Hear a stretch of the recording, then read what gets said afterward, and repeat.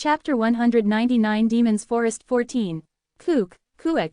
Runt couldn't understand what had happened to him. He thought everything was over.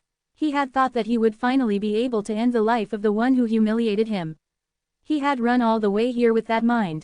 But the explosion from the ceratopsian dinosaur had swallowed everything up. DeRoy Lake, which had seemed so deep, had evaporated, leaving the bottom of the lake open to sea, and everything around him that had been destroyed from the previous attack was destroyed again. His subordinates who had been running with him couldn't be found. It was like even their bodies were melted. The same went for the Bloodland. Also, above the gasping Runt, Yin Wu was looking down with an indifferent gaze, pressing down on his shoulder with his foot. Under his mask, his eyes were shining like will-o'-the-wisps. Runt did whatever he could do to get up. He was the successor of the great god Freya. He couldn't be lying down in front of a mere human like this. People that were of lower status than him should bow down and look at him with respectful eyes. They shouldn't have those kinds of eyes when looking at him. But Yin Wu just stepped on him harder. Crunch. Runt's body was planted even deeper in the ground. Kiik kkk. Runt shouted at the pain. Though he had barely survived the fire, he still had burns. Since his skin was being ripped on top of that, it felt like his body was being shredded apart. Yin Wu just put more strength on his foot, not caring about Runt. As his shoulder bones broke, his body became twisted at a weird angle. So why did you follow me? You should have lied low and stayed quiet. Why did you follow me to suffer like this? I'll kill you. You guys are too stupid. That arrogance is gonna be the end of you someday. Runt didn't even hear what Yin Wu said. All he was thinking about was that he needed to escape from this pain and get the humiliation over with. His last bit of pride left pulled him through it. Hee. Hey. Fine, kill me, kill, but don't think that it's over just because you caught me. Even if I die here, Ether is probably already. I know, but Yin Wu coldly cut Runt off. Runt's eyes shot open, anxiety flashed through his eyes. Didn't you think about that? Yin Wu's lips curved up looking at the guy. This might all be a trap. What? Runt screamed, wanting to know what Yin Wu was saying, but Yin Wu no longer answered his questions. He just swung vigorous like he was bored. Runt's head was cut off from his body and rolled on the floor. His face was still filled with shock. As blood poured out, the ground turned red. Then, Yin Wu's shadow stretched out to swallow the corpse and the soul.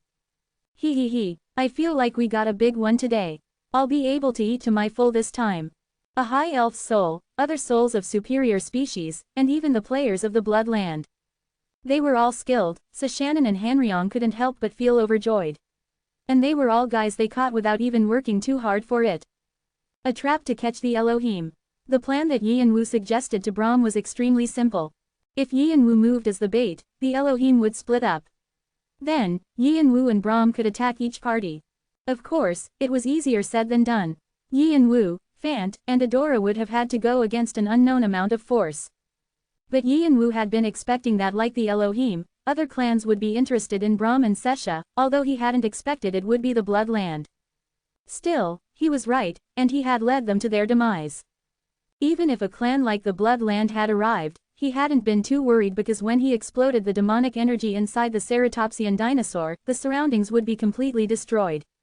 Yin Wu slowly turned around. There was someone who was still alive. It was Lao. Why even? Us. Lao looked at Yin Wu with an unbelieving expression. He was almost at his end, but he wanted to know the answer. He had thought things were going smoothly. Also, he had even helped Yin Wu. He didn't understand why he was being like this. And to his question, does this satisfy your curiosity? Yin Wu slowly lifted his mask. Quote. Lao's face was filled with shock when he recognized Yin Wu's face. The face of the one he thought was dead was there. His stiffened face realized something as he spoke. Is that it? We're just used by you. We'll have a struggle with the Elohim. Lao fell back as Vigrid cleared through his head and died. There was only one thing he was worried about as he took his final breath. Because of Yin Wu, the relationship between Elohim and the Bloodland would be ruined. He was hoping his emperor would take care of the situation wisely. But Yin Wu just scoffed at Lao and activated the skill he had prepared. Extrasensory perception, synchronization, and like a lie, he turned into an imitation of Lao. In that condition, Yin Wu moved rapidly and began to leave his trace around. Next, he copied Runt and the other players. It looked like there had been an intense battle. If someone came, they would probably think that the two sides clashed, and everyone died from the ceratopsian dinosaur's explosion. Then, the crack between the Elohim and the Bloodland would deepen. While I'm at it, I should increase the scale. So it's bigger. Yi and Wu's eyes on Jungwoo's face were flashing sharper than ever. So they're here. Brahm clicked his tongue, seeing ether and the Elohim pass through the barrier through his crystal. Where they passed through was where the arm was. He had made it to grow the purple devil flowers and summon demons, but it was also a defense against the Elohim, who could attack at any time. Why were they doing exactly as he presumed? Were they arrogant, walking in here to his world with their own 2 feet, or were they stupid? It occurred to him that arrogance and stupidity might not be that different. Galliard smirked as he looked at the crystal.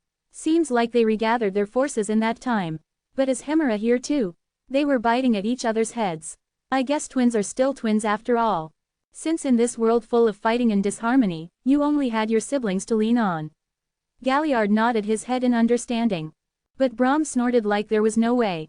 Love between siblings? Don't make me laugh. You think those bastards filled with self-love and arrogance would still have those emotions left? Then, those bastards are people who'll even kill their parents to get what they want. Obviously, Hemera approached ether knowing his hands were tied. And if she can. Brahm lifted a corner of his mouth. He was laughing at them. She'll probably even try to kill ether when everything's over. Galliard's eyes widened. She would. I don't think. No, you still don't know. This is a god's society. They're people who could do that and more. They won't share the rewards. Brahm firmly shook his head. He felt like he could see Hemera and ether's futures already. He could already tell from how they were being wary of each other. Also, Hemera seemed to have the upper hand with their forces. It seemed like she would backstab ether the moment she could. And although he didn't know what it was, ether had also prepared for when that happened. That was how a god's society was. Olympus, Asgard, Diva. There were thousands of temples that all had different names, but in the end, they were all the same. This was probably the fundamentals of being a god. Position, rank, holiness, and legends. Only these things would prove them on the 98th floor. And the Elohim, who were split from the gods, were no different. They were filled with people who would backstab each other if needed. The Devil Army, where the members were ready to die for each other, might be better. Galliard shut his mouth looking at his friend. He knew about his friend's pain more than any more. Brahm crossed his arms and continued with what he was saying. The funny thing though, is that although they seem messed up, they'll fight each other after they get what they need. You, take care of Sesha well. Sure. Galliard nodded his head and left to put Sesha in a safe place. What they wanted was Sesha. He was going to place her in a place that wasn't easily noticeable if possible. After Brahm and Galliard confirmed that Sesha's presence was gone, they slowly opened the Book of Mercury. Today, those bastards would be used as sacrifices to treat Sesha's illness. It was the last thing he could do for her mother, Ananta. And also, it was a repentance for that guy who wasn't here anymore. Whoosh. The Book of Mercury let out its shine. Brahm's consciousness slowly settled down, and the imaginary world inside the barrier started to rotate. Creak, creak, with the sound of a joint that hadn't been greased properly. Everyone stay on guard. At Ether's orders, Hemera and the others' faces all hardened. They could all feel it too, that the air of the forest had suddenly changed. It meant that the magic of the illusionary world had been activated. It meant that this was the official beginning. They were prepared for this, since they had chosen to enter Brahm's territory. But thinking of something and actually experiencing was different. The air was heavy, like it would squeeze your lungs, and the curse that was poking their brains completely drained their magic power. And in front of them, the trees and the black sky, and even the dark god made their sense of direction faint. It was completely different from when Yi and Wu came. Less than maze in fog, greater than. It was a large-scale magic circle Brahm had prepared to deal with intruders. This is so annoying here. Hemera frowned and complained like she was unaffected, but her eyes were flashing sharply. She continued to call for the light spirits, will-o'-the-wisps, but every time she did, the spirit melted in the fog. Will-o'-the-wisps didn't just light the dark. They were also effective in resisting and blocking attacks. But the fact that they were disappearing so easily meant one thing. He's revealing his holiness. If the illusionary world that the god Brahma made was this strong, everyone here needed to be careful. Then, Havel, where did this kid go? Havel. One player suddenly stopped and looked around in confusion. Ether and Hemera paused to look back. What's going on? I haven't seen Havel for some time. What? While Hemera furrowed her eyebrows, other players began to shout. Numpan also suddenly disappeared. He was just next to me earlier. Same with Ran. The sudden disappearance of their subordinates. Hemera ordered them to move in teams of 3. However, what's this? A player named Noose suddenly pulled his sword out in fear. Everyone turned to look at him. Noose shouted with a pale face. Tannen was suddenly snatched away by something. Shit, everyone gather together. Don't fall apart. The fog wasn't just swallowing the will-o'-the-wisps. It was also swallowing players. Feeling danger, they all followed Ether's orders to gather as one. They prepared for attacks that could strike out any second. But even if they strengthened their defenses, their anxiety was multiplied. Even like this, their comrades disappeared one by one. Thinking that this wouldn't do, Hemera looked back at her subordinates. She was planning on hiding it until they met Brahm, but she felt like she would be in danger if she didn't use it now. And from earlier, she had felt the strength steadily leaving her body. Like water was dripping on from a broken pot. Something was strange. There's something in this fog, no, this ground. Something's eating my holiness. Hemera thought that Brahm was absorbing their holiness to fill his lack. If that wasn't it, something similar to it was definitely happening. If this went on, everyone would be dried up of their power to death. At Hemera's gaze, her subordinates nodded their heads and began to recite a spell. As they did, Hemera's body began to shine. Although it had been a while since the protogonoi species were kicked out from society, they still had a powerful holiness. So families in the protogonoi species tried to gather as many apostles as they could to strengthen their holiness. The apostles were servants bound to their family, and they were ready to give their life for their masters at any moment. Shit, Ether had lost most of those servants in the last battle, so he looked at Hemera enviously. As he did, he felt shivers down his back. Hemera's holiness seemed to have gotten stronger than he knew. Meanwhile, Hemera got everything ready, and spread her hand out. Her holiness, Day, was activated, and it lit up their surroundings.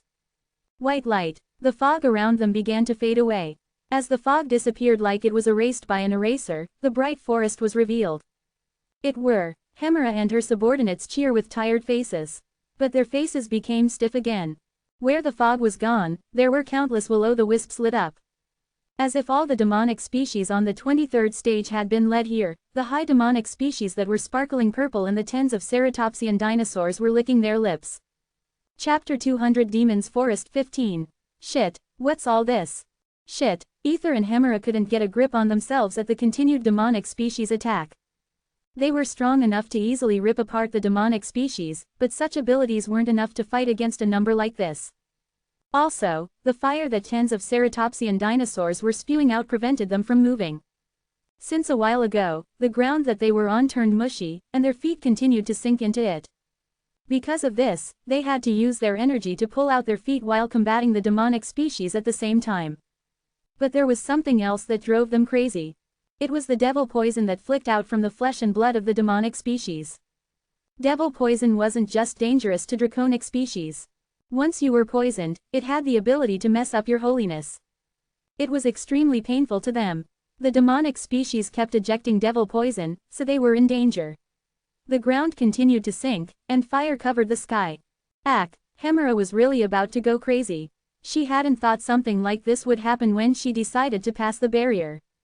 She had been anxious since they had passed through the barrier without much trouble, but she was confident that Brahm couldn't do anything to them. She had recently released a new power, and her subordinates could control holiness.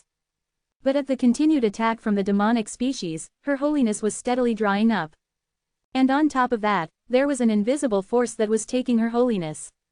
As tiredness overcame her, her mentally was at its lowest. You have been exposed to curse, confusion. You are experiencing extreme confusion. You have been exposed to curse, fear. You are experiencing extreme fear. Her holiness and holy power that were taken were used in the magic circle. And the demon trees were influenced by the magic circle, pouring out stronger demonic species and ceratopsian dinosaurs.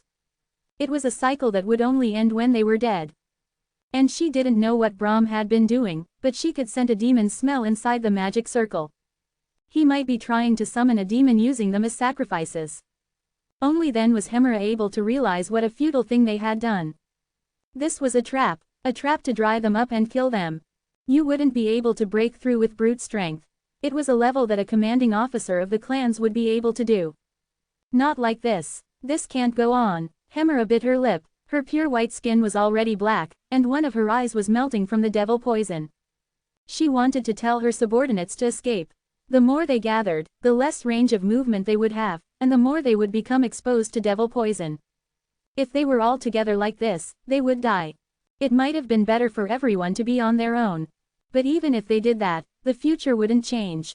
No, they would be mixed into the cycle of demonic species and ceratopsian dinosaurs and be eaten. Just what should they do? Even if she wanted to request for help, their communication with the outside was cut off the moment they entered the barrier. She was at a loss for what to do. But thinking that she needed to open a path somehow, she squeezed out the last of her holiness. The top priority was to escape here and let others know of the danger here. People looking down at her. She was scared of that, but it was still better than losing her life. But she didn't have the opportunity to use her power. She felt something cold behind her back, and a white spear pierced through her chest. Kook, kook, there, what? Hemera forced her head back with an unbelieving expression. Her twin brother, Ether, was looking at her with a cold smile. Her subordinates tried to get to her, but they were locked in the cycle of the demonic species.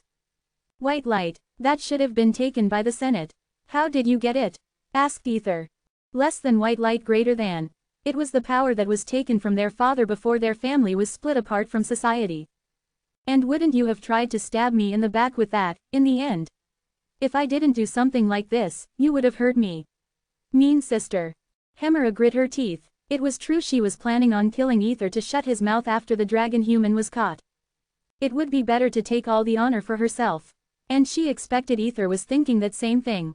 But since they landed in this situation, she released her hidden power, and she thought that Ether wouldn't be able to stab her in the back. Ether clearly proved her wrong. His cold eyes were shining with greed. Hemera clenched her teeth. If I die, you die too. No, I'll live. What, sister, it's all thanks to you. Suddenly, a white image appeared on Ether's forehead, and it split into a strange symbol. It was a symbol of 3 circles with a triangle that had an eye in the middle. Hemera gasped. It was a symbol that she never would have imagined. It was from a long-time enemy of the Elohim. Everything in the world belongs to the great God. Ether reached out and tightened his grip on Hemera's heads. Those who try to take it, break apart. Before Hemera could scream, her body scattered, starting from her head. It was a death that happened before anyone could stop it. Although Ether had killed his twin sister, he didn't even blink. A yellow portal opened along the sky, and under it, 3 people appeared. It was hard to tell who they were because they all covered their faces with robes. But the moment they saw them, the faces of Hemera's subordinates all filled with shock. The strange energy around them was making the effects of the devil poison worse. Devil army. But like their shock was nothing, Ether got on one knee and bowed. I greet the bishops. Quote. A soundless scream spread in the air. The bishops of the devil army. The greatest executives had come. It was impossible for a mere member of the Elohim to call them. But the 3 bishops quietly nodded like they had been expecting this. One of them with a black robe stepped up. It was impossible to tell whether it was a man or a woman. The body, Ether's forehead touched the ground. Sorry, I wasn't able to get it yet. Nothing we can do. The bishop clicked their tongue and nodded at the other 2. Sweep them away. The 2 bishops who received orders started to dash forward. As they did, the demonic species and the ceratopsian monsters were swept away. The devil poison and the fog didn't affect them in the slightest. Then, the bishop with the black robe turned their head. It was a completely empty area, but their cold eyes were looking sharply at it. Brahma, playtime's over. No, Galliard was escaping to a safe place with Sesha. But Sesha had suddenly paused, and she grabbed tightly onto Galliard's sleeve. What's wrong, Sesha? Sesha was shaking. Sweat poured down her pale face. Brahm is in danger.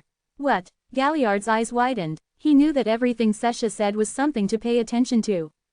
Sesha had a sensing skill that others didn't have, and it was extremely accurate. It was a skill that she had from birth, a skill that most draconic species and dragon humans didn't have. Brahm said that this might be similar to a foresight, trait. But Galliard wasn't able to follow what Sesha said right away. What the enemies wanted was Sesha, not Brahm. However, Sesha shouted urgently in a trembling voice. Please. Brahm's eyes became bigger while he was holding the Book of Mercury in his hand. I miscalculated. The arrival of the devil army was something that was completely unexpected. Especially the bishops. Most of the magic circles set up here were for the Elohim. The arrogant Elohim would refuse to take help from anyone. Even if they fought alone, they would never make alliances. And of course, they wouldn't dare be humiliated. Ether was a member of the Senate in the Elohim. The fact that such a person would switch over to the devil army by his own will was outrageous. But it had already happened. And Ether was extremely respectful towards the 3 bishops. It meant that he was truly loyal to them.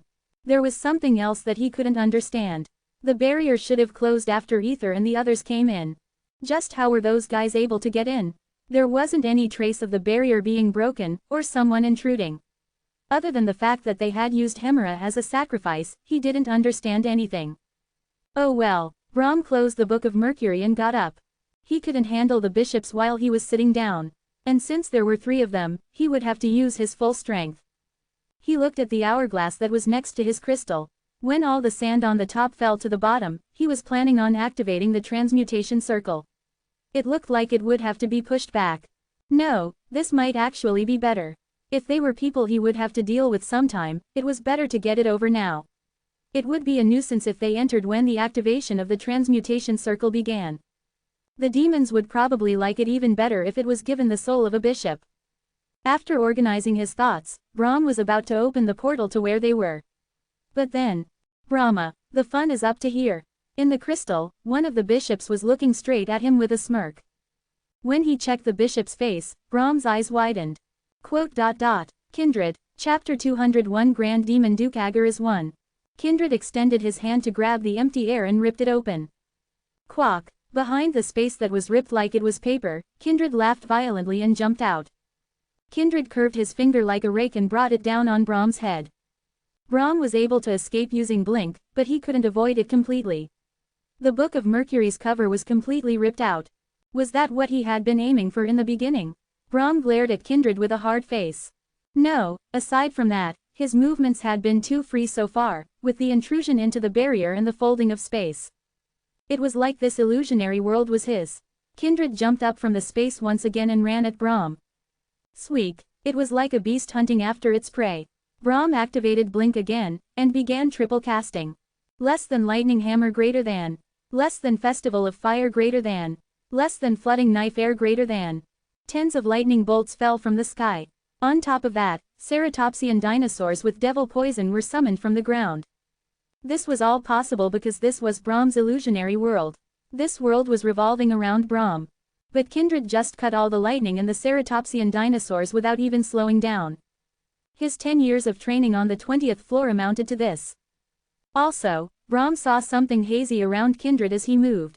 Even devil spirits. This was a unique phenomenon that was said to happen when the bishops themselves descended. It was known that while the phenomenon was active, one's power would be amplified. It seemed that Kindred was able to move freely in this space because of a devil god's blessing. Brahm clenched his teeth. He knew well who the god was.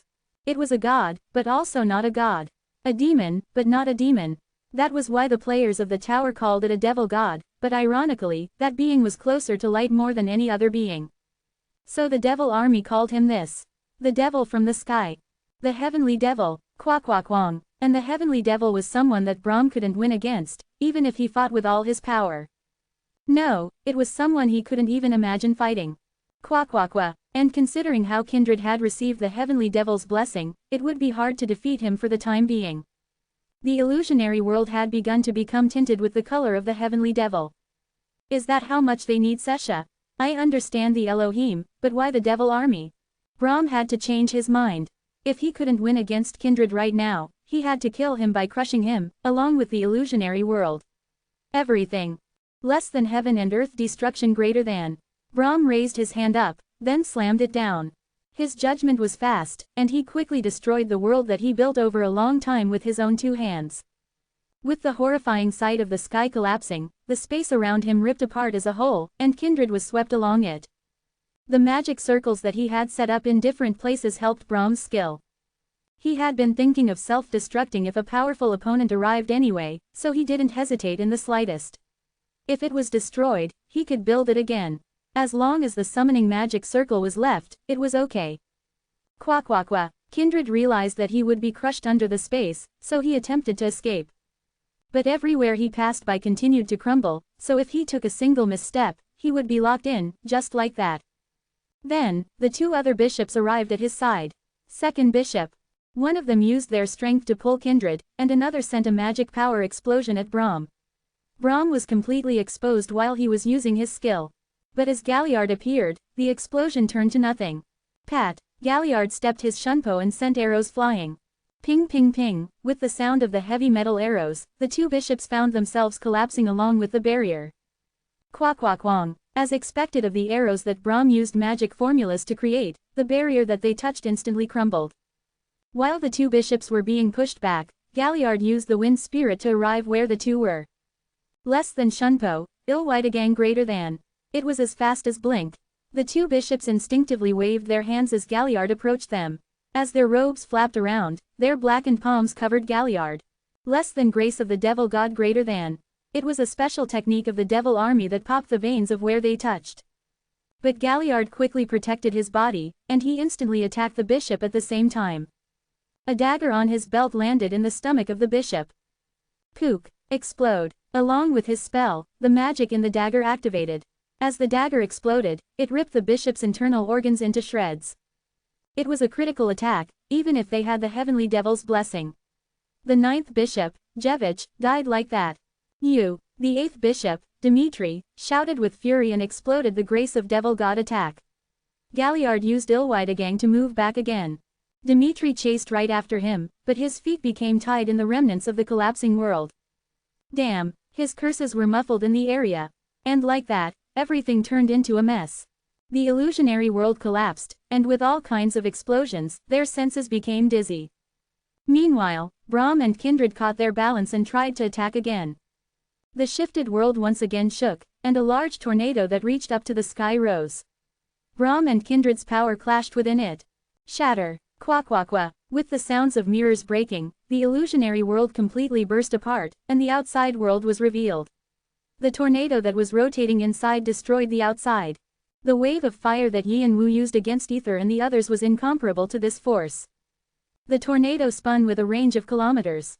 The demon trees and demonic species that had been within that range were all pulverized. It was a horrible collision that seemed like it would break the stage as a whole, but Brahm and Kindred continued to use their great power, not to lose the edge they had. In the tornado, power crashed against power. Holiness and holiness collided. Holy power and holy power continued their struggle against each other. And as they did, the size of the tornado became bigger, swallowing the demons' forest. Hails of sand soared up high, and the demonic species and ghosts were swept up in the wind as they tried to escape. Keck. Brahm grit his teeth at the pain that was equal to his arm falling off. As the illusionary world collapsed, his holiness and power flowed out like water, but he still squeezed out his soul. If he lost his edge, he would die. No, he didn't care about dying. He didn't have any attachments to his life. But if he ended up like that, Sesha would be taken by them. He couldn't let that happen. I can't. Sesha, his poor child. She was a child who hadn't ever received her mother's love. She was a child who had to live without even knowing her father's face. She had been bedridden because of an unknown disease for a long time, and she had just now started to recover.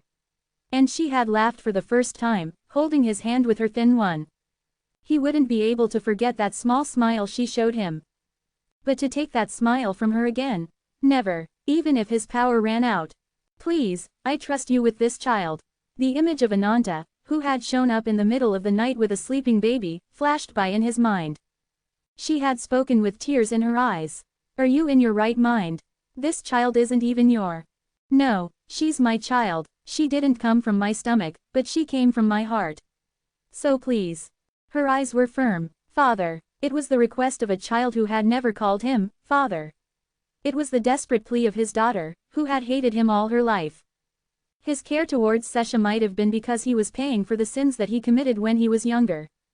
Quang. Then, the tornado that was becoming bigger pierced through clouds to touch the red sky. It looked like a column that connected heaven and earth. Brahm realized that the tornado had completely escaped his control. The tornado had sucked up all his holiness, but the power he felt inside of it was kindred's.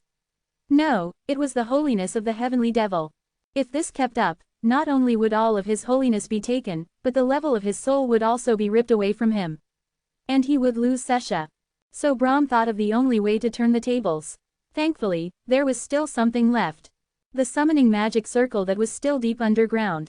He had set it up separately from the illusionary world, so by now, it had probably eaten up a large sacrifice. The Elohim, intruders from the devil army, tens of demon trees, demonic species, and even the ceratopsian dinosaur. It had probably exceeded the needed amount. And if he used that completely, with his godly position as well, Brahm let go of his power that was barely holding onto the tornado. His body was flicked out of the tornado. He became dizzy from the demonic power, but he used his last skill, extending his hand towards the ground. Less than demon summon greater than. With the horrifying pain of something being ripped from his soul, something that he couldn't see was quickly sucked below him. And then, the transmutation circle that was hidden above the ground floated up. It shined with a black light, and spit out a large iron door. It was an iron door that had a crumpled symbol on it. The door that was emitting demonic energy burst open. Kung, with a shock that felt like the world settled down, a man floated up beyond the shadows. It was a man with tens of black wings wrapped around him like armor. The air of the lower floors feels quite more refreshing than above. The second ranked out of the infernal 72 demons. Also, the Grand Duke that symbolized ruin and madness. Agaras. It was his avatar. Chapter 202 Grand Demon Duke Agaras 2. Seems like we should first get rid of this dirty thing. Agaras lightly waved his hand. Then, the kilometer-high tornado quickly settled down, like a lie. Crash. While the demonic species corpses and demon tree pieces were falling in a pile, Kindred looked up at Agaras with unbelieving eyes. Agaras, a demon that should have been on the 98th floor, had descended. And it was one of the highest demons with the position of a Grand Duke. Kindred grit his teeth as he thought of Brahm, who used his power like it was nothing. Also, he couldn't understand why a high demon had descended to the lower floors. Even if there was an amazing sacrifice, it would only be helpful to medium or low demons. He had to think of a way to figure this situation out. Even if there were limits to that guy's descent, he was a being that could do what he needed to do. And it was clear what he was after. The dragon human. It was the same goal as them. The Elohim, the Bloodland, the Devil Army, and even the demons. He had thought this would be an easy mission, but things got more complicated than he expected. It would be a waste of the 10 years he spent to meet the other face of the heavenly devil, the great sage's shedding. Kindred pulled out 5 yellow iron pieces from his robe and floated them in the air. They were pieces of the Ruyi Bang. The moment he used them as a medium, a golden column of light came down from the sky to wrap around him. The pieces of the Ruyi Bang swirled around him. Black energy combined with it, taking in a significant amount of holy power. Less than devil spirit greater than. Less than possession, monkey king greater than. Walk. Kindred focused the holy power on the edge of his fingertips. Borrowing the other face of the heavenly devil required a colossal amount of magic power and spirit power. He was planning on borrowing it after he completely dried up Brahm's holiness. But with Agaras here, he didn't have time to weigh his options. Pajijik, Kwakwakwa, Bayak, and of the 72 Bian sparked as they combined on his right hand. On his left hand, Bing and Si swirled around. Yin and Yang. As the two opposite properties were used at the same time, the pieces of the Ruyi Bang were pulled away with the power of the Monkey King. Kindred's body shook at the power, which was too much for his body to handle. The veins on his skin popped out like they were going to explode. In addition, his eyes were shining with a deep golden color. Less than Huo Yan Jin Jing greater than. Kindred demonstrated the power that he got from the Monkey King, and he slammed his hands together. Explode. Kwak. Less than Yang Hap Bayak greater than. The two opposite forces became highly condensed to create the large explosion that was Kindred's signature skill. Since he had the power of the heavenly devil as well, he thought he would at least be able to break his manifestation. However, I was wondering what you were preparing for with such intensity. You were getting this adorable thing ready. Agaras smirked, and he extended his hand to Kindred's direction. And his laughter suddenly cut off, and his eyes narrowed. You've still got a long way to go to copy the Monkey King. The Yong-hap Bayek that was powerful enough to destroy the 23rd floor vanished futilely before it could even reach Agaras. One of the wings around Agares' body shook a little, like he was flicking away an annoying fly. Disappear. The darkness that came down like hail swept away Kindred and the remaining bishops. They couldn't even make a sound, nor did they have the chance to raise a devil spirit or attempt a new possession. It was such an anticlimactic ending for the second bishop of the devil army. However, even if you were a strong player, you were nothing but a fleck of dust against a god or a demon. But Agaras frowned, like he didn't like something. It was a shadow, how fitting of a servant of the guy who does nothing but sleep. He lightly clicked his tongue, and turned his body. Well, it doesn't matter. As Kindred and the others disappeared, the heavenly devil was completely blocked away from the 23rd floor. There was no one here who could stop Agaras now. Alright, since all the nuisances are gone, tell me your wish, contractor. In return for a demon being summoned, the summoner would have to give up his soul. Brahm bitterly smiled leaning against the rock. Blood continued to pour from his mouth. It was the aftereffect of his holiness being forcefully taken away from him. His body was crumbling after his soul had been damaged.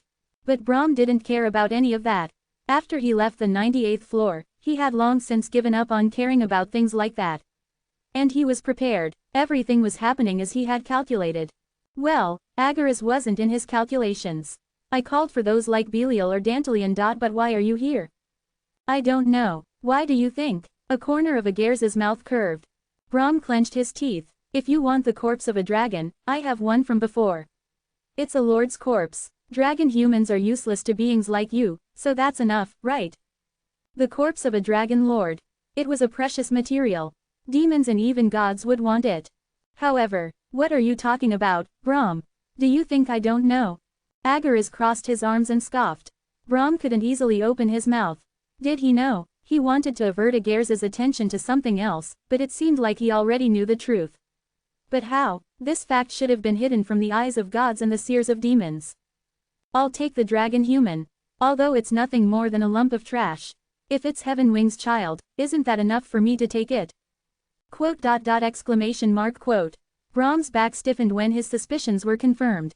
His fists were clenched. And the same went for Galliard, who had been planning to leave the stage with Brahm. What? Galliard's gaze moved from Agaras to Brahm. His eyes were shaking. Sesha is Jung-woo's daughter, Heaven Wing, Cha Jung-woo, the one who had chased after him in the tutorial, calling him teacher. After that, he visited him frequently, and helped to find a cautious snake. He was a kind and cheerful person. So when Galliard heard that he had closed his eyes after being betrayed by his comrades, Galliard thought his world was crumbling apart.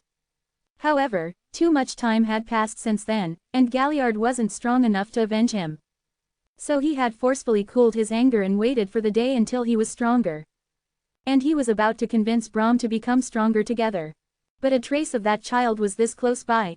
No, that child is. Brahm shouted frantically. His eyes were red. Ananta's daughter. My granddaughter. He gripped his book of Mercury even tighter.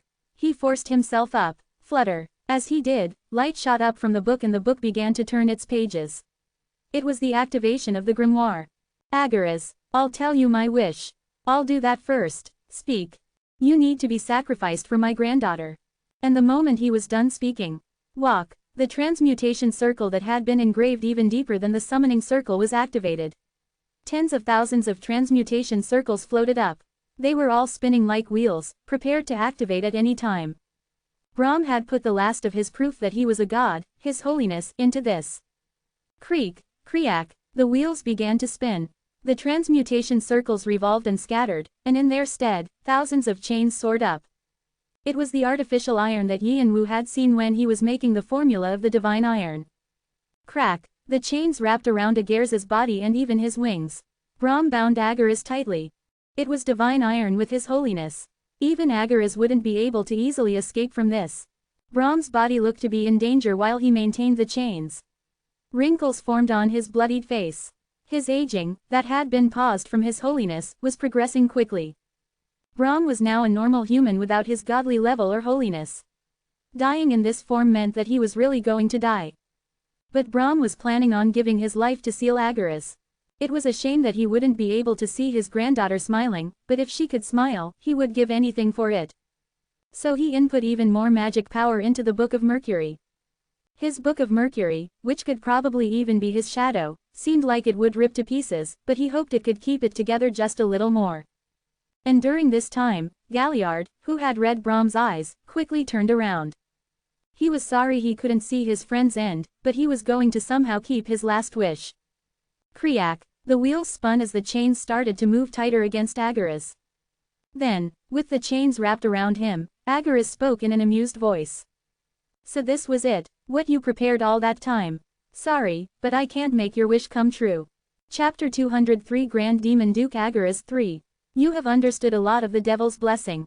After Yianwu finished forging traces in the battlefield, he nimbly ripped up the thin book in his hand.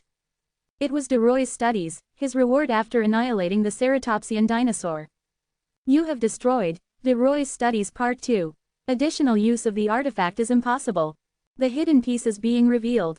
On the outside, De Roy's studies looked just like an old diary. Its real appearance only showed when you ripped it apart. The frail paper was quickly absorbed into Yianwu's right hand.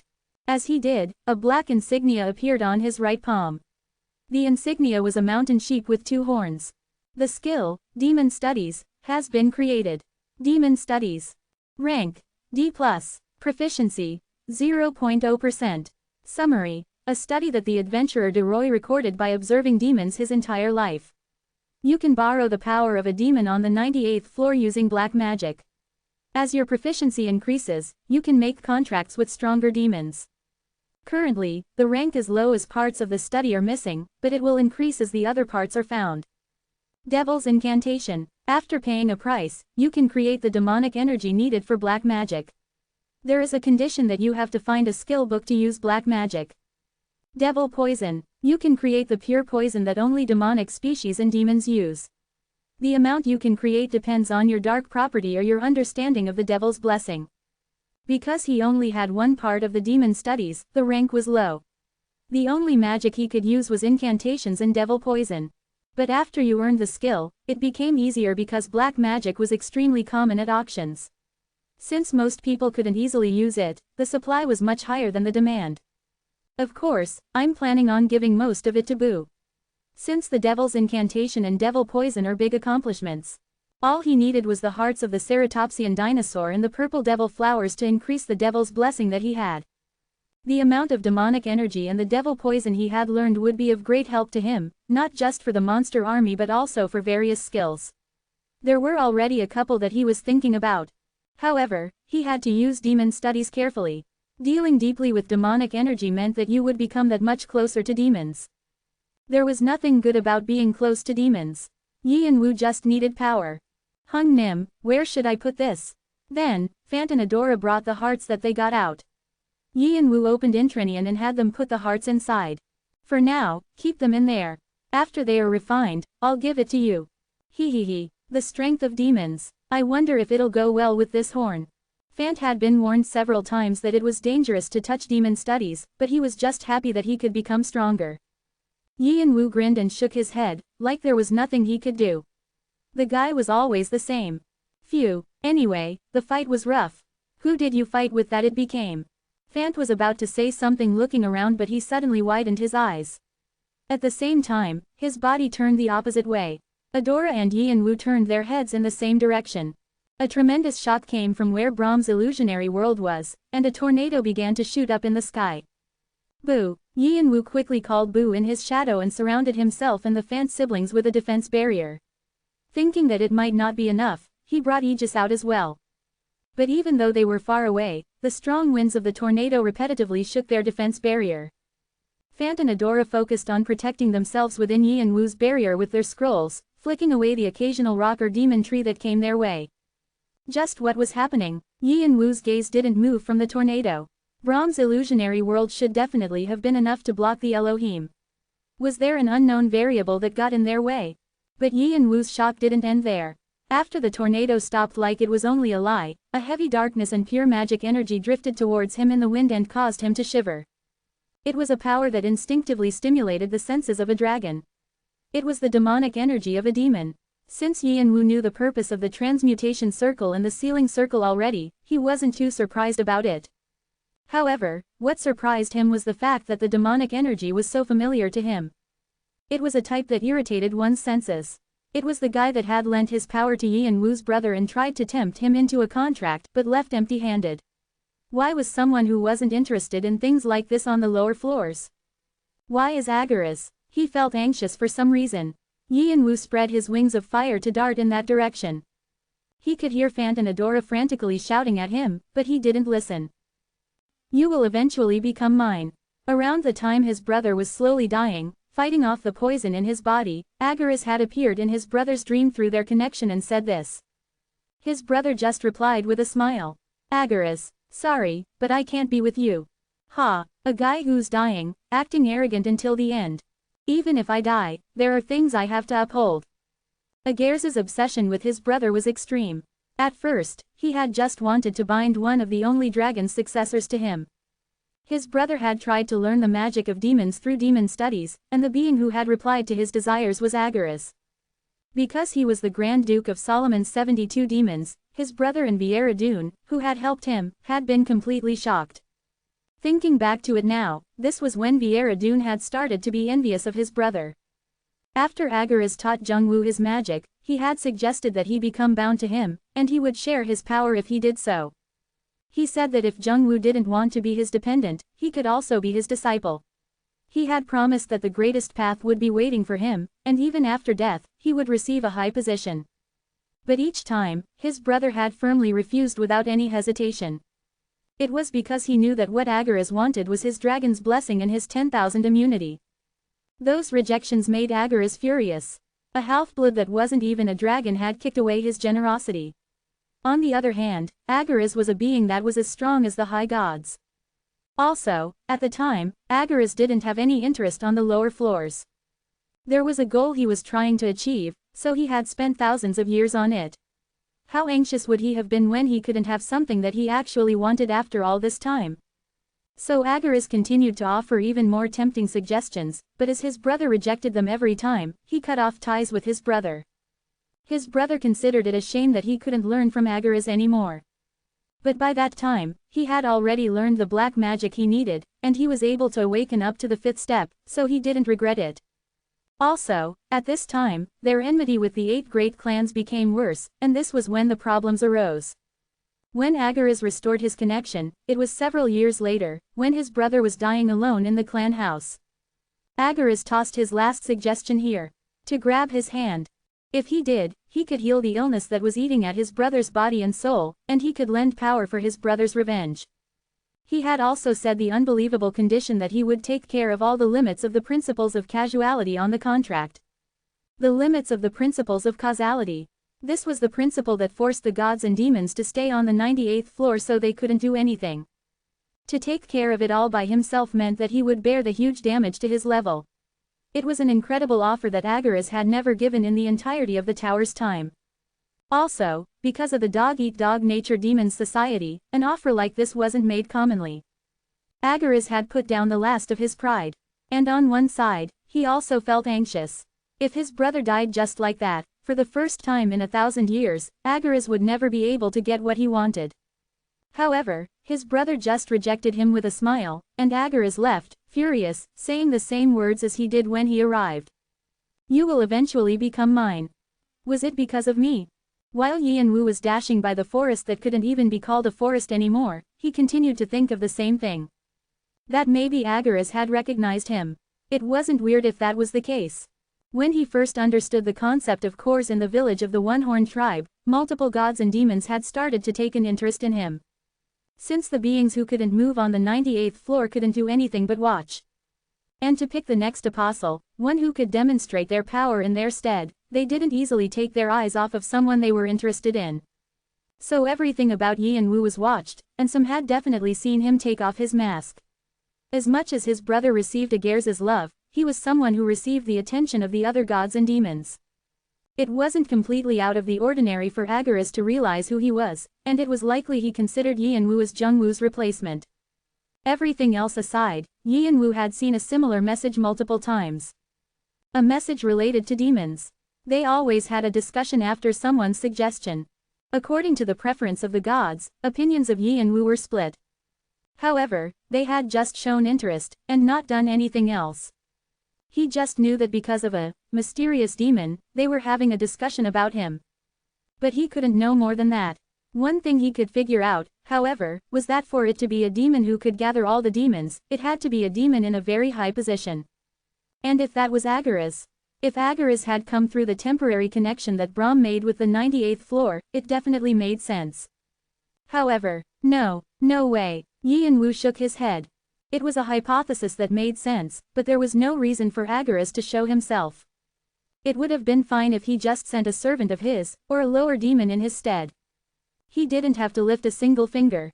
Furthermore, even if Yin Wu was his brother's twin, they were two completely different people. A demon who could see the soul itself wouldn't be interested in him, even though he looked like his brother. Also, if his hypothesis was right, Agaras wouldn't have been scuffling with Brahm right now. He would have tried to look for Yin Wu right away. The 23rd stage was already in Agars's control. If he wanted to, he could catch him easily. Then why did he choose to manifest here? No matter how much he thought about it, there was no logical explanation. What explanation? Demons are always like that. Evil, cunning, right? As much as we don't know what he's planning, we should prepare for all kinds of scenarios. Alright, listening to Shannon and Hanryong speak, he became closer to Brahm's illusionary world. Yin Wu attempted to awaken his dragon's body. He felt the scales growing on his skin and activated his magic equip several times to raise his power to the max. Even in this condition, he wouldn't be as much as Agars's toenail, but then again, he couldn't just do nothing. And he also had this thought. If he secretly ran away from the 23rd floor and came back, Agars's manifestation would have ended. He was surprised at himself for running into the fight without looking back. Then, he saw black clouds floating around in the air. Inside, he could see something vanish and disappear. He saw Brahm and Kindred fighting violently. There were pieces of the illusionary world. It seemed like after the barrier was forcefully taken apart, some still remained. The pieces were becoming fainter, like they would soon disappear. Yin Wu started to expand the range of his extrasensory perception to attack each piece. There would be an intense vestige left in them from the illusionary world. He wanted to see what happened while he was gone. The entire time he was running, multiple scenes flashed through his head. The devil army was behind Ether. And Kindred, at that. Yin Wu frowned. He didn't understand. Ether and his family had been excommunicated from the Elohim and his species because of his father's mistake, right when Ether was about to be king. He had worked hard to overcome it. He was a superior species, and he was more proud than anyone of the fact that he had godly blood. To think that a guy like that had become the servant of a player that wasn't even a demon yet was impossible. But his curiosity didn't matter. Ether had already sacrificed his twin sister and called Kindred in, along with 2 other bishops. And they had messed everything up. It was also a mistake on Yin Wu's part for only coming up with a plan to catch the Elohim. However, the greatest problem was right after that. I called for those like Belial or Dantalion. But why are you here? I don't know. Why do you think? Brahm, who was shouting with intensity, and Agaras, who was jeering at him. And Brahm's voice had been mixed with surprise and anxiousness. The piece of the barrier with Brahm in it was shaking as well. He seemed desperate, hoping that what he was thinking wasn't true. What are you talking about, Brahm? Do you think I don't know? But Agaras had just smirked. I'll take the dragon human. Although it's nothing more than a lump of trash. If it's Heaven Wing's child, isn't that enough for me to take it? He didn't hear anything else. Just one phrase swirled around his Yin Wu's head. Heaven Wing's child. Heaven Wing's child. If it was Heaven Wing's child. Jung Wu. Had a child. Chapter 204 Grand Demon Duke Agaras 4. You are in a state of confusion. The cold-blooded trait has been activated for an unknown reason. The cold-blooded trait has been activated for an unknown reason. His heart started to beat like crazy. His breathing became faster. He completely blanked. He couldn't register anything. The diary definitely said nothing about his brother having a child. The only person that his brother had loved in the tower was Viera Dune, and after he was betrayed by his lover, he never gave his heart to anyone. However, there was someone who tried to heal his brother's heart. Ananta. Ananta had one-sidedly liked his brother for a long time. As the only dragon human in the tower, she had always been lonely, and had been extremely happy to see someone of the same species as her. His brother had also been close to her, according to Calidus's wishes. However, unlike Ananta's romantic feelings, his were strictly platonic. When Ananta realized that she couldn't get his brother's heart, she had secretly left. And the last time she appeared was when his brother had been staying alone in the clan house. The only conversation they had at the same time was about how they fared during all that time. However, Ananta seemed like she wanted to tell his brother something. But his brother had been cold to Ananta, after all the betrayal he had been through, and Ananta left without saying anything. After saying something unclear, "I'll do whatever I can do to protect." Was she talking about Sesha that time? Now that I think about it, Ananta seemed to be pretty badly injured. And it was like she was being chased by something. What was it? Brahm's vestige continued to conjure images in Yian-Wu's head. Ananta, who left a newborn baby in Brahm's arms. At Brahm's question, asking if it was even her child, Ananta had shouted that it was a child born from her heart. And when Yian-Wu reached Brahm's thoughts, he was able to know all the secrets that had been hidden. Like he was actually Brahm, all the vestiges flashed through his head. It was a mistake. A mistake that I made joking around with a dragon when I played around because I was so sick of a god's responsibilities. I was sorry to the child, but I couldn't acknowledge it as my child. I heard from somewhere that the child grew up well. I pretended that I didn't know about her, but I still thought it was a relief. I heard that the child liked another dragon human. Is it Cha Jung-woo, that child? I thought that the world was quite small since he was someone I taught alchemy to. I heard that she died coldly by herself somewhere. And I was able to realize. Everything that I considered to be foolish emotions were actually everything to me. I regretted my past decisions. I cursed my wrong choices. I wanted to see the child she left behind. She brought a newborn baby. She called me, father, for the first time and entrusted the child to me. It was the child of Cha Jung-woo and Vieira Dune. Vieira Dune had hidden the fact she had a child from Cha Jung-woo. My child coincidentally found out about it, and ran away with the child. And she really raised her like her own. The baby's name was Sesha. It meant remnant. It probably meant that it was something Cha Jung-woo left behind. I heard that she was fighting with the witches somewhere. Cha Jung-woo was also fighting a war with the other clans. But I couldn't help my child at all. The child my child gave me. I had to protect Sesha. Brahm's vestiges were all colored with regret. Yian-Wu was able to understand everything now. I see. So that's what happened. The reason why Brahm hadn't helped his brother.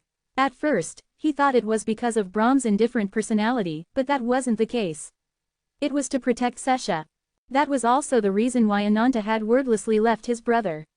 It was to protect Sesha from the witches. At the time, Sesha was about to be experimented on by the Walpurgisnacht, and Ananta had barely been able to save her. But she couldn't save Sesha from everything, so Sesha always had to suffer her illness. Was Ananta fighting a war with Walpurgisnacht somewhere in the tower now? Brahm had to spend all that time not being able to help despite knowing everything. And now, to pay for his sins to his brother and Ananta, he tried to heal Sesha. Even though everything about this tragedy had stemmed from one person, Brahm was blaming himself for what happened. Vieira Dune, you. Fire burned in Yian-Wu's eyes. His head was filled with a boiling rage for her. Then, get a grip, master, you bastard. He heard Shannon's rough voice in his head. Yian-Wu quickly snapped to attention. Don't you have to have your head on properly in times like these? Do you want to die? Yian-Wu bit his lower lip. Shannon was right, he needed to get a grip. He folded his anger towards Vieira Dune. He also had to bury his grief for Brahm. Since he knew the truth, he had to focus on one thing now. The reason why Agaras had manifested was simple. It was to take the only trace of his brother that was left in this tower. He had to stop that at the very least. Even if I couldn't protect Jung-woo. At least Sesha, at least his niece, I'll save you. His magic circuit spun powerfully to grow his wings of fire. The devil's blessing that had just begun to be absorbed in him reacted to the demon studies. And soon enough, he was able to arrive where Brahm and Agaras were. So this was it, what you prepared all that time. Sorry, but I can't make your wish come true. Agaras smiled wickedly under the binds of the divine iron from the ceiling circle, and exploded his strength. Quang, tens of black wings spread out, easily breaking the chains. Small pieces of the divine iron flicked out. Normally, they should have activated properly, but as the barrier of the illusionary world had collapsed, it seemed like the power of the ceiling circle had weakened as well. Brahm vomited blood and fell forward. The book of Mercury in his hand was crumbling. No, but he forced his hand out like he wouldn't lose Agaris. Divine iron came out again, but it just helplessly clanked against Agaris's barrier. What a nuisance. Then, Agaris lightly shook his hand to completely break the remaining sealing circle and transmutation circle. Brahm hugged his body with his arms and landed headfirst into the ground. Because his internal organs were all damaged, blood continued to pour out. The small amount of the life force he had left had begun to end. And this time, Agaris spread his hand out in the other direction. As he did, something started to float into the air from the middle of the empty field, locked in a round bubble. Brahm, Brahm, Sesha was sobbing, slamming against the walls of the bubble. Galliard quickly ran after her, but he was blown away after being pushed by an invisible force. So this is it, what that guy left behind. It's not completely to my liking, but it'll be a good trophy. Along with a movement of Agaris's hand, vines of darkness wrapped around the bubble and pulled it towards him. Agaris licked his lips with his red tongue, slowly opening his mouth. As he did, his violent-looking teeth gleamed in the air. He seemed to want to swallow her up at once. Sesha bawled. She wasn't scared of being eaten by Agaris. However, seeing Brahm call out her name while vomiting blood and Galliard somehow try to lift himself up caused her chest to tighten. It made her think of her mom from a long time ago. Sesha had an abnormally good memory, so she still remembered back to when she was a baby. In a strange dark place, faces she didn't know continued to mutter incomprehensible words while stabbing her with knives. Sesha just cried, scared of them. And the person who saved her was her mom. Her mom had saved her from those people, and she never lost her smile. Sesha, Sesha, you look like your dad, so you look prettiest when you smile. So don't cry, and smile. What her mom said was still engraved deep inside her heart. So she always made an effort to smile. At first, it was hard, but from some time, it became easier. That was why she liked it, and she was happy. Since Brahm was always happy when she smiled, she liked it even more.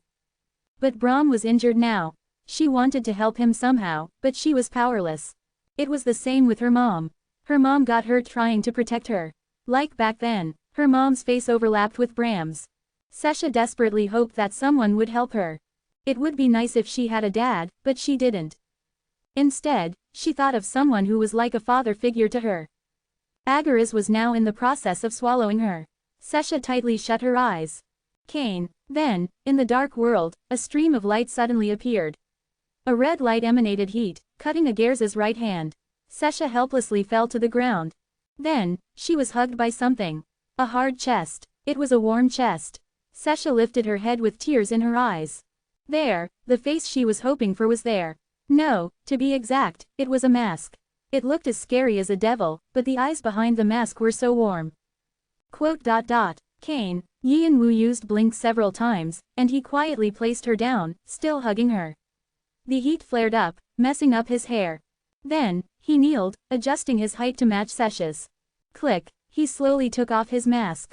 Suddenly, Sesha's eyes started to shake after seeing Yian Wu's face. It was a face she had never seen before, but it was still familiar to her. It was the face in the stories her mom told her before bedtime. Dad, Sesha called for Yian Wu in a trembling voice. Yian Wu just wordlessly pulled Sesha to him, promising himself that he would never lose her, over and over again. Dad, is it really you? Sesha tightly grabbed Yian Wu's sleeve. Her thin hands were slightly shaking. Sometimes, she thought to herself, what did her dad look like? Her mom always had a smile when she spoke about her dad. She said that he was the most wonderful, kind, and selfless person in the world. And she had said that he had a lot of laughter. So Sesha always tried to imagine her dad. It would have been nice if he read her stories to her at bedtime. It would be nice if he cooked her tasty snacks. It would have been nice if he played hide and seek with her, and gave her piggyback rides. And when Yian Wu had first arrived, Sesha thought that her wish upon a star to send her a dad, someone like her mom had told her about, had come true. At first, he was scary because he had that strange mask on, but he was the same dragon human as her, and he always played with her. He even made her tasty snacks and became her conversation partner.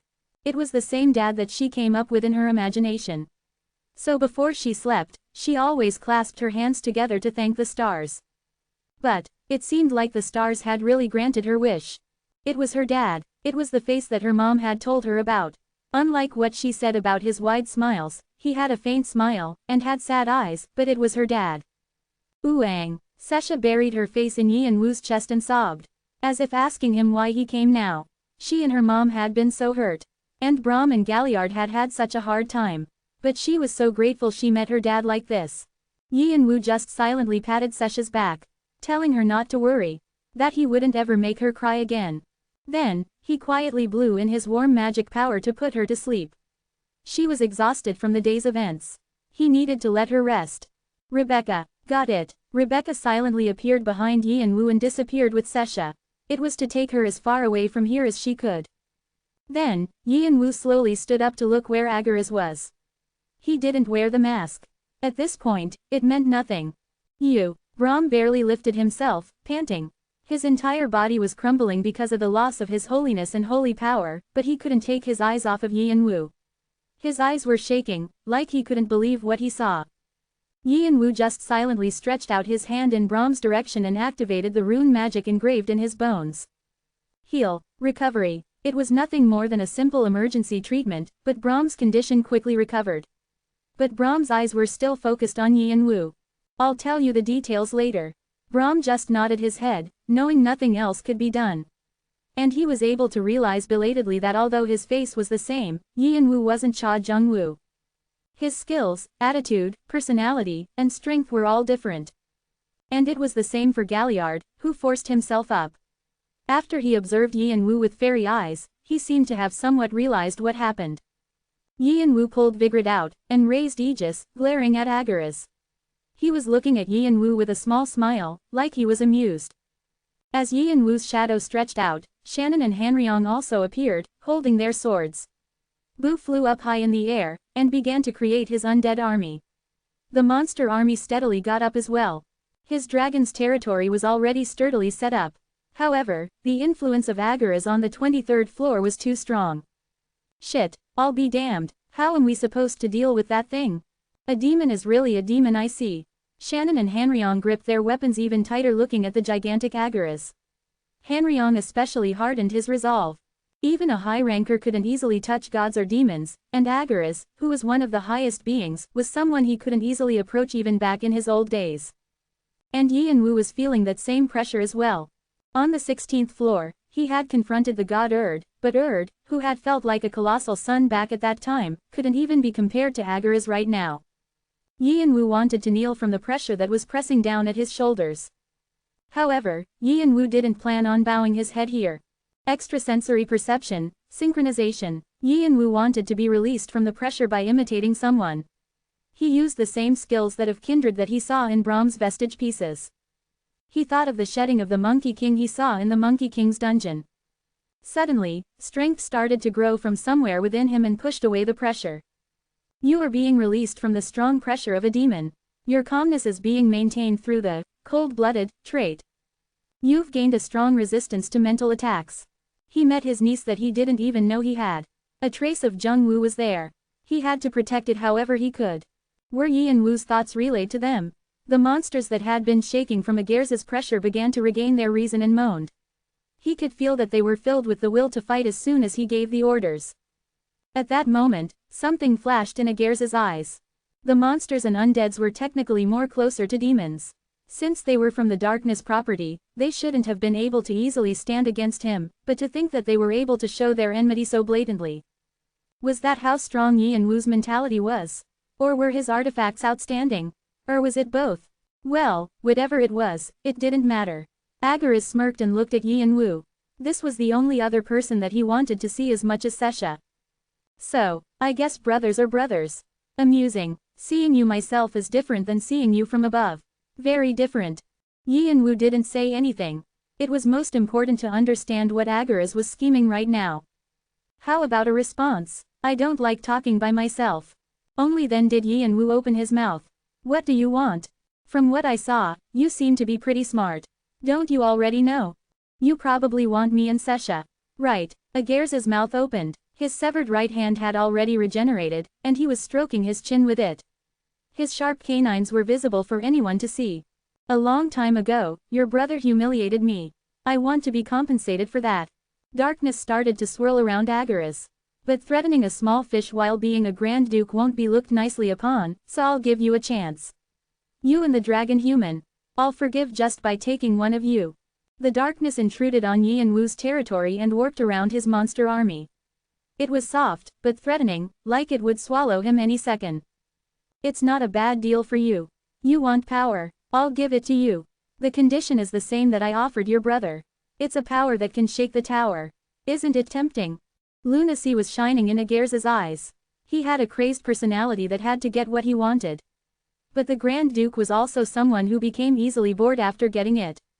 Anyone who was exposed to that lunacy would turn crazy. But that was why the darkness around Yi and Wu was so seductive. It was whispering sweet nothings in his ear that this would be his if he wanted. It was the same as his brother's case. It really was an intense obsession. The demon was being ridiculous, doing things to get someone who had already died. Yi and Wu knew as well. If he grabbed Agares' hand, he could gain the power that he had wanted all this time. Is this not enough? Then give up your niece as a sacrifice. If you do that, I'll give you a reward that is worth as much. No, that's much more precious than her. Even in the urgent situation when his brother was about to die, he had refused Agares' temptation. The reason? It was simple. To be bound to a demon meant that you would lose yourself. You would lose all your free will, and become someone completely different. His brother had refused that, and the same went for Yi and Wu. That was why the answer was rejection. And if I don't want to? Agares' androgynous face crumpled. A powerful demonic energy shifted around him. The darkness around Yi and Wu bared its teeth, like it would swallow him any moment. You don't know your place. Agares, who had been rejected by Jung Wu, and now Yi and Wu, extended his hand to swallow him. To forcefully bind someone, he had to touch their soul, so it wasn't fun. That was why he hadn't used that method, but since it had turned out like this, there was nothing else he could do. Wee. The darkness spread to wrap around all of Yi and Wu and the monster army. Agares planned on trapping Yi and Wu in the darkness. Then, his soul would naturally be absorbed. Agares could feel the monsters jumping around inside, but it didn't do much to him. This darkness was pretty much a part of Agares. It wasn't a strength that just a player could easily fight off. But for some reason, Agares felt uncomfortable. The Yi and Wu he had seen from the 98th floor wasn't something to simply lose like this. Unlike Jung Wu, Yi and Wu never lost his cool. Even in front of beings that were much stronger than him, he never backed down, and he was someone who always played the field to his advantage. That was how it had been during the war between the Red Dragon and Xiongwado, and when he had fucked the god Erd over. Wasn't that also how he got the inheritance of the Monkey King? And such a person was being defeated so easily.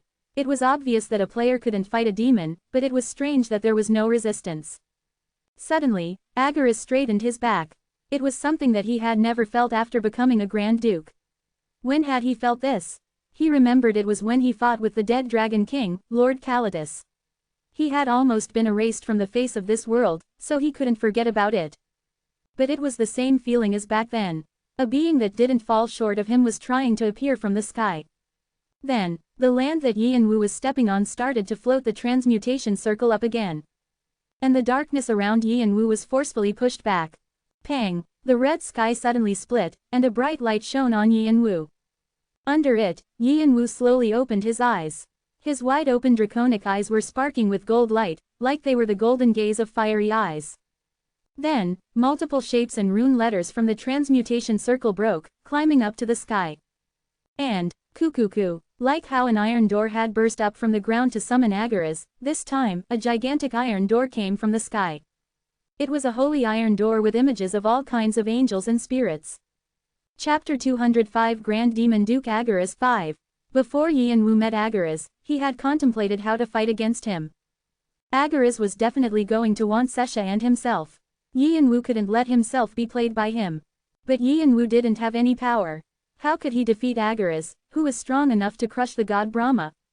So Yi and Wu changed his tactics. If I can't stop him, I have to call someone who can. Thankfully, he still had a way out. The summoning circle that Agares had gone through.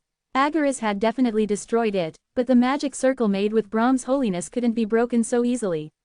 There was still a little bit of it left. So Yi and Wu had concentrated his consciousness there and made contact with it. Information flooded out from the circle like a waterfall. They were formulas that Brahm had put down in the Book of Mercury. They were so complex that they were hard to approach. Time difference. However, Yi and Wu quickly fixed the areas that were broken. His brain hurt like it was burning, but he continued to collect the knowledge.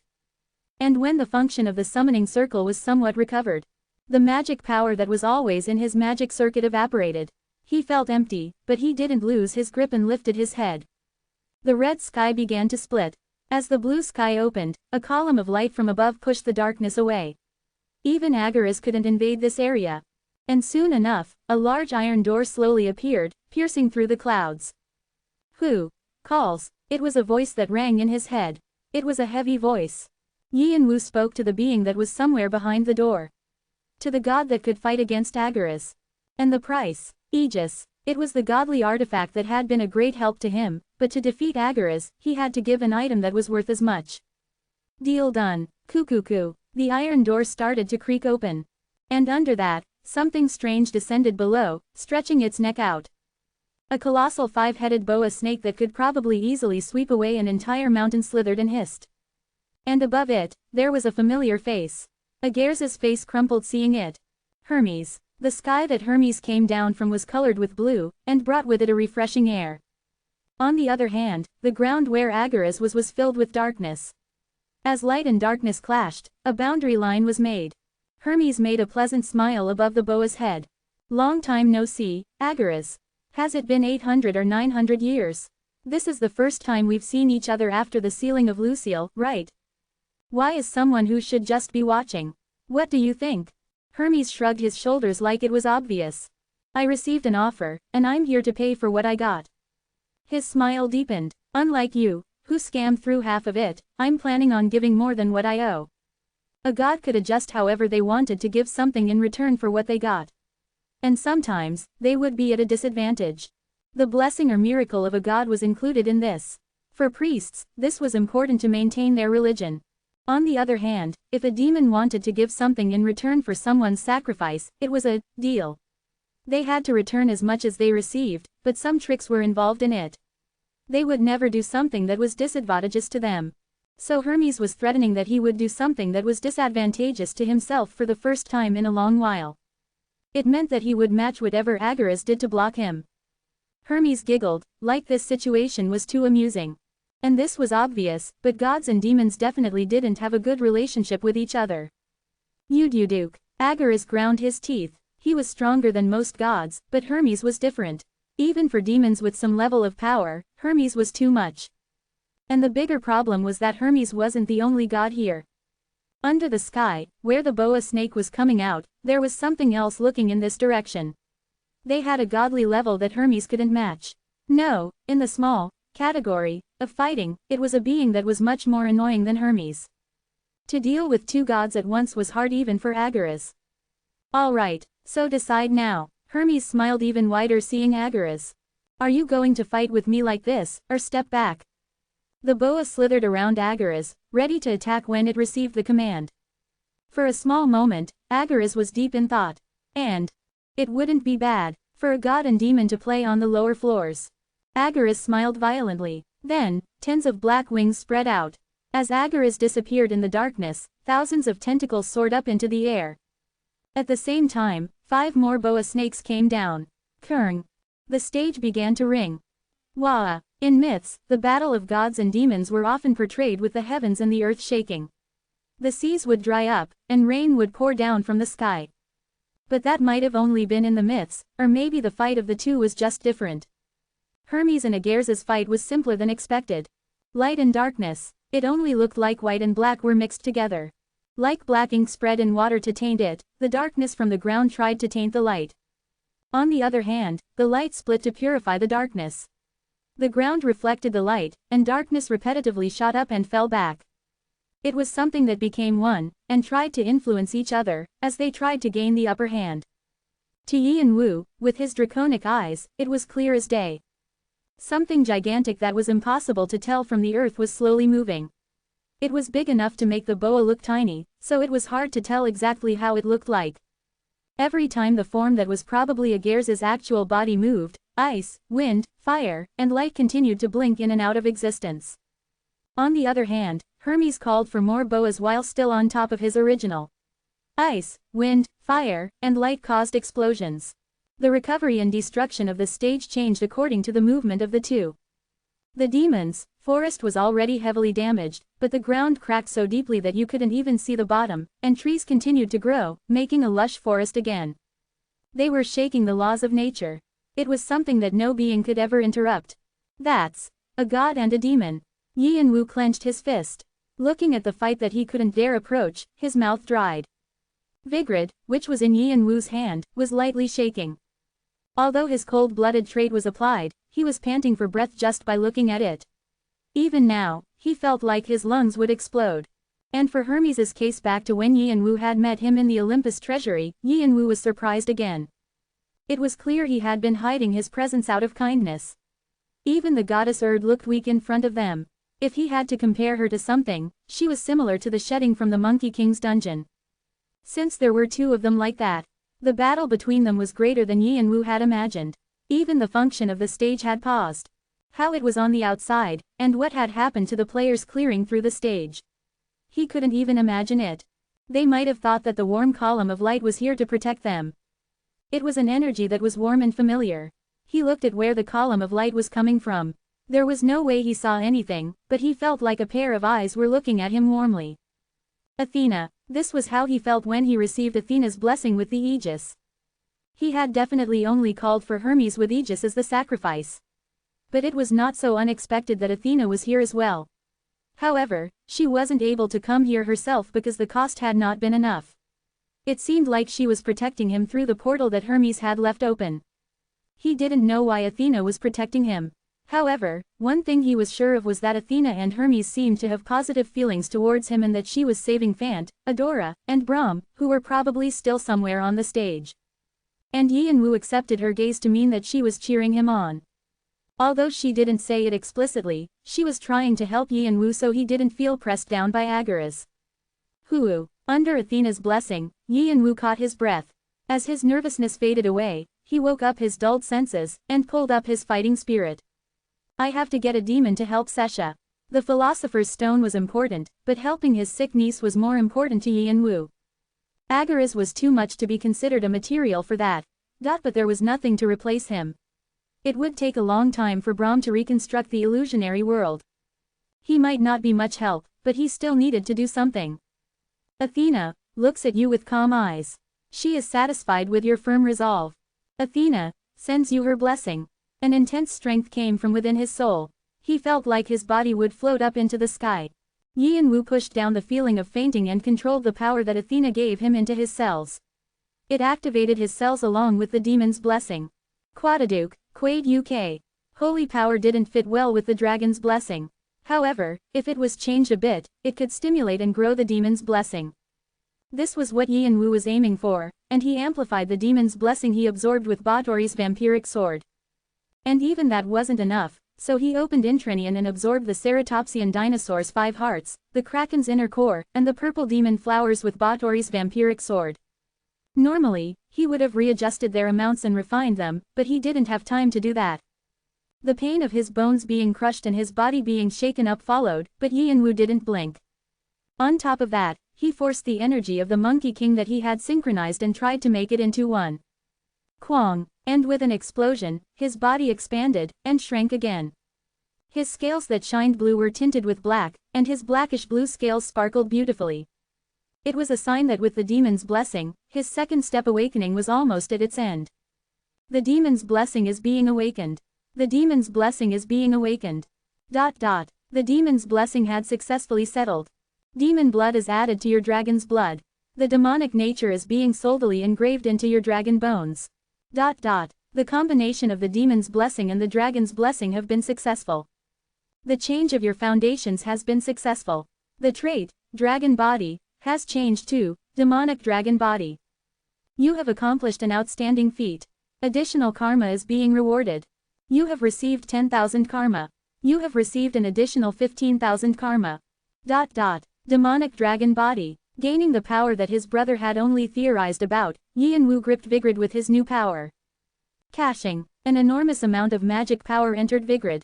The black blade shined so much white light it was like it was going to break.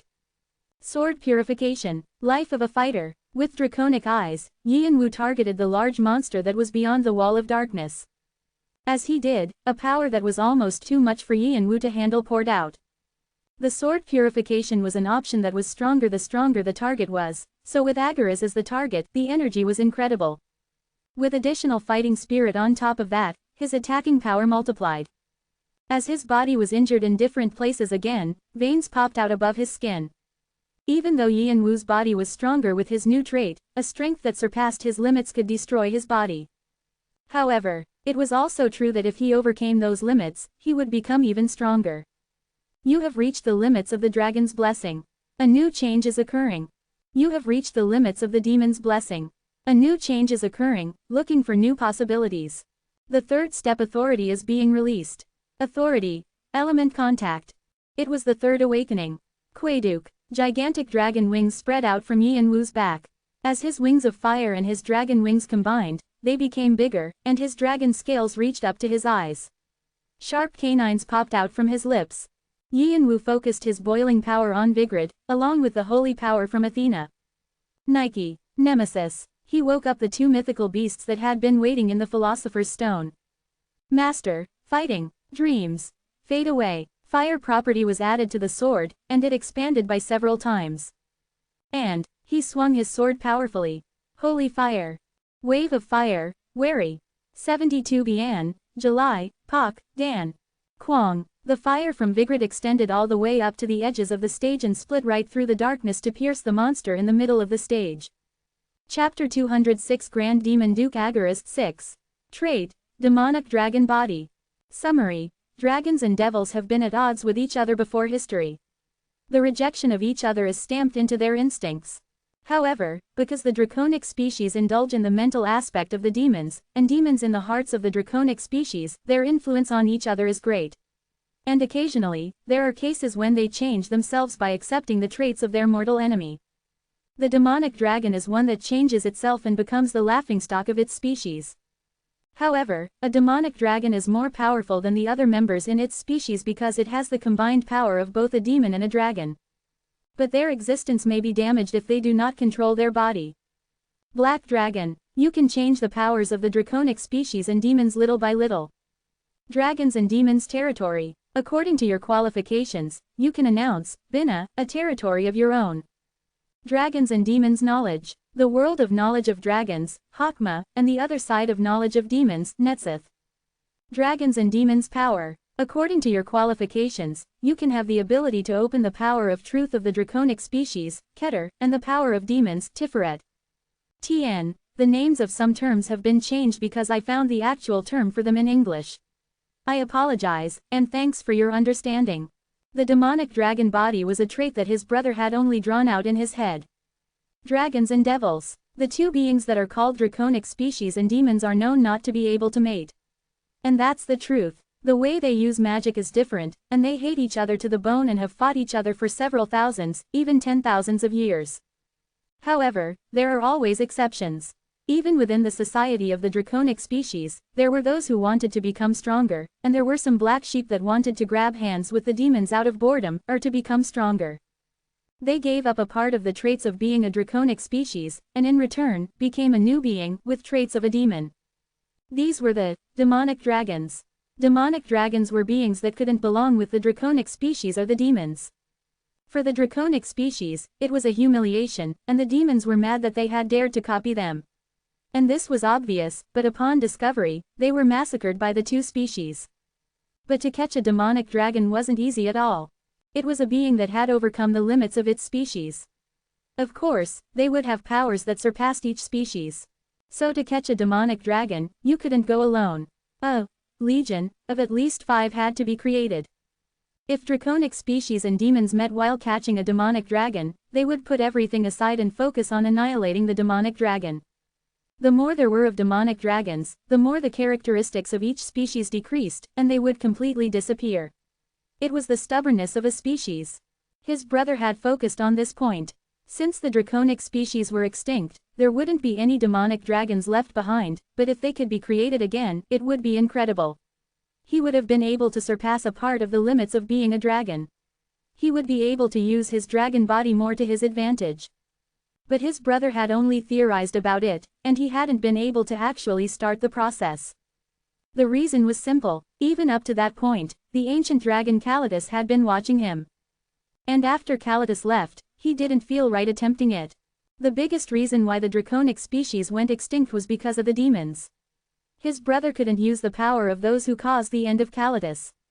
More than anything, nobody could match Calidus in his pride for his species. So when his brother had made a contract with Agaras along with Viera, Calidus had set boundaries. To become stronger, his brother would have a part of the demon's blessing, but Agaras couldn't cross the line. If he did, the contract would be void. Until the end, his brother had kept his promise with Calidus.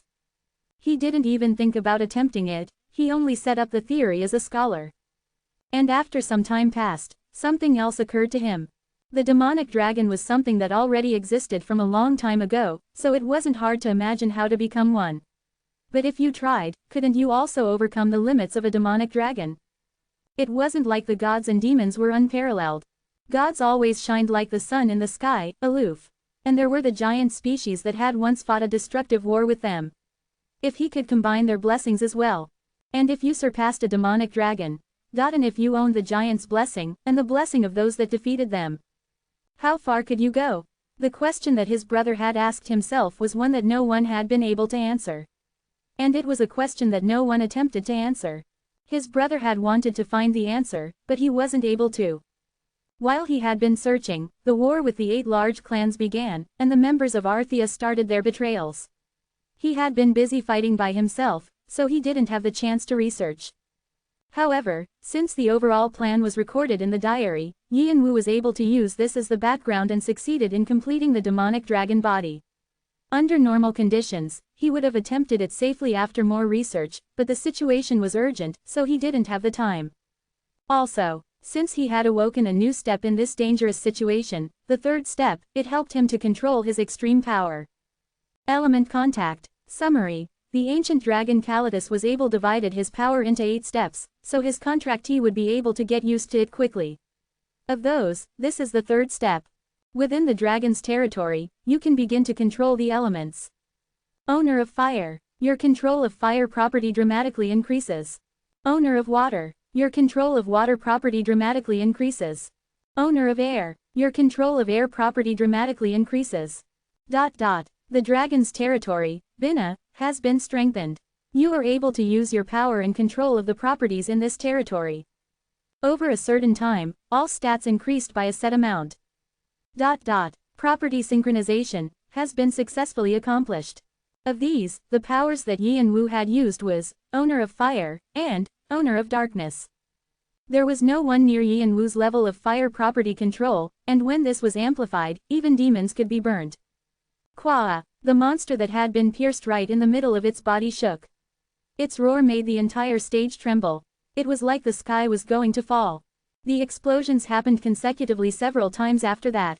The fire poured out endlessly, sending out heat waves. As light and heat combined, the monster was pushed back.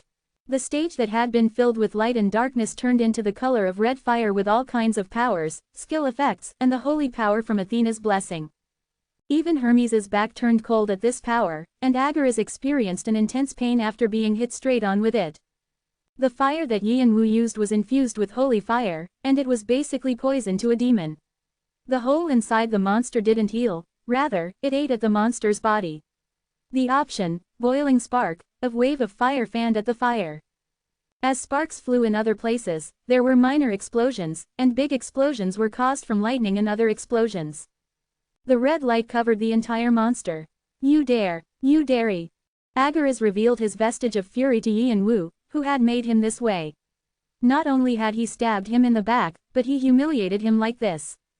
However, the attack didn't end there. You ahahet, amusing. This is amusing as hell. I'm using my power for the first time in a while. God, please give me your blessing. After Yian-Wu received the blessing of Athena and the owner of darkness, Shannon, Hanryong, and Rebecca, who had come into a power that exceeded their limits for a little while, didn't miss their chance. The fire from Yian-Wu wasn't enough to drive Agaras crazy, but it was enough to hurt him since he was already injured. From behind, Boo activated his rune magic and supported them. Quack, quack, quack. The two Death Knights and spirits stabbed their swords above the monster. And Hermes wasn't one to miss his opportunity either. The boas ran at Agaras again. The amount of boa snakes had increased to the tens, and they bit at the monster's body, poisoning the monster with their venomous teeth. Cooing, Agars's body helplessly fell to the ground. It was like watching a mountain fall. The boa snakes had started to enter inside of it and eat everything in their sight. The being that had been completely black all over began to turn into an ashy color. It meant that the being was dying as the poison from the boas spread all over it. From its hole, demonic energy continued to pour out. It was like a pot without a bottom. If it lost a bit more, it would be enough to create a few demons on its own. Ka, ka. To completely cut off Agars's life, Hermes pushed the boas in even deeper. Yi and Wu didn't miss anything. It can be caught. Yi and Wu began to hope that Agaras might really be caught. He wouldn't have even dared to attempt it without Hermes and Athena, but this wasn't something that was completely impossible anymore. If I can shoot my fire just one more time. So he was going to step up again, but he could taste iron in his mouth, and his world spun. His body planted forward. Hey, Master, Master. Shannon quickly came to support Yi and Wu. Master, you okay? Say something. Yi and Wu wanted to say that he was okay, but because of the blood that continued to flow out, he couldn't. The strength left his body. It was hard for him to stand on his own. It seems like he used everything. Just with the change of the trait, it would have taken a toll on him, but he even used that much holy power. It wasn't just overtaxing himself. Hanryong sighed after checking Yi and Wu's condition. Yi and Wu had definitely overtaxed himself. Even if he had received Athena's blessing, it was amazing in itself that he was able to maintain his form while a god and demon were fighting.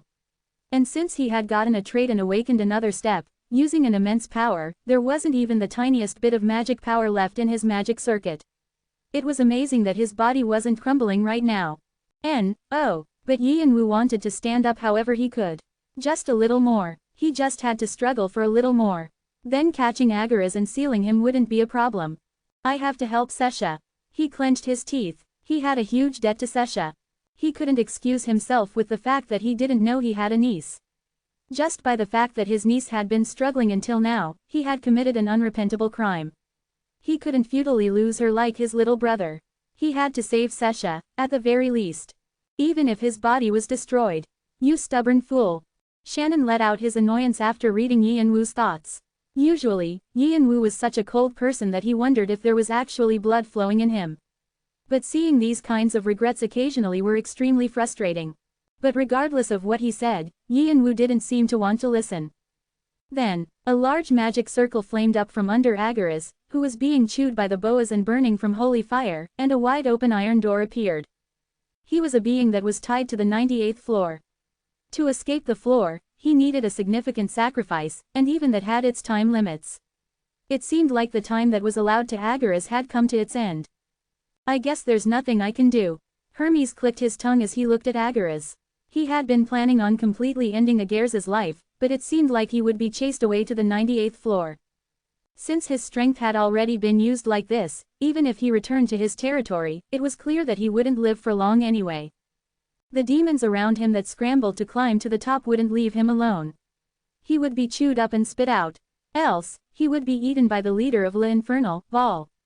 Whatever it was a chance for Hermes to take care of Agaras, who had been a pain in his ass. He ordered his boas to stop eating and chase him outside of the iron door. Let go. I said to let go. But Agaras firmly resisted, holding onto the door frame, like he would never be pushed out. His large eyes were shining with madness. Agaras opened his mouth and roared. He couldn't be pushed back to the 98th floor like this. This was a rare opportunity that had come to him. He didn't know when he would get this chance again. The next time, the guy might be dead because he lived out his life. That's mine. Mine. That. However, no matter how hard Agaras resisted, the iron door that was tied with the principle of casuality quickly sucked him in. The boas were trying to push him inside as well. I won't lose it this time. Suddenly, a part of the monster stretched out towards Yi and Wu. Hermes quickly sent a boa in that direction, but the darkness had already grabbed Yi and Wu. Shannon and Hanryong quickly stepped in front of him, but they had easily been flicked back into the shadow. This time, come with me. The darkness that was in the form of Agers's puppet like when he first arrived was tightly holding onto Yi and Wu's neck. All his relaxed composure was gone, and only anxiousness and madness was in his eyes. A face that looked like Cha Jung-woo. The face that he had wanted so desperately, but wasn't able to have. It wasn't him, but it was someone who reminded him of him. He had to have it. This time. At the very least, he wouldn't lose it this time. With me. With. Yi and Wu trembled at his mad obsession. His breathing was blocked. If this kept up, he would probably be pulled inside with him. Athena's blessing became even stronger, but he didn't have any strength left, so it was hard to push him away. Then, Yi and Wu's left hand spread out. Clatter, clatter. Batory's vampiric sword planted its teeth in his arm. Batory's vampiric sword is activated. You have absorbed life and energy. Strength increases by 11. Dexterity increases by 16. You have gained the demon's blessing. You have gained the demon's blessing. Warning. The amount of demon's blessing exceeds the current limit. The balance with the dragon's blessing is being messed up. Your demonic dragon body is in danger of overheating. Although Ageras was only absorbed for a little while, too much demonic energy and vestige came out from his body.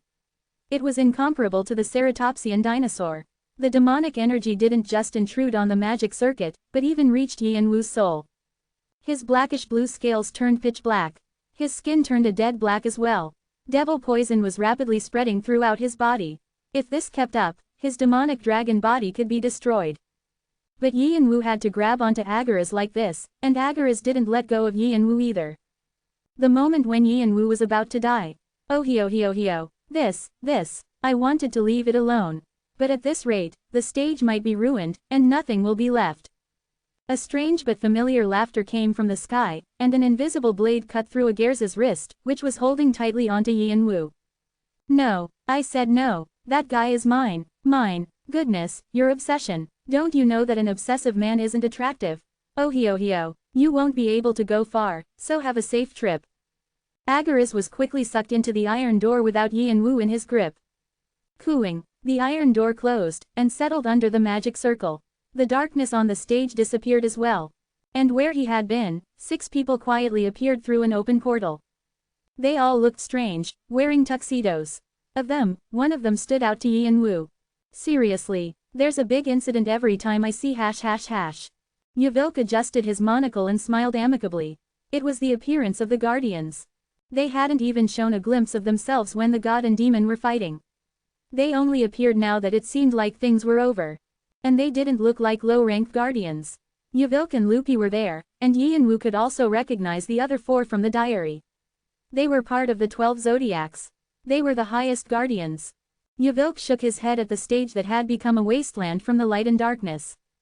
Really, it can't get worse than this. We'll only be scolded by our higher-ups. The Guardians all sighed. A few of them crossed their arms and cursed. Since they had to keep the stages well maintained, things like this broke their backs. Also, it was uncountable how many players had been sacrificed from this. They couldn't even get an estimate. However, Yvilk was just smiling wildly, teeth bared. Though he said this was a nuisance, he acted like he was amused. Restore. Then, he adjusted his monocle and shouted the command word. It was a system call for only the highest-leveled Guardians. Cha-cha-chack. Like a cassette was being rewinded, the forest quickly restored itself. The dust and ash that had been spread around went back to where they should go, filling up the holes. The color turned back to brown, and the trees stood again. Even the fruits that were gone were regrowing. Restoring the stage with the saved data looked interesting even to Yi and Wu.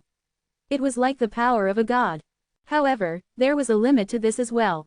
Although the stage could be restored, the lives of the players and the damage couldn't. Just how many players had died from this? And how many clans had been damaged from this? The Guardians all rubbed their temples. They all began to move to restore where Agers's vestige was still left. And meanwhile, Yvilk slowly approached Yi and Wu and put his adorable hand on Yi and Wu's head. After Yi and Wu checked that the Guardians arrived, he had been wandering around the brink of death. He had used the demon's blessing to its limit, so it was quickly spreading like poison. The demonic dragon was amazing because it could balance between the 2 blessings. If this balance was tilted in the slightest, it was extremely dangerous. Because of that, as his demon's blessing declined, his body was destroyed, and his power quickly disappeared.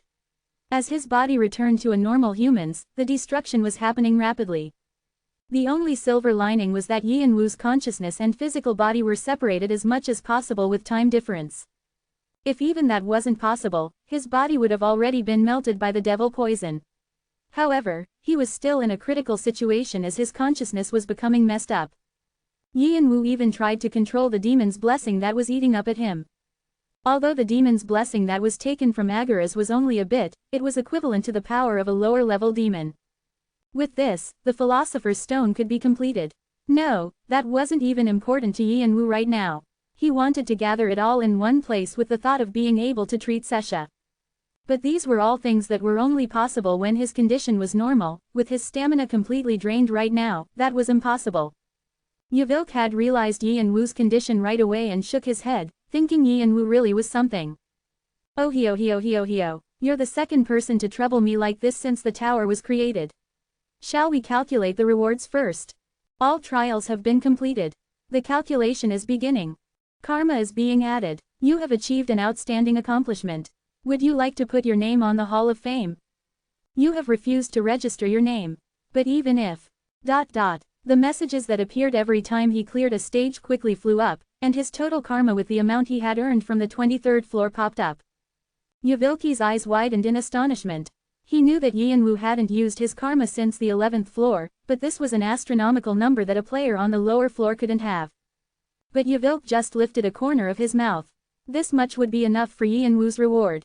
It's a bit of a shame it's being used like this. But it won't be bad for you either. According to the need, the Guardians had the ability to forcibly give a player a reward that fit them. It didn't happen often because it could be considered overstepping their boundaries, but Yvilk didn't care. CHRRRK. The total karma started to disappear at a quick rate. At the same time, a light started to come from Yvilki's hand, which was still on Yi and Wu's head, and it was absorbed into him. The demon's blessing that was about to swallow Yi and Wu any moment suddenly settled down. Then, the powerless dragon's blessing came to life again and the balance was fixed. As the dark dragon's scales regained their color, they shined clearly like sapphires. His injury was fixed, and his skin became clean. Only the blood around his mouth showed that he had been hurt from devil poison. Ha! Yi and Wu gasped as he woke up. Something dark came out from his mouth and scattered into the air. He regained his strength, but his mentality hadn't been completely healed, so he was tired. Drink this too. Yvilk tossed the thing that came from Yi and Wu's remaining karma. It was a crystal bottle about the size of a hand with a clear blue liquid sloshing inside of it. Yi and Wu gulped it down without any hesitation. A refreshing feeling spread throughout his entire body. His fatigue evaporated. What you just drank is an elixir called nectar. It's something that even the highest guardians can't get easily, so actually, you lacked some karma. Well, we can just say the rest of it was a freebie. Oh hio. Only then was Yi and Wu able to catch his breath. He checked the bump that was on his solar plexus. Agares' Devil Core. Category: Jewel. Rank: S. Unable to be determined. Summary: the form of the Grand Demon Duke Agares' Vestige Demon's Blessing. It wasn't sturdily made, so it can become loose anytime. Yvilk had made the demon's blessing into a jewel with the karma that Yi and Wu had. Normally, it would have been impossible, but the karma that Yi and Wu had earned until now was astronomical, and Yvilk had specially interfered in it as one of the highest guardians. It was more than what he would have gotten if he got a demon, and it would be no problem treating Sesha with this. So he had been happy, but Yi and Wu frowned after seeing the devil core. It was manufactured messily. He wouldn't be able to send it out of his body if it was like this. So Yi and Wu looked at Yvilk, but Yvilk just firmly shook his head. No more than this. Even this counts as meddling too much, since the karma of player ### is also extremely lacking. And don't you know that a reward is set up so it can't be shared with other people? While Yi and Wu's head was spinning, considering the different routes he could take, someone quietly landed from the red sky. It was Hermes. Yvilk politely bowed. However, he looked more annoyed than respectful. Hermes smirked like he was used to it, and he approached Yi and Wu. His presence was completely erased now. I know what you're thinking about so urgently. But don't rush, then you'll lose the things that are around you. You're not that kind of person, right? Hermes covered Yi and Wu's face with a soft stroke of his hand. Yi Yanwu wanted to ask what he was doing, but as his eyes closed, his body fell forward. His mind hadn't been able to bear any more because of his fatigue. Then, something white was created around Yi Yanwu. Its warm energy faded into Yi Yanwu.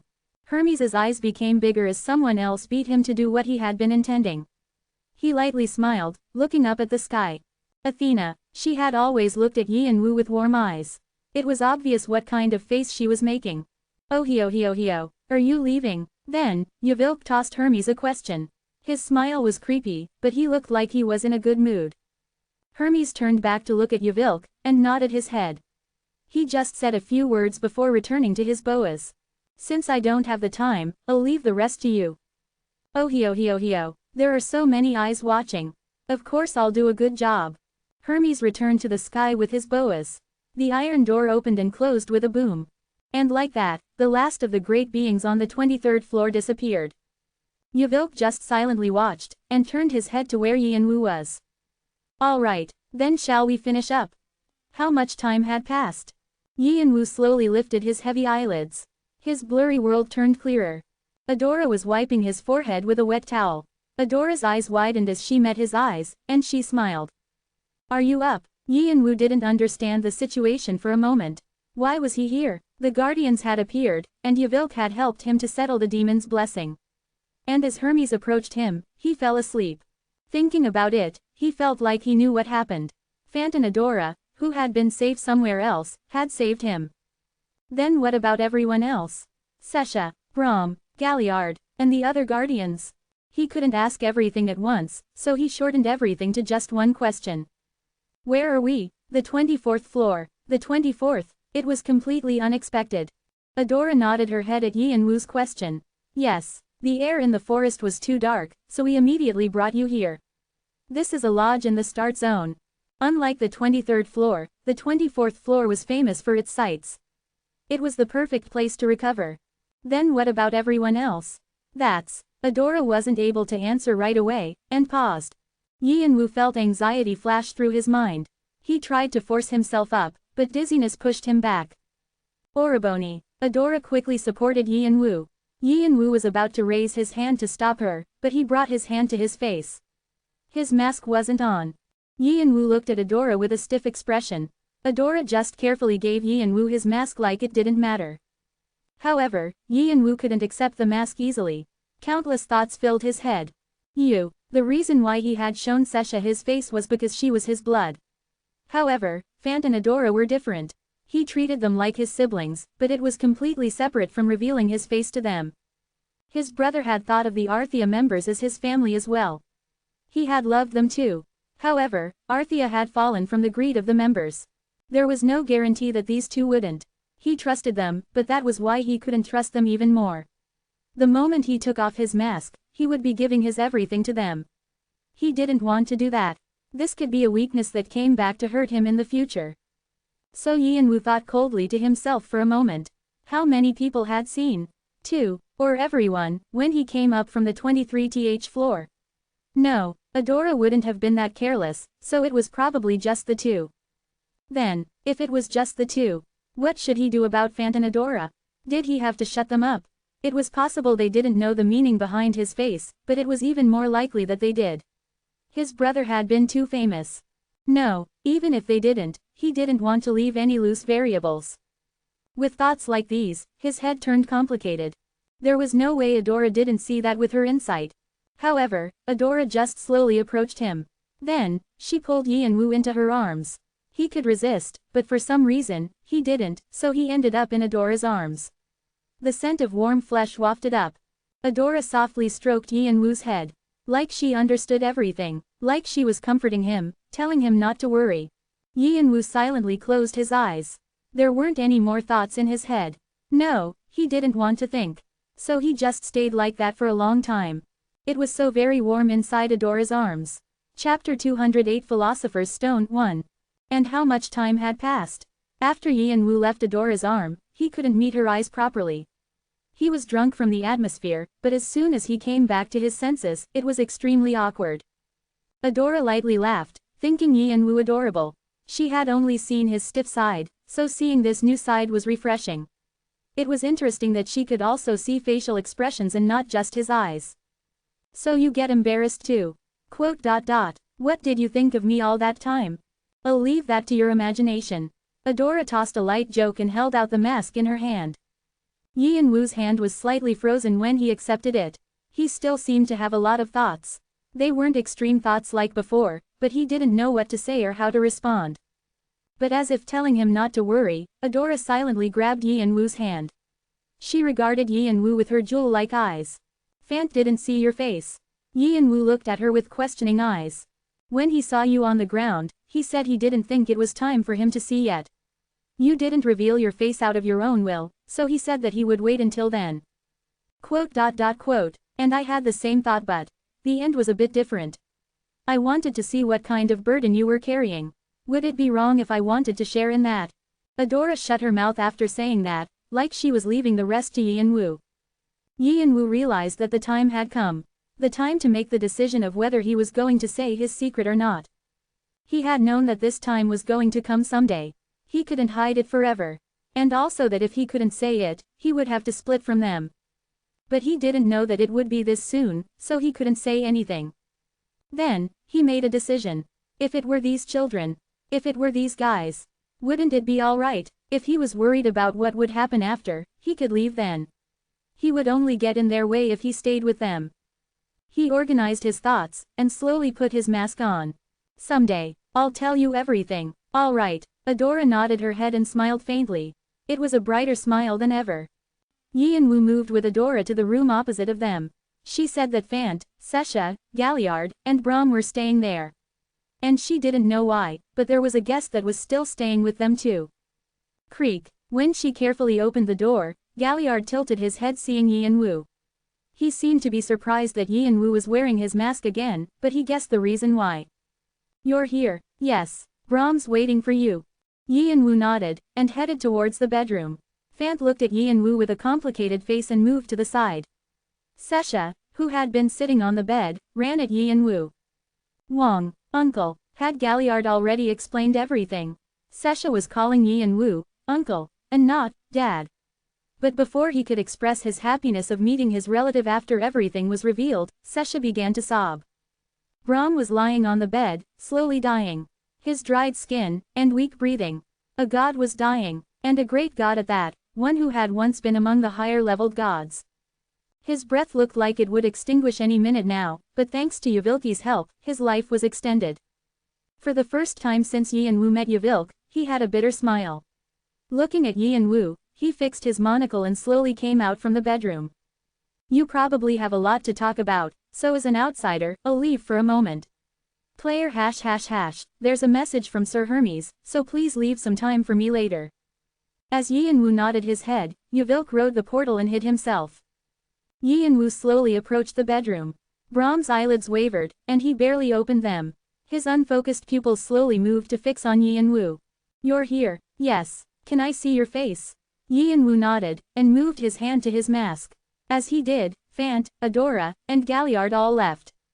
Click. Brahm stared at Yi and-woo's face for a while. Dark eyebrows, monolith eyes, a sharp chin. It was a handsome face. It's the same, really, but the impression is different. I heard that a lot. Usually twins are similar. But strangely, we grew up completely different. I see. Since the impression you give off is completely different, I'm assuming you fought a lot too. Don't brothers usually grow up fighting? Haha, I suppose so. Was it because he was at death's door? He seemed a lot milder. He looked softer than before, and it fit him well. Brahm usually had a cold face, but it might have been a front, like Yi and-woo's mask. Then, Brahm smiled bitterly. Do you know, I didn't like that face. Yi and-woo widened his eyes at the unexpected words. Since it was a face that made my daughter suffer. Yi and-woo spoke with a sour smile. He was a bad bastard. Right, he was a bad bastard. Definitely, a really bad bastard. Ananta had liked his brother since she first met him. Sometimes, she revealed her emotions, but her brother had firmly rejected her. The reason was simple, because he had a lover at that time. Looking back at it now, Jungwoo was his brother, but he really was a fool. Ananta had been able to find out that Jungwoo had a child because she had continually been watching him, and she put everything on the line to save that child. And Sesha was saved. So Brahm probably didn't like his brother since he had made his daughter go through all that. Even after his brother died, Brahm's daughter was fighting somewhere to protect Sesha. I didn't live a life where I can proudly say I have a daughter. I wasn't a kind father. But I didn't like how he made her hurt like that for such a long time. Brahm's gaze wasn't on Yi and Wu anymore, but towards someone who had the same face as him. But at the same time, I feel thankful. The person who connected me with my daughter, while I just watched from afar, was him in the end. Yi and Wu thought of a section in the diary. The first time his brother met Ananta was actually for Brahm. Since Brahm didn't try to help him, he found what Brahm needed and went to convince Ananta. Didn't he get slapped that time? His brother convinced Ananta with tenacity. At first, it was so he could learn alchemy from Brahm, but later, it was because he hoped their relationship could improve. Since he had family he left behind too, he was able to empathize with them. And the person who gave me this child was him. Even if I don't like him, I'm thankful. Brahm stroked Sesha's head. Tears welled up in her eyes. How can I leave this child behind? There was regret in Brahm's voice. In the end, he hadn't been able to catch the demon. Sesha's illness would become worse, and groups like the Elohim and the Bloodland were targeting Sesha. And his daughter was off fighting somewhere he didn't know. He would have too many things to worry about if he just left like this. From when Ananta was born, to today, he was a fool that didn't get anything right. The god of creation, Brahma, a higher god, what did all that matter? He was just a halfling not able to protect the precious things next to him. Regret was filled in Brahm's hand as he stroked Sesha's head. Brahm, don't go. Sesha grabbed Brahm's hand and shook her head. Her depressed tale showed her sadness. Then, Yi and Wu turned to Brahm to ask him a question. Don't you want to live? There was a way, for him. Brahm lifted his head to look at Yi and Wu again. The light in his eyes had settled. You're talking about the ability you have. As expected. He knew about Shannon and Hanryong in his shadow. That's correct. Me, live. Brahm silently closed his eyes, and slowly opened them again. But, can I live again? His voice shook. I committed a sin, I was only a nuisance to the world. But can I live? Yes, you can. Yi and Wu's voice was firm. Live for Sesha, live for Ananta, and I'll also ask this of you. Live, only then. Yi and Wu paused, and continued. Will you have someone you can laugh with at that guy, right? Quote. Exclamation mark quote. Brahm's eyes widened, and he shut his mouth at what Yi and Wu said. Also, don't you have to fix Sesha's illness, and go meet your daughter? Quote. Is there a way? Yi and Wu nodded his head. There's a way that I can think of. A way to save both Sesha and Ananta. However, I need your absolute help for that. Brahm faintly sighed. You're the same. Annoying people. He was also like that. That's what brothers do. But once, I was called a god. Haha, now I'll be bound to someone. If people who knew about Brahm's strong pride heard about this, they would have been shocked. But this probably wouldn't be bad. And with that, Brahm quietly closed his eyes. His rising and deflating chest had stilled. He had finished his life. Yi and Wu could see Brahm's soul leaving his body with his draconic eyes. Uncle, Sesha pulled at Yi and Wu's sleeve. Yi and Wu rubbed her head, as if telling her not to worry, and spread his left hand on Brahm's body. Batory's vampiric sword. Click, clack, its teeth sunk in Brahm's body as it began to absorb the energy. It wouldn't be much, because Brahm didn't have that much power left, but it was still the process of collecting a soul that was once a god, so an enormous amount of energy flowed into his body. And at the same time, you have gained the god's blessing. You have gained the god's blessing. It was information about the god's blessing. To Yi and Wu, they were interesting messages. It could be used as a material to awaken his demonic dragon body even further. But Yi and Wu gathered the god's blessing and combined it with energy. Since he couldn't even use his demonic dragon body properly, it would only be a burden. Also, right now, he wanted to save Sesha's grandfather, using whatever method he could. Jing. Just then, the despair of the Black King rang. He spread his right hand. There was a large white soul. It wasn't a dead soul. It was probably a godly soul. Soul familiars and monster portents couldn't dare to match its power. Yi and Wu thought about whether this large soul would be able to become a lich or a death knight. It was bigger than he had expected to become just an undead. A god was still a god. So he was about to try. Wait, uncle, here. Sesha pounded the bracelet on her arm and opened the subspace. She stuck her hand inside of it for a moment, and she pulled something out. It was a small glass bottle. Yian-Wu widened his eyes when he saw what it was. Homunculus's spirit liquid. Category: elixir. Rank: unable to be determined, incomplete. Summary: the material for an artificial living being that Brahm made with his knowledge of alchemy and magic. However, he wasn't able to find out how to create a soul, so it was left as incomplete. There were two treasures that Brahm was proud of. If the Book of Mercury was all his knowledge about alchemy, the homunculus's spirit liquid was the result of his knowledge. He said that he would use this if my illness wasn't healed. Brahm could be fixed with this too. Sesha gripped the bottle even tighter. Her two eyes were sparkling. She was filled with trust that her uncle would do it for her. Yian-Wu unintentionally grinned. It'll be bad if this doesn't work. He was filled with the desire to do anything for his niece. So he accepted the bottle and put Brahm's soul inside of it.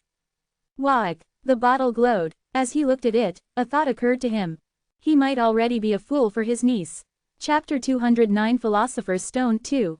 The light swallowed the glass bottle and slowly took the form of a person. Opening square bracket ... A homunculus. Rebecca muttered to herself. It was an artificial human body. For Rebecca, who wanted an actual body, this was extremely tempting. I'll make you one in the future, so don't worry. Thanks. Rebecca smiled bitterly, realizing that her mind was red, and she nodded her head. Since she wasn't even a soul, she couldn't help but be obsessed with real things. Even though she was used to being a spirit, she wanted an actual body. Yian-Wu put Rebecca's envy behind him and focused on what was in front of him. The light started to take the form of a human. As it scattered, only Brahm was left behind. He looked the same as ever. If other people saw, they would probably think that it was Brahm, but Yian-Wu knew. There was no blood flowing through that cold body. The resurrection of a once great being has been completed. You have successfully created a new body. The godly soul has started to take on an evil personality. You have gained the demon's blessing. You have gained the demon's blessing. Congratulations. You found a new way to control death. The range of your power widens. You have achieved an accomplishment that isn't easily achieved. Additional karma is being rewarded. You have gained 5,000 karma. You have gained an additional 3,000 karma. Finish making a contract with the godly soul homunculus.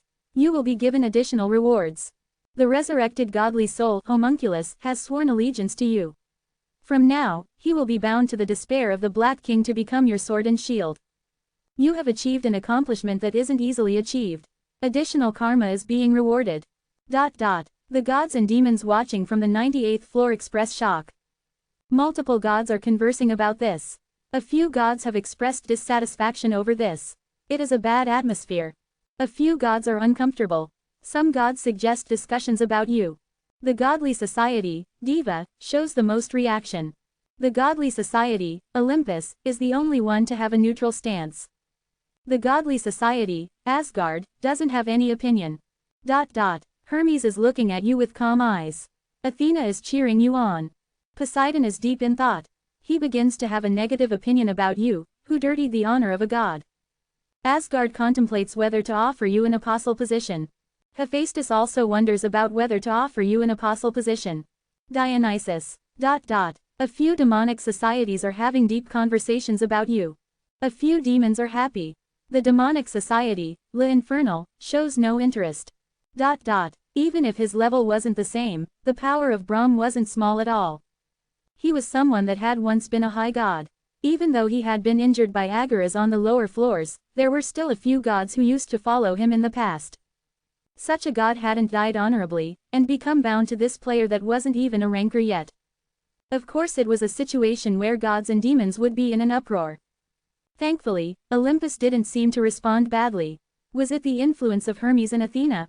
If there was something different, it was that Poseidon, who was interested in him, had turned his back, and those like Ares, Hephaestus, and Dionysus were interested in him. They were all beings of the second Olympus generation.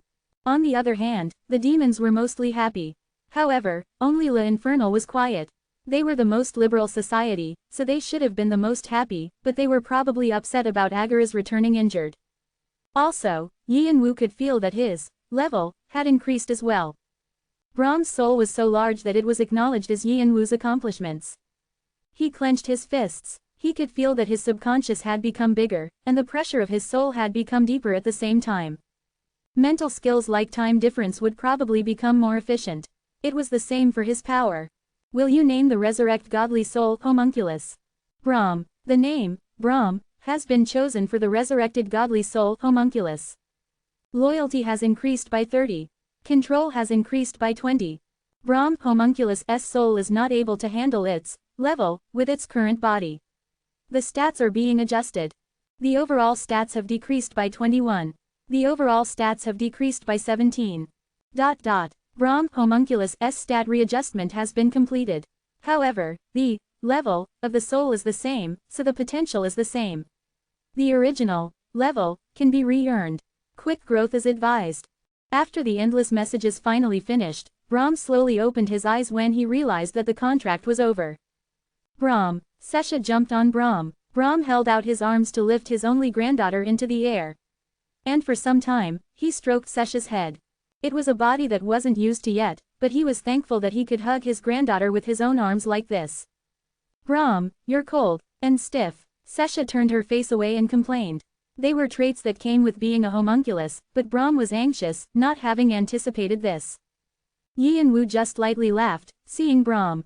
Brahm was really just a fool for Sesha. After that, Yi and Wu and Brahm spoke for a long time. It was mostly about Cha Jung-woo. Yi and Wu was happy he was able to speak about his brother's active time in the tower, and Brahm was happy to talk about his friend from a long time ago. But the person who had the most fun was Sesha.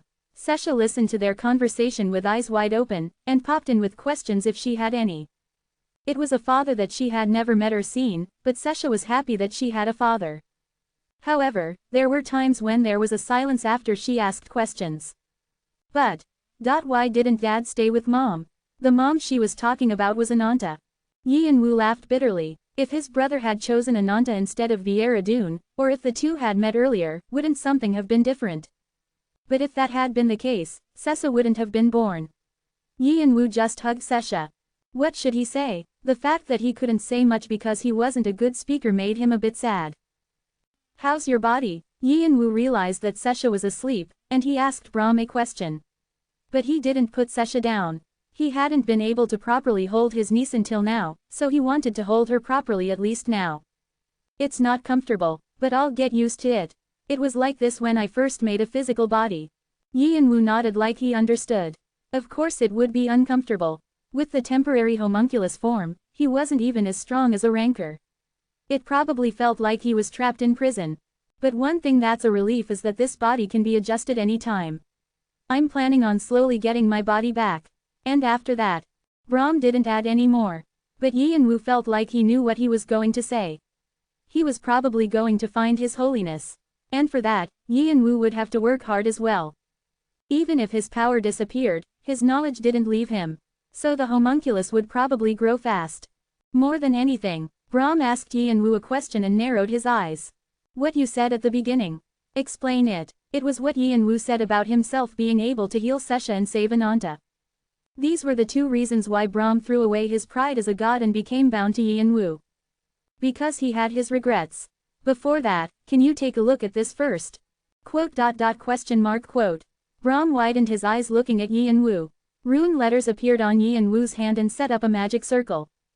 There were two of these magic circles. They weren't real magic circles that could activate, but rather temporary models that could show what they could do. One of them was something that Brahm knew well. It was a transmutation circle that was made by combining a demon summoning circle and a sealing circle. But the other one was somewhat different. Brahm quickly realized what it was, and widened his eyes. His pupils began to shake. Do you recognize it? Well, there's no way I wouldn't. What Yi and Wu pulled out was the format of the Philosopher's Stone. To be exact, it was a formula that Yi and Wu had made through a formula he researched. Brahm clenched his fists. The Philosopher's Stone was like an all-in-one tool. It was basically like a dragon heart. So it was what every alchemist wanted to make, and the same went for Brahm. And Brahm was confident that he was the closest alchemist to do so in the tower. The power he had as a god was creation. This skill was still left to him as a trait. But what Yi and Wu pulled out was something that surpassed his knowledge. Knowledge that was greater than a god's. Could this be possible? Vieira Dune pulled out the important parts after finding it. So I don't know the specifics. Sparks flashed in Brahm's eyes. Vieira Dune. It was a name that he could chew and spit out. So, taking revenge for Jung Woo, I coincidentally came across this, and I'm interpreting it right now. If this and the Book of Mercury are combined, what would happen? Brahm understood what Yin Woo was saying. The Philosopher's Stone could be finished. And if that formula was used to make a transmutation circle.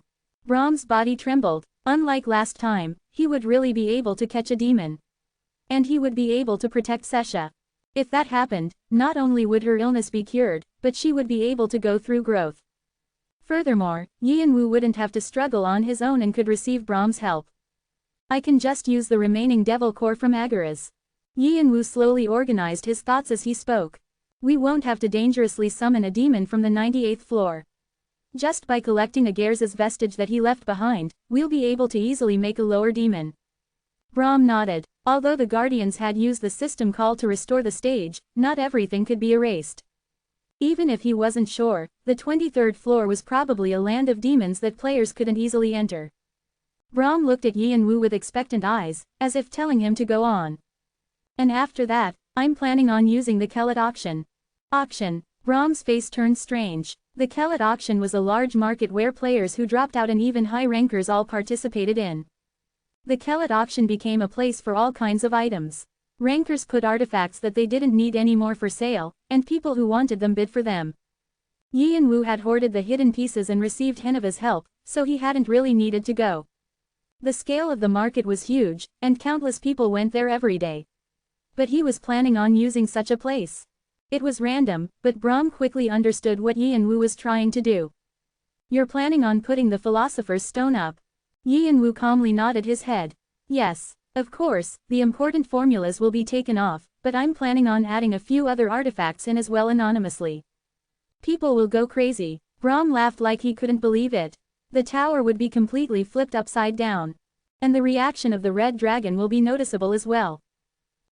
Why them? They shouldn't be too concerned with what happens under the 78th floor. The Summer Queen's dragon heart is currently dried up. So she is desperately looking for the Philosopher's Stone. Quote. If the Summer Queen starts to move, so will the Red Dragon. And the other clans will have to follow them. Everyone will be in a frenzy to find the real formula of the Philosopher's Stone. And then, you're going to have everyone focus on the Walpurgisnacht. Brahm laughed coldly. Ananta was probably still somewhere fighting the Walpurgisnacht.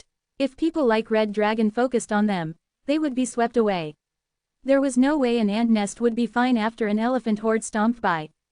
There would be extreme pandemonium. It would be as great as the war between Cheonwado and the Red Dragon. Yes, and then, Yin Woo's eyes flashed coldly. Can begin our witch hunt. Chapter 210 Philosopher's Stone 3. Brahm rubbed his chin with his hand. His serious eyes seemed to reflect his complicated mind. And the way to put attention on Walpurgisnacht. The more Yin Woo continued to speak about the plan, the bigger the smile on Brahm's face became. Yin Woo wore his mask and left the room, leaving Sesha with Brahm. It would take a while for him to get used to his body, and Brahm probably had a lot to speak about with Sesha. Galliard, Fant, and Adora followed right behind him. There was anxiousness in Galliard's eyes. What about Brahm? He was asking if Brahm's last moments had been peaceful, not if Brahm was feeling better. He's okay. Sesha's must have. You'll see if you enter. Sesha's sleeping inside, so be quiet. Galliard looked at Yin Woo with a questioning face and quickly opened the door. And he widened his eyes seeing Brahm stroke Sesha's head. Shish. Didn't you hear me saying to be quiet? Galliard didn't know what to do because he was so happy, and he returned to Yin Woo to hug him. Thank you so much. Galliard didn't know what Yin Woo did. But he knew that Brahm had become healthier, and Sesha had started to laugh again. After Galliard lost his family to Akasha's snake, Brahm and Sesha were basically his family. He had been worried that he might lose them again, but Yin Woo had saved them. Yin Woo patted Galliard's back, as if telling him it was all right. He and Brahm were similar. Although the two seemed cold, they were actually warm-hearted. I'm making a fool of myself at this age. Galliard wiped the tears in his eyes and laughed. Then, he spoke, gripping Yin Woo's shoulder. Let's have a drink later. I think we have a lot to talk about. Yes, sir. Galliard nodded his head and entered Brahm's room again. Yi and Wu just looked at his back. That guy was none other than his brother's first teacher. He was someone who Yi and Wu planned on never seeing again after learning Shunpo, but Galliard had become more tightly intertwined with him after he protected Yi and Wu's niece. If it was that kind of person, Yi and Wu had to give whatever he had. Then Yi and Wu turned back to look at Fant and Adora, who were blatantly staring at him. Unlike Brahm and Galliard, the two didn't know about his backstory. He considered whether he should keep it like that, but now, he thought differently. He could just push it back for later, but that wouldn't solve the situation. Yi and Wu realized that he couldn't be caught in the past anymore. It was time to roll. Fant, Adora, sup, yes, Oroboni. I have something to say to you later, so please make some time after I speak with the Guardian. Fant and Adora furiously nodded their heads. Now, it was time to speak with Yvilk. The conversation that they had would probably determine the direction he would take in the future. Under the mask, Yi and Wu's eyes hardened. Just then, a portal opened in front of Yi and Wu. Oh hio, would you like to come over here? It was the invitation of a guardian. Fant looked a bit surprised, and Adora looked at Yi and Wu with concerned eyes. Yi and Wu signaled that it was okay and stepped into the portal. As he did, the portal closed, and it suddenly became bright. It was a quite large room. There was a red carpet on the marble floor, and on the walls, there were all kinds of holy symbols. Yvilk sat on the table under the crystal chandelier and waved his hand. The table was filled with elegant teacups. I'm definitely more used to seeing you wear a mask. Would you like to sit here? Yi and Wu nodded his head and sat on the opposite side of Yvilk. Yvilk put a cup in front of Yi and Wu and poured some tea for him. The pure scent of flowers stimulated his nose. The guy looked like a crude goblin, but his mannerisms were more elegant than any others. Oh hio, this is made from a rare plant from a planet called Treville. It was made with care, so try some. Yi and Wu lifted the cup to his mouth. It really was a clean taste. His fatigue disappeared with a sip.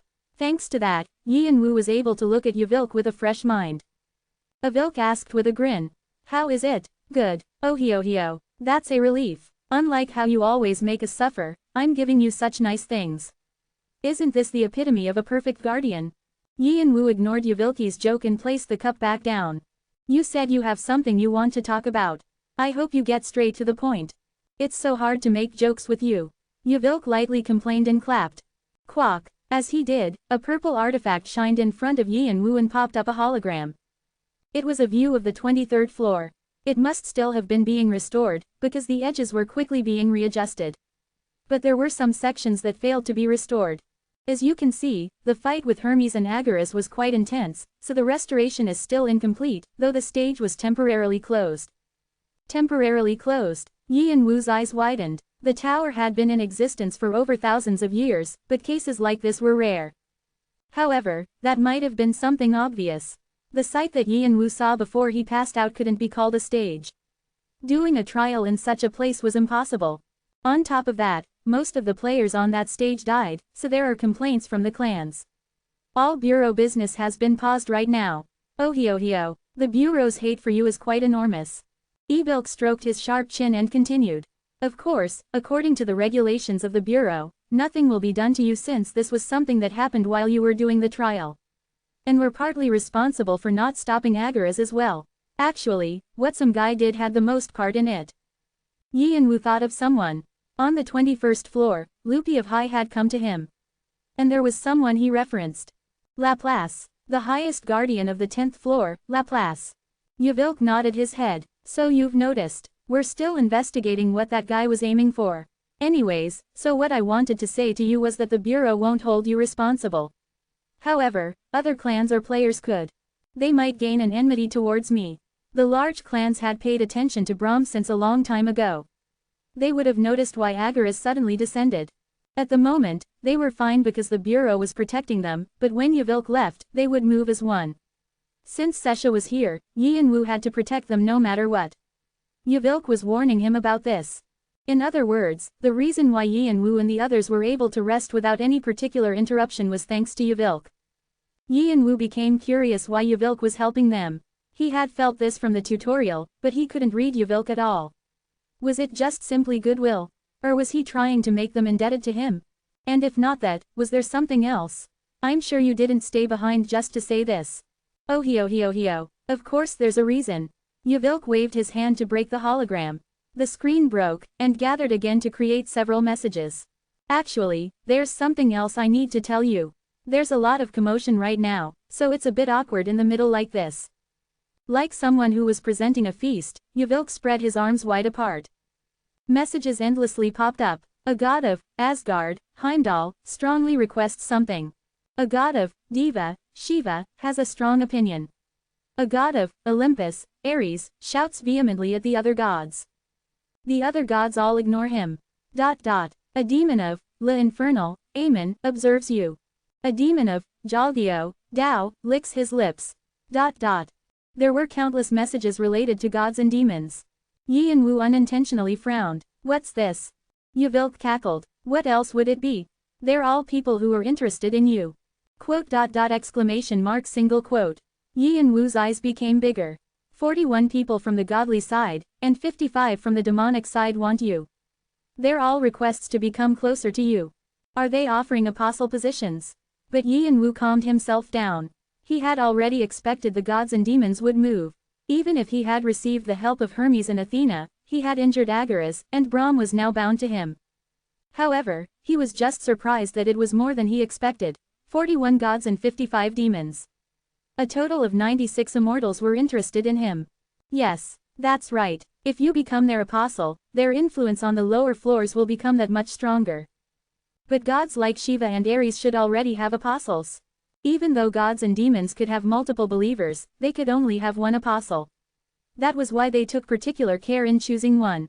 The apostles of Shiva, the god of destruction, and Ares, the god of war, were already famous high-rankers. But they were interested in him. If needed, they seemed to be prepared to break off the contracts they already have. Yi and Wu was astonished. Considering how much effort the gods and demons put into raising a single apostle, it was incredulous that they were even thinking of breaking their contracts off one-sidedly. And they made such a fuss when Brahm became bound to me. Their words are different from their actions. Yi and Wu couldn't help but scoff at the gods who were much stronger, but in the end, the same as humans. But as you already know, the condition to be an apostle is to be a ranker. Yi and Wu nodded his head. There were 3 different positions of rankers. Apostle, Lord, and Supernaturalist. This was applied after they overcame the dragon's temple on the 50th floor. However, they must have thought that it would be too late to wait until the 50th floor, and so they suggested this to me several times. They're saying that they want a provisional contract first. In other words, it meant they wanted to mark their territory before others could take it. And there are a few who are offering their powers to you as soon as the provisional contract is finished. What do you think? Although powers were classified as skills, they were completely different. It was because they were the strength that symbolized the concepts of gods and demons. Being able to use powers on the lower floors meant that you could demonstrate extreme strength. But Yi and Wu just crossed his arms. He already had a powerful ability of the dragon. Since it was something from the ancient dragon Kalitas, who was once stronger than the highest of gods, most powers weren't that tempting to him. So Yi and Wu tried to refuse. He didn't plan on being bound anywhere. Then, a thought occurred to him. These many gods and demons were wanting him. Did he have to be tied up to one? A god of Malak, Azrael, is urging you to speak faster. A demon of Niflheim, Jormungandr, looks at you with calm eyes. The side that wanted more was at a disadvantage. Yi and Wu shook his head like he wasn't that interested. No, I can't even control what I have right now. And I don't feel the need to be tied up anywhere. A god of Olympus, Ares, shouts frantically. A demon of La Infernal, Dantalion, suggests you change your mind. A demon of Jalgio, Gulaganta, looks at you with annoyance. All the gods and demons were those in pretty high positions. The reason why it was only 96 beings might have been because the ones in lower positions didn't dare to show interest. They urged Yi and Wu to change his mind with the messages. A few of them even spoke about how amazing the powers that Yi and Wu would get were if he signed the contract with them. But Yi and Wu just nonchalantly shook his head side to side. Yvilk laughed seeing Yi and Wu. He had realized what Yi and Wu was trying to do. Yi and Wu was probably the only player to play the gods and demons like this. Oh hio. Of course, even if the greatest treasures are shown, if the person himself doesn't want it, nothing can be done. What a shame. Then, with this, I'll close the chan. A god of Diva, Agni, jumps up and down. He is searching for a portal onto the 24th floor. The Society of Gods, Olympus, is raising a complaint against the Bureau. The Society of Demons, Jalgio, challenges the Bureau. Just when Yvilk was about to close the noisy channel. However, Yi and Wu jumped in at the appropriate timing and paused. Yvilk stopped like he had been waiting. I won't refuse what you just feel like you have to offer me. Yvilk grinned widely and spoke looking at the channel. Countless gazes followed him. Oh hio, did you all hear? That's what player ## said. What do you want to do now? The loud channel suddenly became quiet. The gazes on Yvilk turned sharp. They had realized what Yi and Wu wanted. For the time, he didn't want to be tied up by a provisional contract. He would take what they had to offer and decide if he wanted it or not. There was no one who had this kind of guts to go against the gods and demons, but Yi and Wu was calm, like he didn't care, and Yvilk acted like he was going to close the channel any second now. For a moment, no one was able to float up a message. It might have been their last pride, or it might have been because they were waiting to see what the others would do. No one stepped up. In the midst of the silence, Agaras of Le Infernal suggests the power, Hyongshan Axel. Tien, Hyongshan Axel in Chinese is Shangxian Yi Sha, means fierce. And with that message that marked the beginning, the channel exploded. Chapter 211 Philosopher's Stone 4. Oh hio, wow, you're probably the second person to play with the 98th floor like this, oh hio. Yvilk burst out laughing like this was hilarious. As he did, messages of the dissatisfaction of the gods and demons continued to pop up, but he didn't care at all. A god of Asgard, Heimdall, suggests the power, tone of the end, and the godly item, Yalurhorn. A demon of Jalgio, Galaganta, suggests the power, great hail, and the godly item, flood sword. Because it ended up like this, Yvilki's laughter became even louder. It was hilarious how they were acting so desperate, giving him mere presents. It wasn't even for a contract. It would have been fine if they just said presenting their powers was to show the generosity of the gods, but it was clear that they were now fighting to show who had the best power. The gods and demons were the same in the end. In the end, Yi and Wu carefully contemplated the suggestions that he had received. Although he had pushed the gods and demons, he didn't plan on accepting all of them. They might be blind fighting for their pride right now, but when they came to their senses later, they might be filled with detestation for Yi and Wu later. Even if they were bound to the 98th floor, it would be a pain in the side for Yi and Wu if they decided to get revenge. Like Agaras, they could grab the chance to show themselves.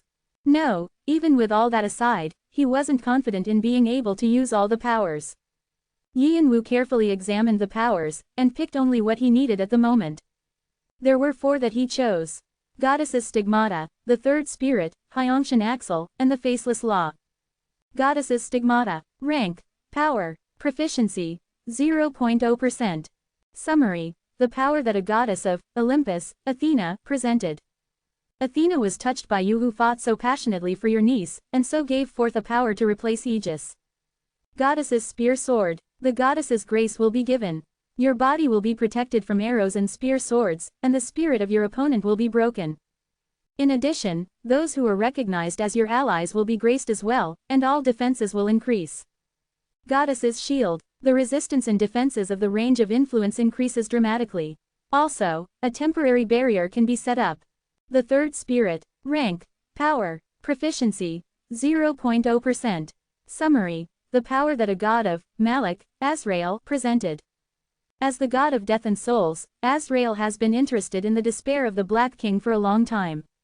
However, he felt a frustration for you who was still lacking in controlling souls, so he presented a new power that he felt you needed.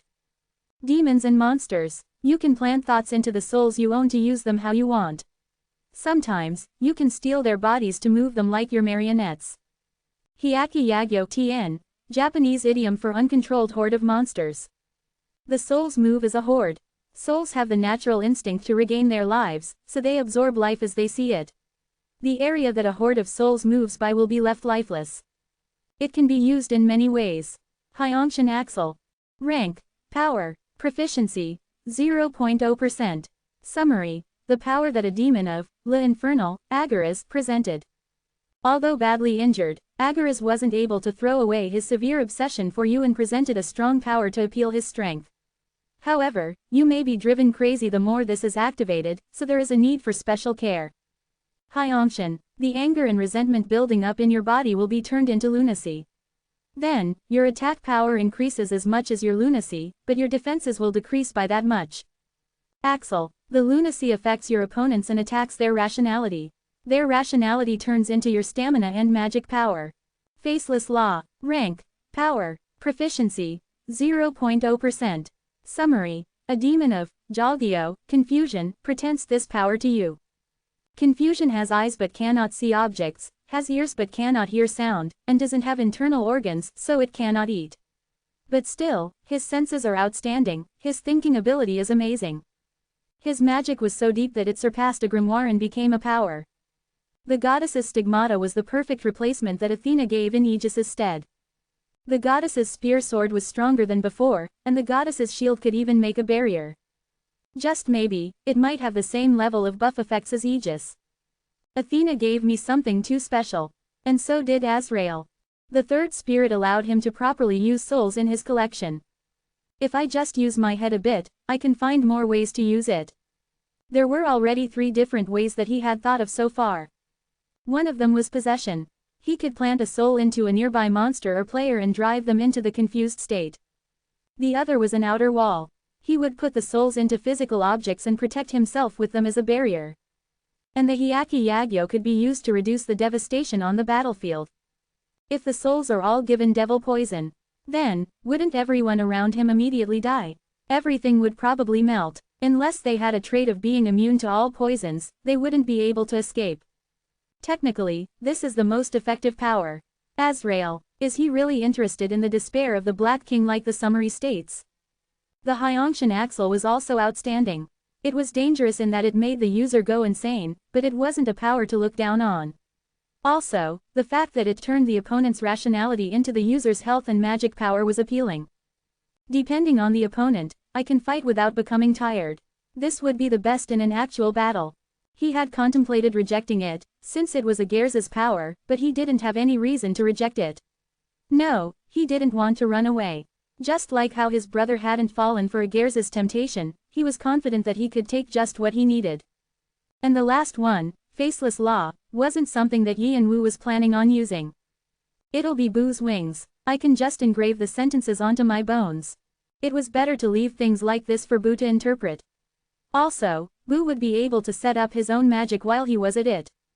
So Yanwu linked the Faceless Law to Boo, and he connected the third soul to his collection and aimed to strengthen his souls and monster army.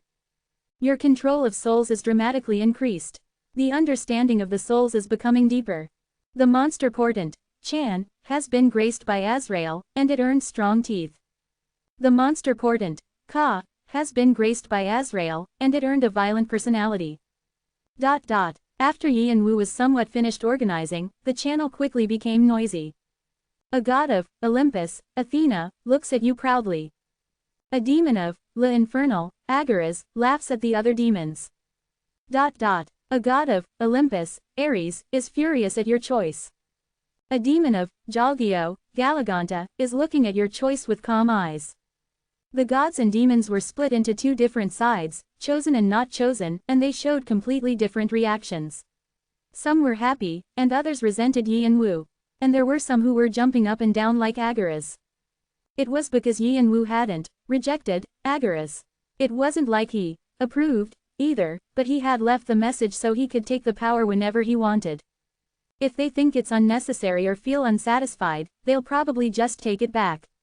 And there will be those who just leave it. The gods and demons were prideful, so it was unlikely that they would take their presence back. Only through this would they be able to be connected to Yanwu, and they needed to observe him. It wasn't a bad choice for Yanwu either. He might need other powers as he climbed the floors. If he left some there, he could use it well another time. Yvilk saw Yanwu's sly decision and couldn't help but laugh, oh yo, as he closed the channel. Yanwu really was amusing every time. After all channels were closed, Yvilk fixed his monocle and straightened his back. Also, there's a message that Hermes left behind. What is it? Yanwu's eyes sparkled. Looking at it now, there wasn't anything from Hermes. It was unexpected to him. If he had to pick the god he was closest to, it was probably Hermes. And Hermes was always watching him. Don't be flung around, and continue trusting the path you take. And he said that he'll always be watching you. Yi and Wu's eyes took on a strange gaze. You probably have the path you have to walk on. A long time ago, what Hermes said back then overlapping with now probably wasn't a coincidence. Thanks to that, Yi and Wu was able to have some confidence. Hermes didn't offer him a power because he trusted him. That was also how much the god respected him. Then that's all. I hope you do well on the other floors as well. Yvilk politely bowed, then clapped lightly. Talk. The air around Yi and Wu faded away, and he returned to where he was before he stepped into the portal. And from that moment, Yi and Wu wasn't able to erase the feeling that something was following him in the sky. Maybe, as much as he received, it seemed like he had received as much discomfort. Chapter 212 Philosopher's Stone 5. All restorations are complete. All the locks on the stage have been opened. The trial is restarting. After the general message that the restoration of the 23rd floor was finished popped up, all the guardians left the stage, patting each other's backs. And in a barren, empty field, a hand suddenly burst out from the red sand. Damn, the bow god Jiang Wei slowly rose from the ground with a grimace. How much time had passed? He hurt all over. As he stood up, things that looked like flesh dropped to the ground. They were the corpses of the monsters he used to protect himself. While he had been chasing after Yi and Wu, he ended up on the 23rd floor, where he was suddenly put in a dangerous situation because of Agara's and Hermes' descent. Even though he was an apostle of Yi, because he hadn't received a blessing at the moment, he was helplessly swept away from the power of the two supernatural beings. He was like a shrimp swept up in a battle of whales. So to protect himself, not only did he summon monsters, he fell into a comatose state hiding his body underground. If he was going to die anyway, he would rather die painlessly. Also, he was relatively used to these kinds of situations compared to the other players. Thankfully, Yi seemed to have graced him, so Jiang Wei was able to escape without any severe injuries. He was weaker, but if he got enough rest, it would be fine. Jiang Wei opened a subspace, grabbing a piece of jerky. He needed to get a grasp on the situation first. Fortunately, Agara's and Hermes' presences seemed to be gone. However, with everything completely different, it wouldn't be easy to chase after the hoarder.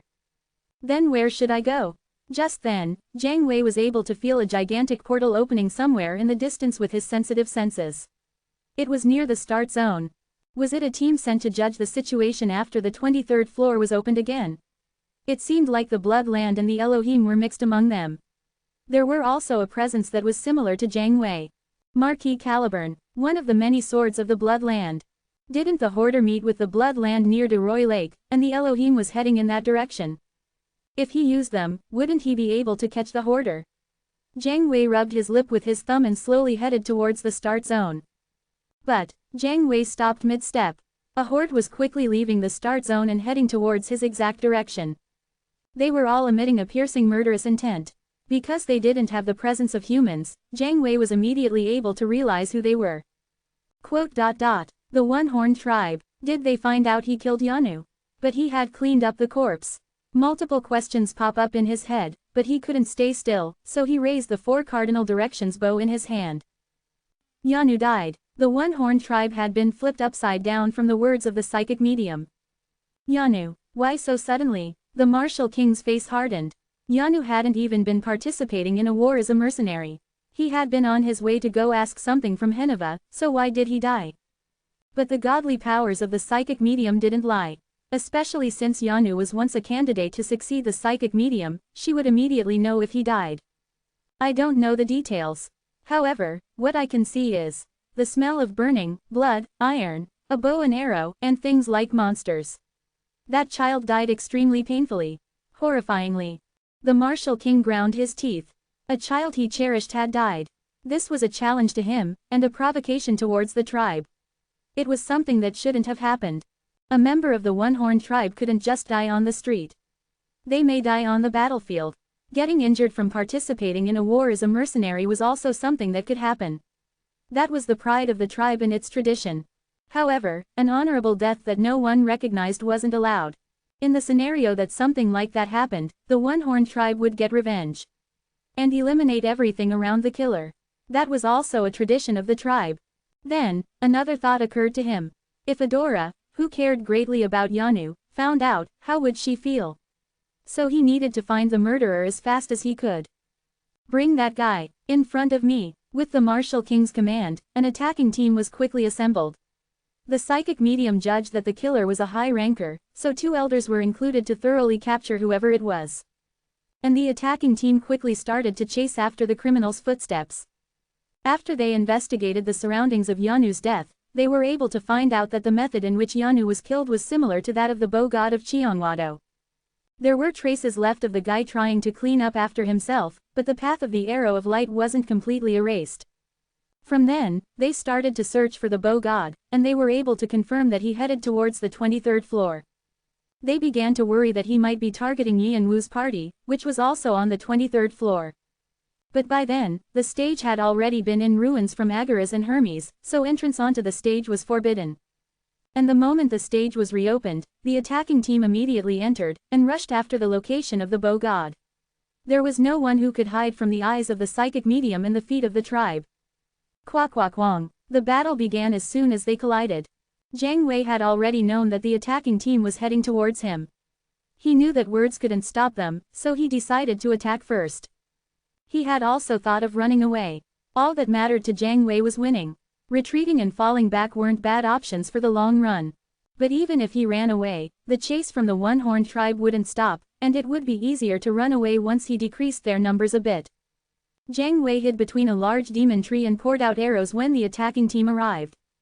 Less than Sozhang, greater than the moment he exploded the power that Yi Yi had given him, the arrow of light split into tens of fragments and covered the heads of the attacking team. Spread out. But the attacking team had already been expecting Jiang Wei, and the 15 members of the team quickly moved according to the orders of the elder. Gather. And with the orders of another elder, they drew a circle around Jiang Wei and ran at him. Pababat. Jiang Wei put 5 Sozhangs on the arrow and shot them at the ground this time. Quakwang. When he did, a cloud of dust floated up in the air and blinded the attacking team. Jiang Wei jumped above them and consecutively shot Sozhangs at the dust cloud. Pubububing. Hundreds of arrows of light pierced through the dust cloud. Less than Sozhang, rabid showers greater than. After that, smaller explosions continued to explode and the restored forest began to be destroyed again.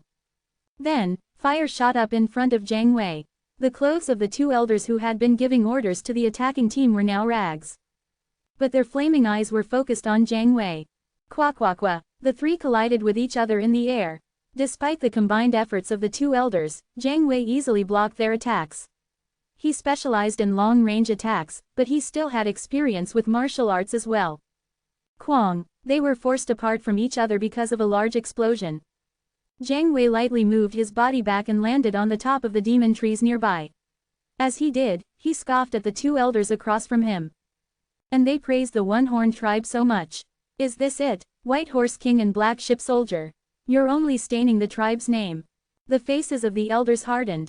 The short White Horse King and the long-limbed, stick-like Black Ship Soldier were famous for conquering the tower together. Each of them were powerful, but combined, they were strong enough to battle Gandam of the 9 kings. However, Jiang Wei was belittling them, saying those were all lies.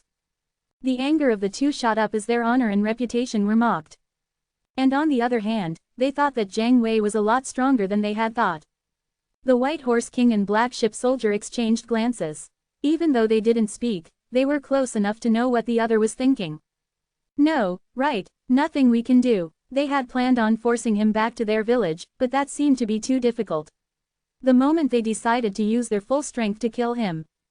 Walk. Strong winds suddenly began to blow along the 2 elders. The remainder of their clothes started to flutter. Now, they were going to use their full power.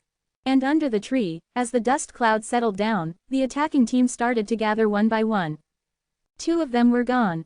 They had died from the explosion, but the remaining members didn't care. They were only filled with thoughts on how to kill Jiang Wei.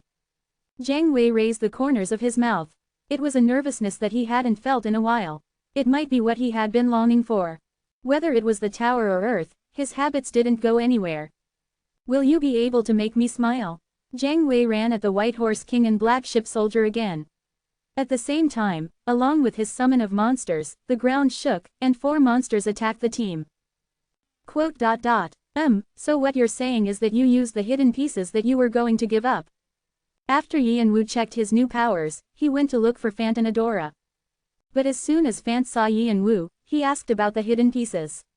He hadn't forgotten Yi and Wu's promise to make him an elixir with purple devil flowers in the hearts of the ceratopsian dinosaurs. Yi and Wu flinched. Earlier, he needed the devil's blessing to fight against Agaras, and he had used all the hidden pieces. Fant began to grumble, saying that Yi and Wu took all the good things for himself and stormed out. It was a completely unexpected reaction. Yi and Wu looked at Adora, not knowing what to do, and Adora smirked. It's because he's shy. What was this about? Shy? He thinks that you'll talk about serious things now, so he's being shy about that. Yi and Wu laughed bewilderedly. That guy had that kind of cute side to him. It seemed like he had realized that Yi and Wu was going to talk about the mask. Adora held Yi and Wu's hand and stuck her pretty face in front of him. Don't feel too rushed. Today's not the only day. She was saying that Yi and Wu should stay with them. Yi and Wu nodded his head, looking at Adora. He was starting to trust the two. Adora thought that this was the chance. Like she was possessed, she started to lift Yi and Wu's mask. The door burst open, and Fant stuck his face inside. Whatever happens, I'm on your side. Fant left again after leaving those words behind. Yi and Wu's eyes widened, and he grinned again. He was sure, out of the many people he met in the tower, these were truly special. On the other hand, Adora ground her teeth after Fant ruined the mood. They left the tower and headed for the One-Horn tribe's village. Like Yavilk had said, they couldn't avoid the attention from the large clans. Those who had been after Brahm and Sesha would come after them, so they decided it was dangerous to move to the 24th floor. But the quiet and calm village was noisy. Father, what's wrong? Adora's face hardened seeing the busy tribe members moving around. The smell of blood filled the air. It meant that someone was sick. The martial king nodded his head with a stiff face, which was unlike him. Old man Karam died. Sorry. So did Tina, Srave, and Yan. Please speak more slowly. What are you talking about? The martial king explained Yanu's death and how they had assembled the attack team to chase after Jiang Wei. 6 people had died from the initial 15, and the White Horse King and the Elder Karam were included in the 6. The remaining 9 were critically injured. Yanu. Yi and Wu supported Adora from collapsing on the ground. She was someone who didn't normally waver, but she seemed to be greatly shocked. Yi and Wu's eyes widened when he heard the martial king's response. Oh God, why is he suddenly after the One-Horn tribe? No, to be exact, had he been after Heneva? It concerned him that the location of the murder was near Heneva's smithy. What about that guy then? What are you planning on doing, father? Fant asked with fire in his eyes, grinding his teeth. If Jiang Wei was in front of him, he would have ran at him to chew him up. We have to go after him again. Since he attacked us to this extent, it means that he saw us as fucking dumbasses. The martial king twisted his lips. He bared his teeth. I'm going to twist his neck. If the martial king moved, it meant that the entire tribe would move. A new attack team was made with the martial king at the center, and they immediately chased after Jiang Wei. There probably wasn't anything else Jiang Wei could do other than run away. It could only become even more noisy because the tower was already bustling with news from the 23rd floor, and Jiang Wei had fanned the flames. Everyone was sensitive at the movement of the large clans after the war with the Red Dragon and Qianghwado, so the public opinion turned sharp again. Amidst the busy tower, Yi and Wu went to Heneva's smithy to prepare something else. I thought you would come after focusing on climbing the tower more. What are you doing here? Heneva tilted his head in confusion. He hoped that the weapons he made for Yi and Wu hadn't been broken already. He seemed oblivious about what was going on outside. And he didn't seem to be injured either. Yi and Wu inwardly sighed in relief, and got to the point. I have something to ask of you. What this time? If it was related to Yi and Wu, it would probably be something that was a pain in the ass. Heneva frowned. Yi and Wu asked with a slight smile. Do you know about the Philosopher's Stone? Yi and Wu spoke in a tone that implied it was obvious Heneva should know. Heneva's frown turned deeper. What kind of shit is that? Is this some shit from a constipated bull? Are you selling drugs? Chapter 213 Philosopher's Stone 6. What he said was extremely direct. This may have been why the large clans blacklisted him. On the other hand, he was also slightly worried. Could he bring Heneva in like this? It's an important topic. It can't be leaked. Heneva realized that Yi and Wu was being serious, and put his pipe in his mouth. He nodded with a frowning face. Yi and Wu began to explain what happened with the Philosopher's Stone. He purposely left out the parts about the Red Dragon and Qianghwado. Instead, He talked about how he gathered materials according to the Emerald Tablet, and how Brahm had helped him to research it. Yi and Wu was a bit hesitant to bring Heneva in. Fant and Adora were different. They were similar in that he didn't explain himself to them, but the reason was not the same. It kept on occurring to him that he might be pulling Heneva into a thorny path. However, Brahm had spoken without sugarcoating his words. All I can help is with theories and experiments. The only person who can actually carry them out is probably Heneva. We need his help. Something always goes wrong in the process of invention and creation. Finding the mistake and fixing it was the most important part, in this case. In that aspect, Heneva was the best man for the job. Then, Brahm had continued, making Yi and Wu's heart heavier. I don't know much about your relationship with Heneva, but I know about Jung Wu's.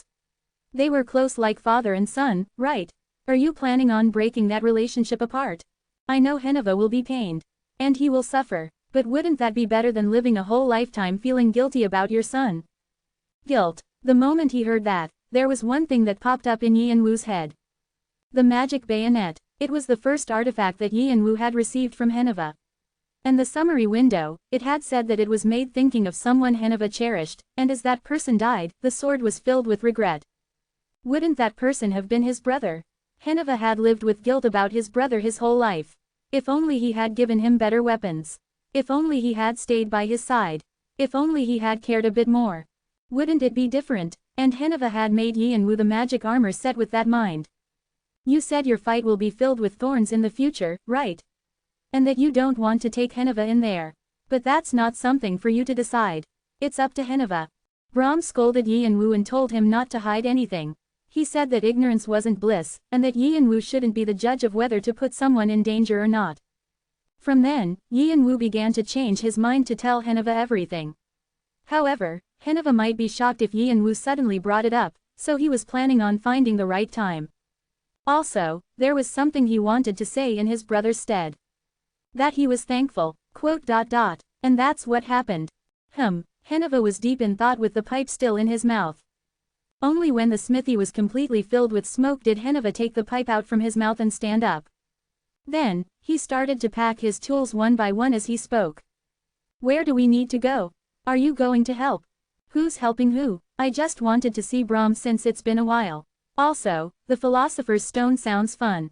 Heneva must have been embarrassed even as he was grumbling because his ears became slightly red. Thank you. Yi and Wu bowed his head with sincerity. To his brother, and to himself, Heneva was really someone deserving thanks. Long time no see, Heneva. Tisk. How did you get caught up with this fool? Anyways, it's been 20 years. Nice to see you. Heneva and Brahm had hugged each other as soon as they met. After they met 20 years ago, they became close enough to send letters to each other and ask how the other was doing. They acknowledged the skills the other had. It wasn't because they were one of the top 5 artisans, but because their knowledge in their area was extraordinary. The two were tense about making the treasure of the century, the Philosopher's Stone. Yi and Wu summoned Bu and Rebecca as well. Bu was showing rapid growth after Yi and Wu gave him the Lawless book a while ago. Bu would be a great help in this endeavor. The same went for Rebecca. Her experience with Cernunos had given her immense knowledge.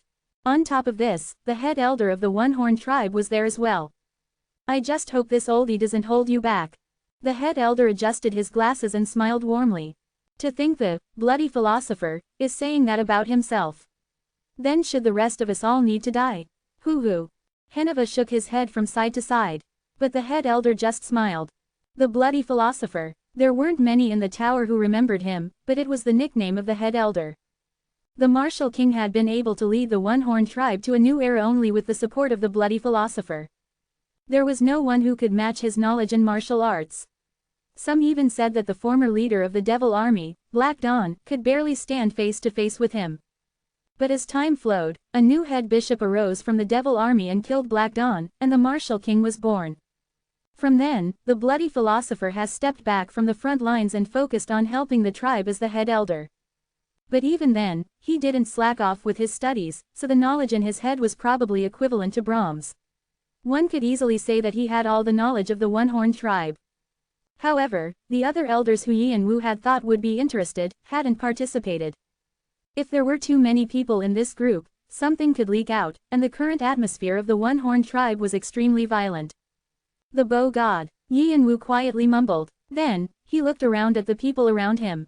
Then let's begin. Heneva, Brahm, Bu, Rebecca, and the head elder. He was in charge of leading all of them. He was lacking in many ways in front of these incredibly skilled players, but his understanding of the Emerald Tablet was the deepest, and he was the one who had laid out the plans.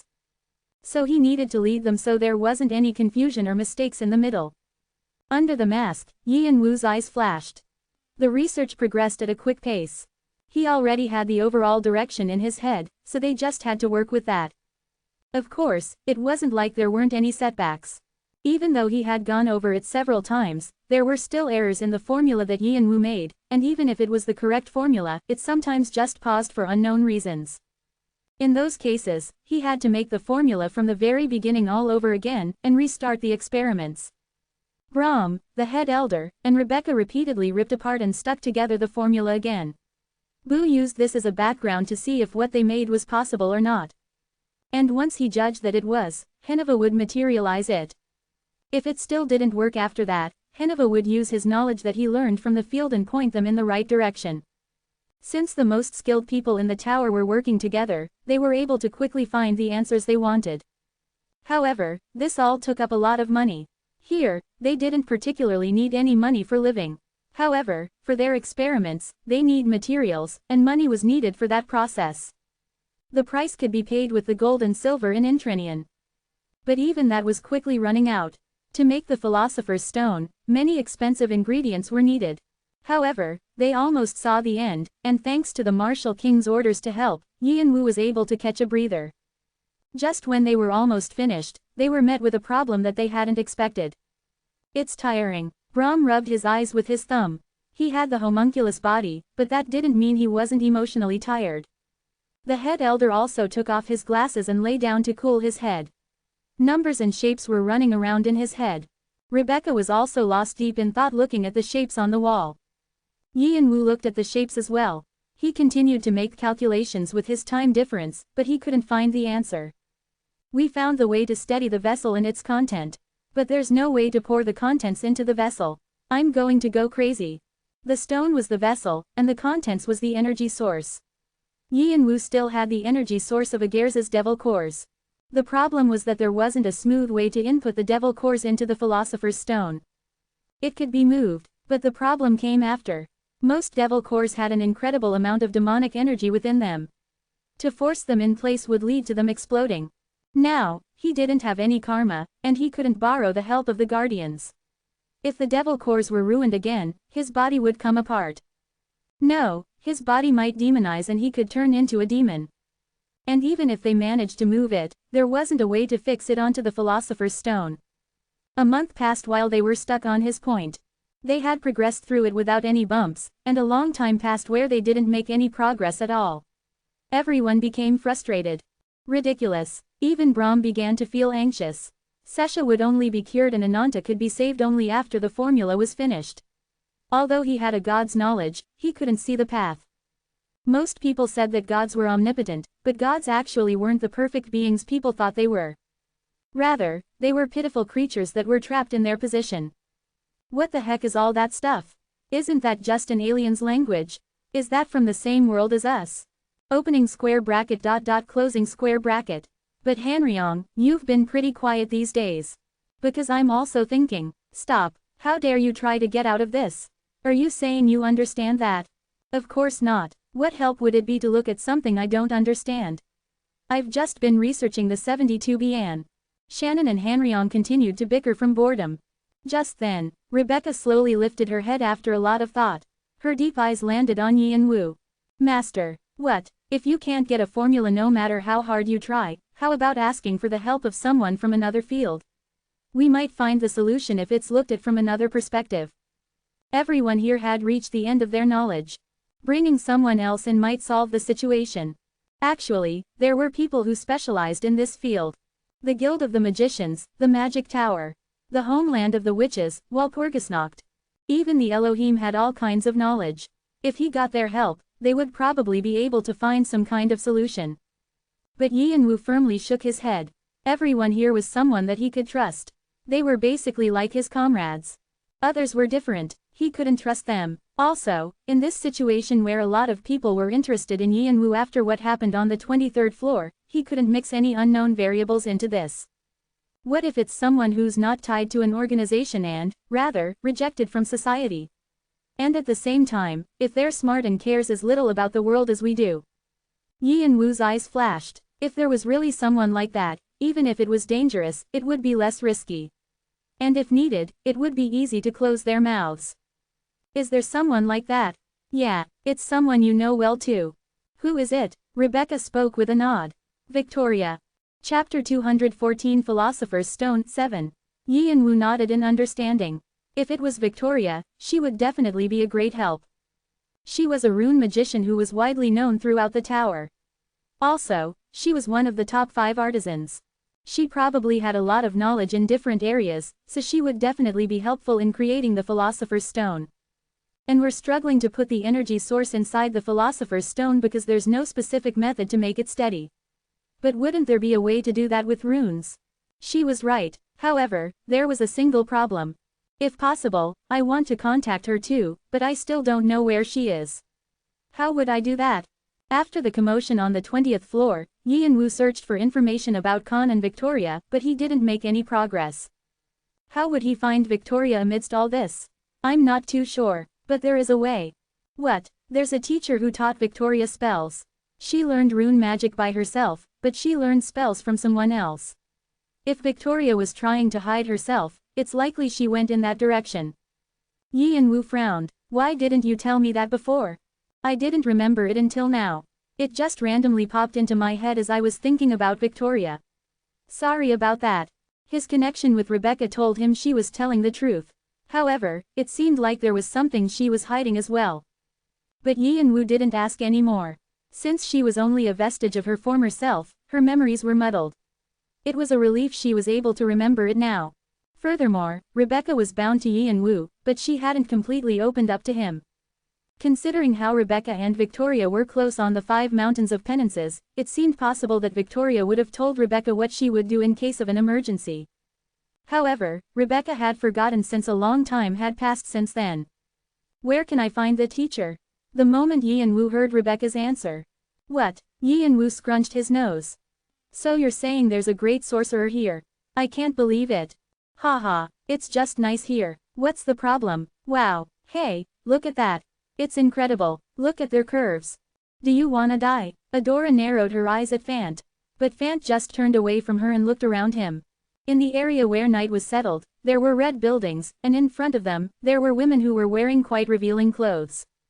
Where they were was a pretty famous entertainment district. There was all kinds of prostitution, nightclubs, and even drugs. Of course, Adora didn't feel comfortable here. Even though they said that there were places for women to enjoy as well, she didn't like it. They were too direct and uncivilized. The street filled with all kinds of desire was unpleasant. But still, the reason why she came here was because of one person. Adora glanced at the person standing indifferently next to her. Yi and Wu was wearing his black mask, having a careless stance. Was it because of his toned body or his firm eyes? Some women looked seductively towards Yi and Wu, and others even grabbed his sleeves. But Yi and Wu didn't move. He just brushed them away like they were annoying. As time went on, more people gathered, amused with his reaction, but Yi and Wu just firmly stood there. While Adora thought it was a relief Yi and Wu was like that, she ground her teeth thinking of the person who was late to their promised meeting. Actually, this kind of environment wasn't unfamiliar to Yi and Wu. Back in Africa, the soldiers who worked under him liked to release their tension through various ways. Being in charge of them, he also went with them, but he never really enjoyed it. At the time, he had been dating someone, and he didn't understand why people like this. His subordinates had asked Yi and Wu if he was a prude, but Yi and Wu didn't care. But on the other hand, it didn't mean that he felt uncomfortable, like Adora did. People lived all kinds of lives. Like other places, this was also just a place where humans lived, and Yi and Wu didn't care too much about that. All he was interested in was the fact that there was a sorcerer somewhere here. A sorcerer. It had almost been a year since Yi and Wu entered the tower. During that time, he had met countless players, but never a sorcerer. That was how rare a sorcerer was, but it was also because their area of magic was only a small part of the field. Most people considered sorcery to be under the category of magic, but this was a topic that the sorcerers and magicians frequently argued about. Magicians take their magic from the mana stream, but sorcerers borrow their power from spiritual beings. That was why magicians belittled sorcerers, saying they were just servants who couldn't do anything by themselves, and sorcerers looked down on magicians for not being able to see the true worth of their power. There were different kinds of sorcery, but the principle of it all was that they borrowed strength from spiritual beings. In a way, they were similar to apostles, who borrowed the strength of gods, or black magicians, who signed contracts with the demons, but it was also different. Apostles and black magicians were somewhat limited, but the sorcerers borrowed their strength from all kinds of beings. There were cases when they used the power from beings that weren't gods or demons as well. However, because they weren't bound to just one place, they also had clear limits, and it was difficult for them to pass down the power through their families. Also, it was hard to succeed. There were almost no sorcerers who had come from a sorcerer family. If it was the person who Victoria had learned from, Yi and Wu should have heard of them at least once as well, but the problem was that no one came to his mind. Just who is it? Of course, it could be someone he or his brother didn't know. The history of the tower was long, there were countless skilled people. However, if it was really someone who lived here, like Rebecca said, it was likely that they would have a personality that was hard to deal with, so he would have to pay special care. And it seems like people have started to guess who I am. The large clans had probably heard he had left the One-Horn tribe's village. He didn't have to be wary of them, but there was no reason to become tied up with them either. Just then, what's that? I think it's them. Fant and Adora turned their gazes. From far away, a crowd of people was rushing at them. The annoying prostitutes who had been roaming around Yi and Wu all frantically ran away. The servers and the customers all lowered their eyes to the ground and went somewhere else. Fant and Adora's expressions turned strange. They didn't expect the loud entertainment district would suddenly turn so cold. It seemed like those guys were in charge of this place. Have you come? But the same guys were busy bowing in front of Yi and Wu. The Night Watch. After being defeated by Yi and Wu a while ago, they had become his hunting dogs. Yi and Wu smirked, looking at the clan leader Bister and the guys behind him, his arms still crossed. It seems your group has become larger. Just enough to get by. Bister was trying to appease Yi and Wu in case he said something weird. With outstanding subordinates, he was treated as a king in this district, but Yi and Wu was still too scary to him. And after finding out that the commotion on the 23rd floor was centered around Yi and Wu, the guy in front of him seemed like a monster now. But Yi and Wu just spoke like he didn't care about Bister's gaze on him. What I asked for. We found the location. But the place is a bit. Bister hesitated to speak. Take the lead. But Yi and Wu just nodded. Bister shut his eyes tight, knowing there wasn't anything else he could do. Follow me. As Bister took the lead, the bustling entertainment district split like the Red Sea of Moses. Yi and Wu and the other quietly followed him. How do you know these people? Things happened. Adora carefully asked, but Yi and Wu just avoided the question since it wasn't easy to answer. The place that Bister took them to was the building undergoing the most development in the district. It seemed like Bister had let them know in advance, because the workers at the door whispered in Bister's ears when they got there. The person you asked about is waiting on the 8th floor. The 8th floor was the top of the building. Bister had rented the entire building. Yi and Wu told his party to wait a bit, and he took the stairs to the 8th floor. But this place seemed a bit different from the rest of the entertainment district. All the workers were men. Young and handsome, and all flowery looking. And there was a thick smell of drugs coming from somewhere, making the air heavy. The smell got worse as he went higher, and when he arrived on the 8th floor, he thought his nose was going to rot. Kwong! Yi and Wu burst the door open with annoyance. All he was thinking about was to look for Victoria and return. Bister had already told them he was going to be there, but it seemed like they didn't care. It was worse than he expected instead. There was a sleeping woman hugging beautiful young boys and girls who looked to be barely 10, and there was only a robe draped around her body. Smoke continued to flow out from somewhere and the room was foggy. Yi and Wu narrowed his eyes. He was reminded of Hanbin from the 16th floor. It's a mess. Why, it's a feast to my eyes. He. Hanryong spoke of his dissatisfaction, agreeing with Yi and Wu. On the other hand, Shannon continued to giggle looking at the woman's curves. Yi and Wu stomped a foot into the ground. Kung, As he did, magic power flooded out, shaking the entire building. The candle where the smoke was coming from broke, and the people who had been deep in sleep woke up. "Who are you?" The women got up weakly. The robe slid down, but she didn't seem to care. Her seductive eyes looked Yin-woo up and down. "HNG, I don't particularly have a mask fetish. And I didn't call for you. Is this on the house? Well, it seems like you have a nice body, so I'll accept it this once." The women smiled, and patted the ground next to her. Her eyes were cloudy from the drugs, but it added to her captivating charm. Did she have a seducing spell on? Yin-woo felt the sudden urge to run at the woman. To feel her skin against his and throw her against the ground. His annoyance from the drugs turned into desire instantaneously. He wanted to extinguish his fury with heat. The cold-blooded trait is keeping you level-headed. You have gained a resistance to seduction. You have gained a strong immunity to the spell. But the spell was flicked out by his trait, and the woman's eyes widened.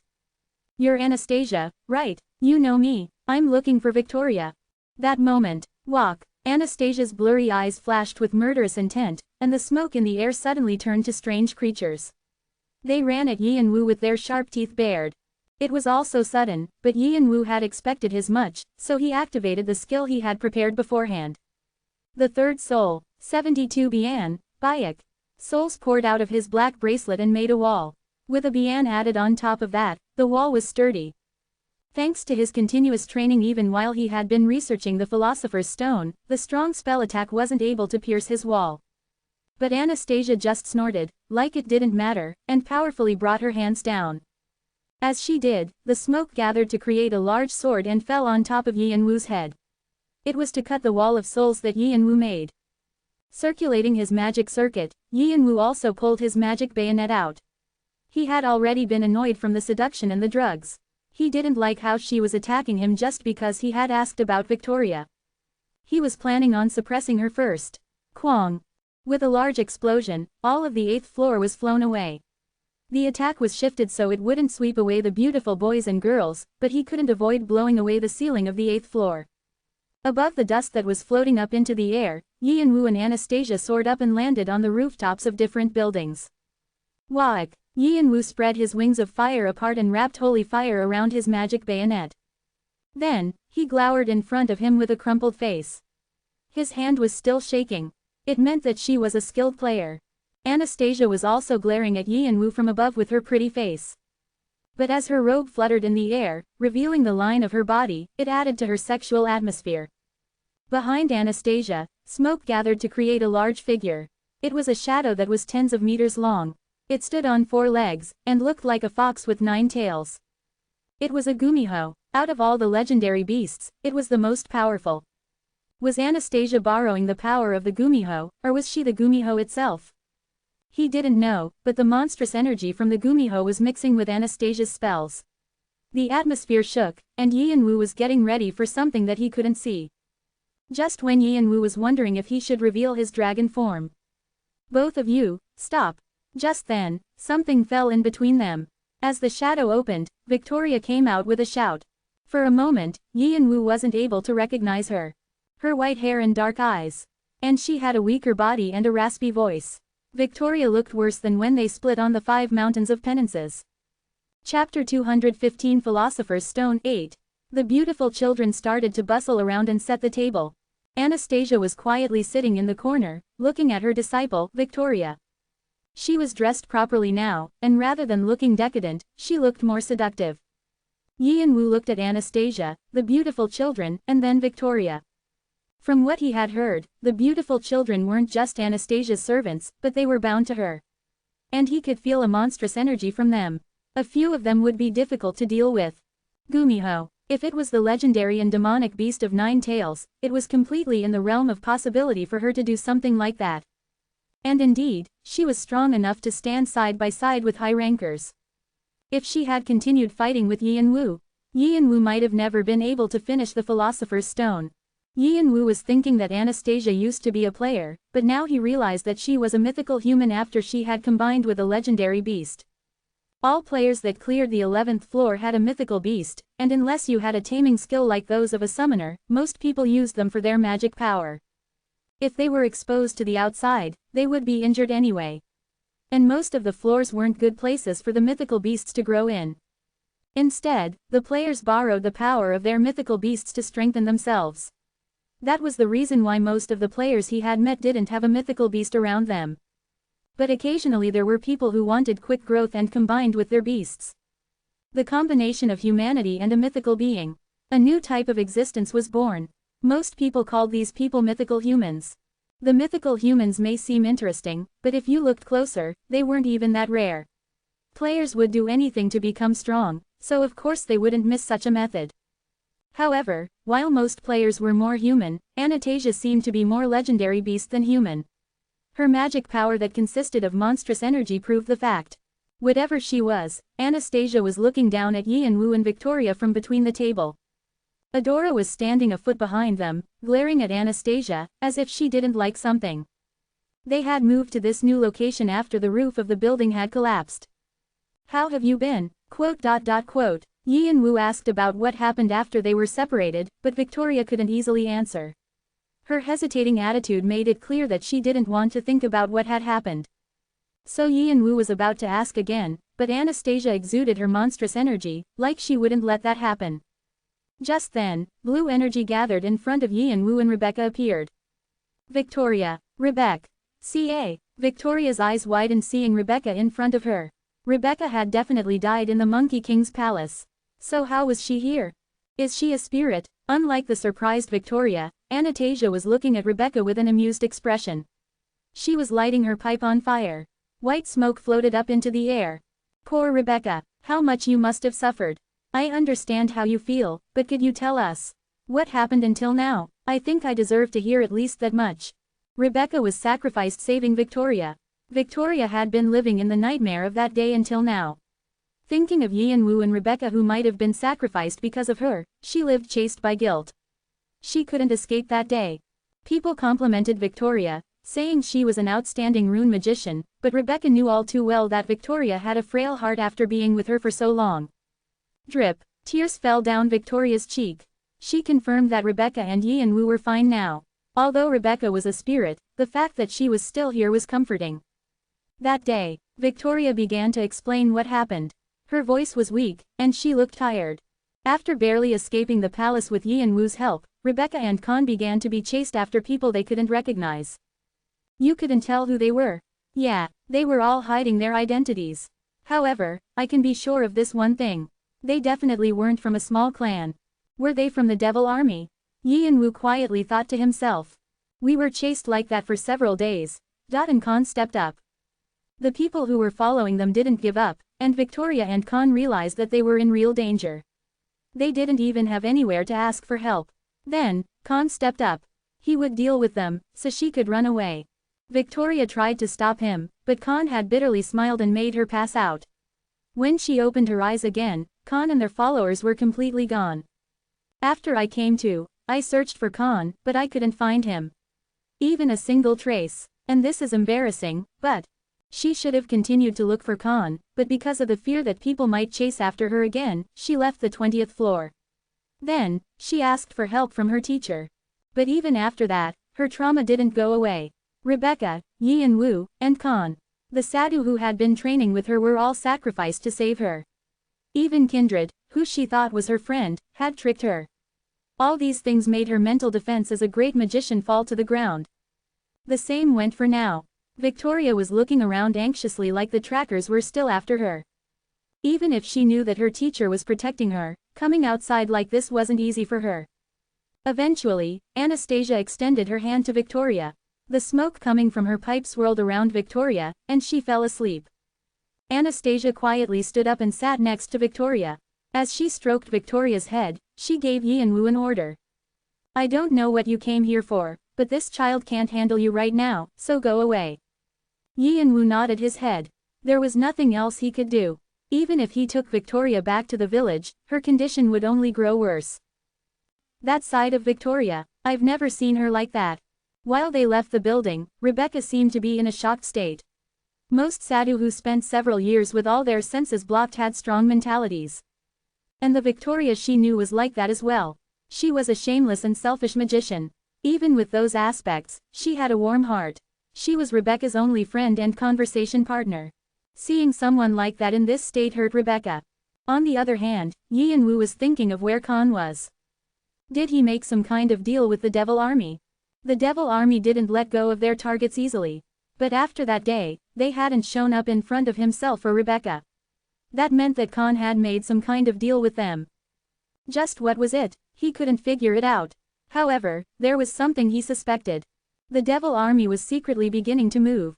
From controlling Ether to Sesh's kidnapping attempt, there was definitely something that connected them. Is it related to Doyle? But since Yi and Wu hadn't heard the story from Khan, there wasn't anything he could do. Khan's whereabouts were still unknown. There was nothing he could do until a clue came out about Khan and the Devil Army. Are we back to square one now? Victoria wasn't in the state to help them. He wanted to ask for help from Anastasia, but she considered Yi and Wu to be an enemy. Then, he had to find someone equivalent to them, but there wasn't anyone he could think of. A magician who was talented and not enemies with anyone. Just where would he get such a person? Even if there was, Yi and Wu didn't have any way to meet them. And the other 5 artisans are affiliated somewhere. Yi and Wu was blank for a moment. Or do I have to look for a mercenary? Even skilled magicians sometimes worked as mercenaries to get money for their experiments. If he put them under the pledge of mana, it might work. However, doing that would have an astronomical price, and even if the pledge of mana was conducted, information could somehow be leaked. If that happened, using the Kelet auction will become difficult too. What Yi and Wu wanted wasn't just to finish the Philosopher's Stone. He needed to shake the tower up using the fake Philosopher's Stone, and blame everything on the Walpurgisnacht. In front of the perplexed Yi and Wu, a refreshing breeze suddenly blew. It was a familiar energy. It was a breeze with monstrous energy. A yellowed book quietly came down. As Yi and Wu reached out for it, the book landed in his hands. Then, Anastasia's open speaking rang in his head. My disciple says to give this to you at least since she couldn't be of any help. I don't know why. Since you got this, don't show yourself again. The monstrous energy scattered. Rebecca quietly approached Yi and Wu. Her eyes became bigger seeing the title of the book. Master, is this? Yeah, I think Victoria guessed what we came here for. Just reading the title, Total New Theories of Rune Magic, about the strength that comes from godly spirits and about the writing of gods, Yi and Wu could feel a migraine coming on. These are Victoria's research papers that she was planning on announcing to the Magic Tower's scholars. Yi and Wu narrowed his eyes. Victoria simply gave them this book. Was that how bad her guilt was? Yi and Wu blamed himself for not looking for Victoria sooner. Victoria was a lot more apologetic towards them than he expected. Yi and Wu glanced back at where they just left.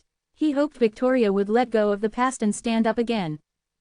Brahm turned bright after seeing Victoria's research papers. Sorcery. Since I'm weak in that area, it'll definitely be a huge help. And I skimmed through it, but the understanding in this book is deep. She attempted to set up a completely new field of magic. Victoria. I've heard of her, but she's more amazing than I thought. The research that Victoria had worked on the 5 mountains of penances were enough to amaze Brahm. Yi and Wu was a bit surprised after hearing that. There were countless different fields and areas of magic, but they were all the result of endless research throughout time. It had already been hundreds of years, and the Magic Tower became even more conservative.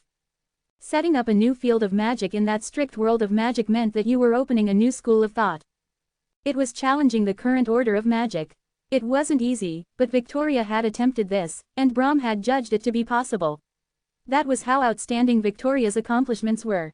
Thanks to her, Brahm was able to learn more and work at the Philosopher's Stone from another angle.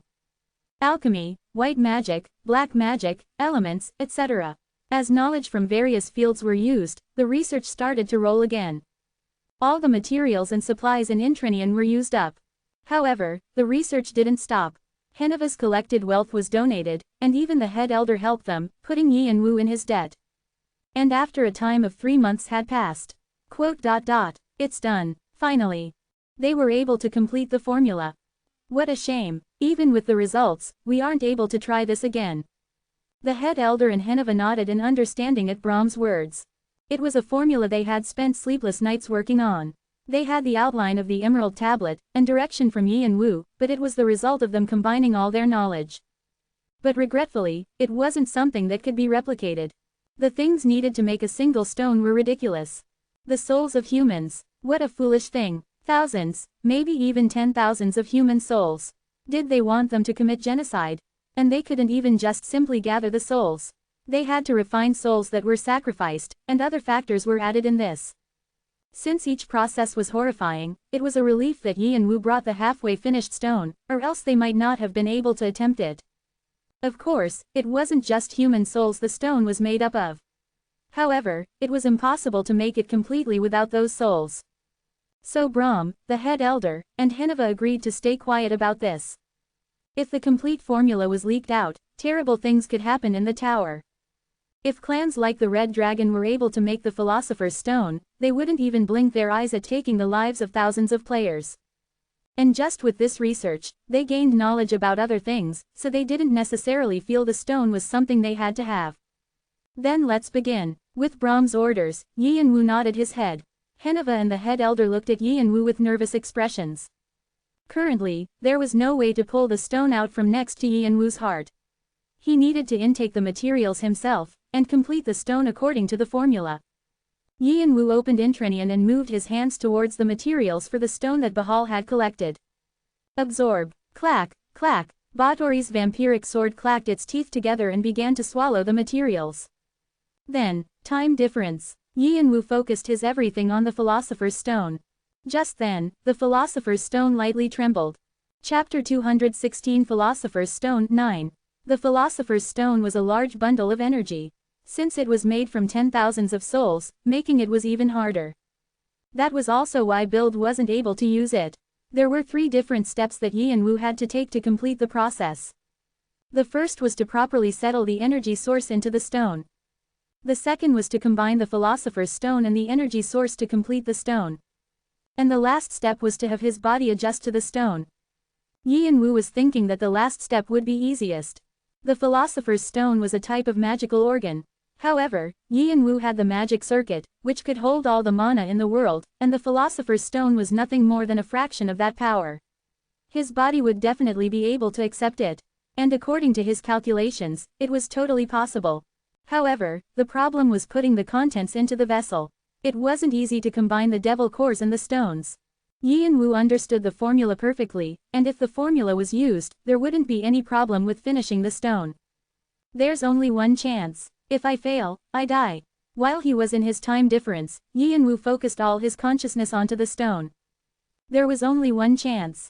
If there was the slightest mistake, the chance would evaporate into nothing. The devil cores and the stone that he gained with difficulty could be ruined. Since he had gone through it in his head several times already, nothing unexpected happened. Clack, clack, like pieces of a puzzle being assembled one by one, the stone next to his heart started to take form little by little. Nemesis and Nike had temporarily left the stone for the completion. There was nothing that was taking his attention away from the process right now. How much time had passed? The stone slowly started to look complete. The stone, which was about the size of a fist, was slightly trembling. It looked like it would break any second. There was only one material left now. The energy source, Agers's devil cores.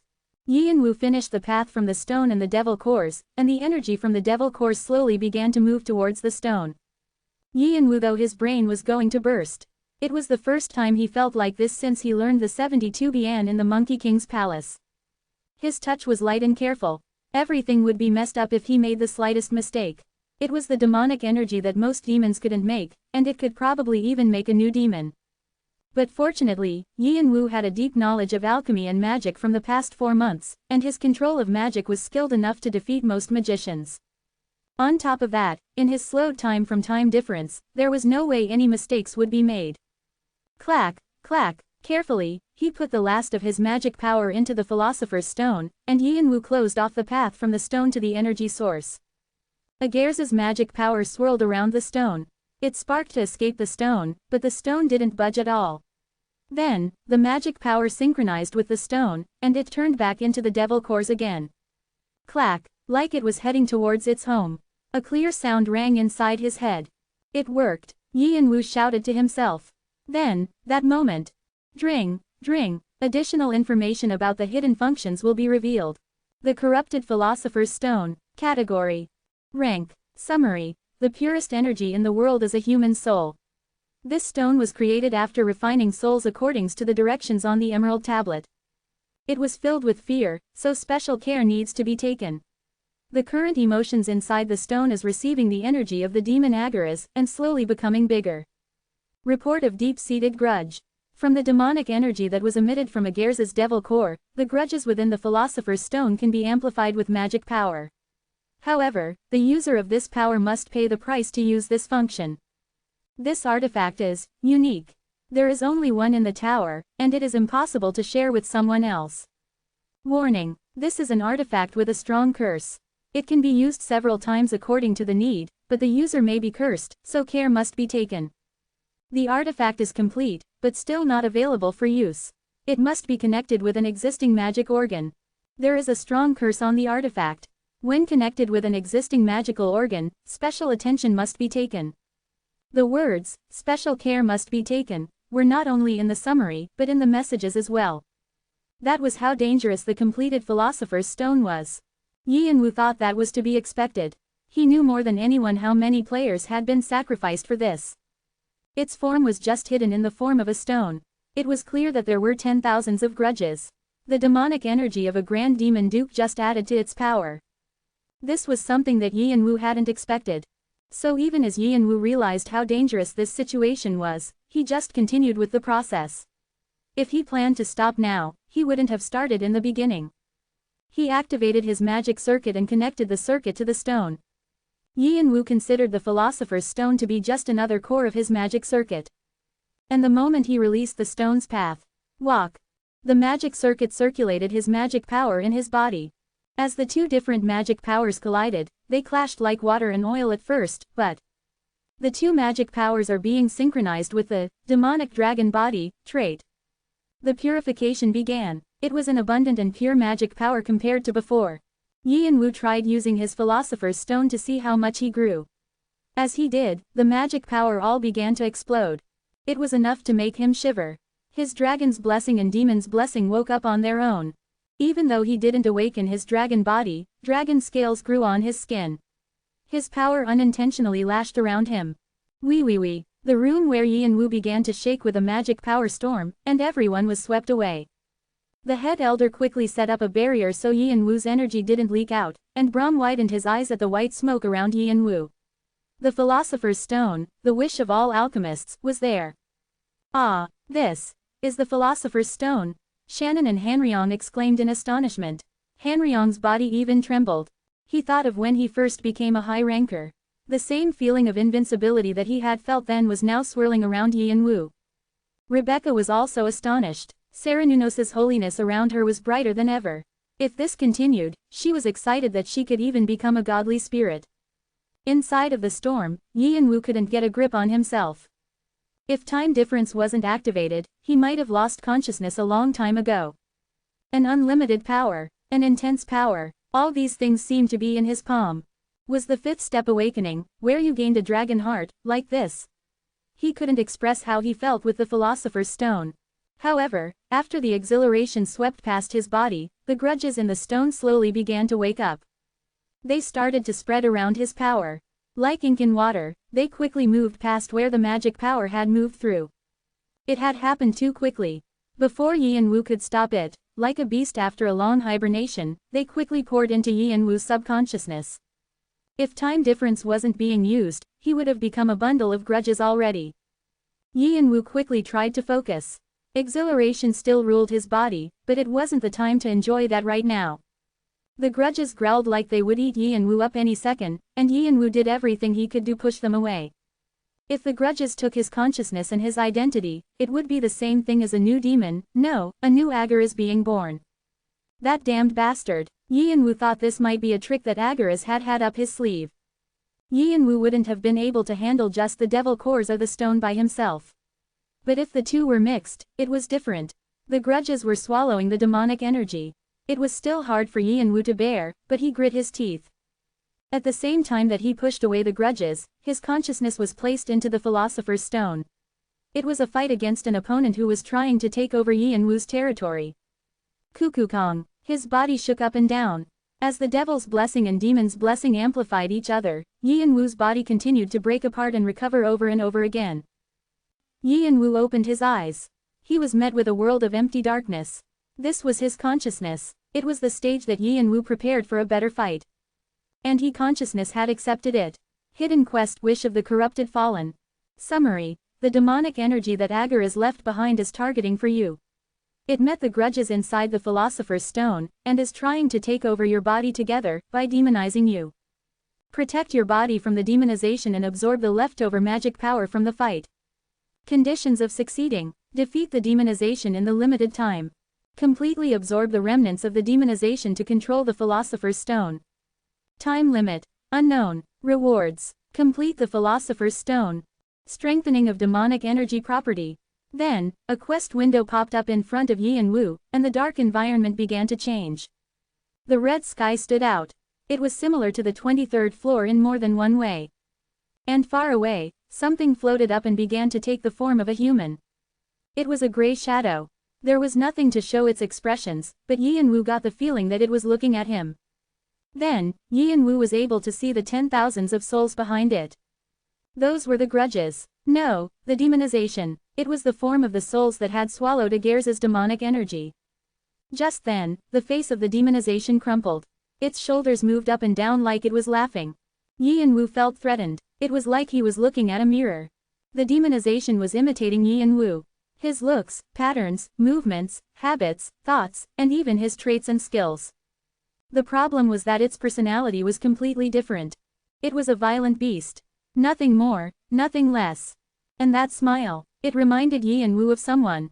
Agur's annoyance filled Yi Yanwu. The being's obsession brought on a migraine. However, although it was similar, it was also different. It was hard to explain, but they seemed to be fundamentally different. It's like me, but not. He couldn't shake the feeling that it was similar to his brother's shadow that he met on the 21st floor. But Yi Yanwu shook his head. It was someone who was created after imitating him anyway. He didn't have to be concerned about it. All he had to do was get rid of that thing he didn't want to look at. As Yi Yanwu moved the quest window to the side, his powers started waking up one by one. His dragon scales grew, and behind him, wings of fire flamed on his back.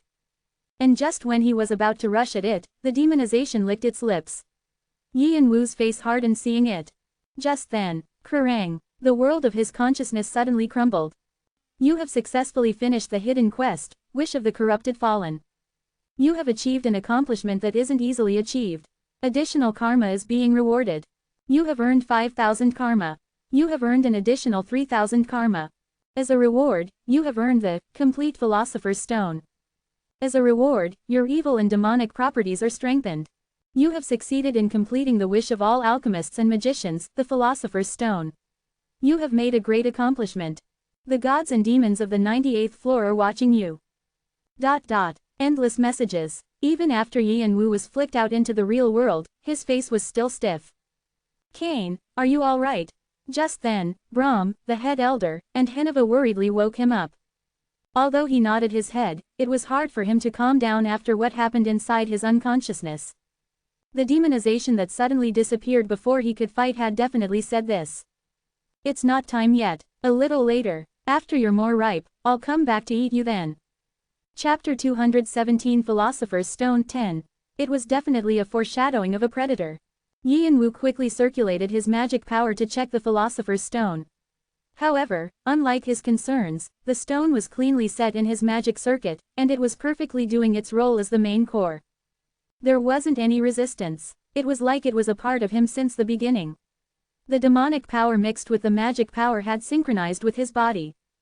The traces of the demonization couldn't be found anywhere. Was it in my head? Or was it just simply taking its last stand?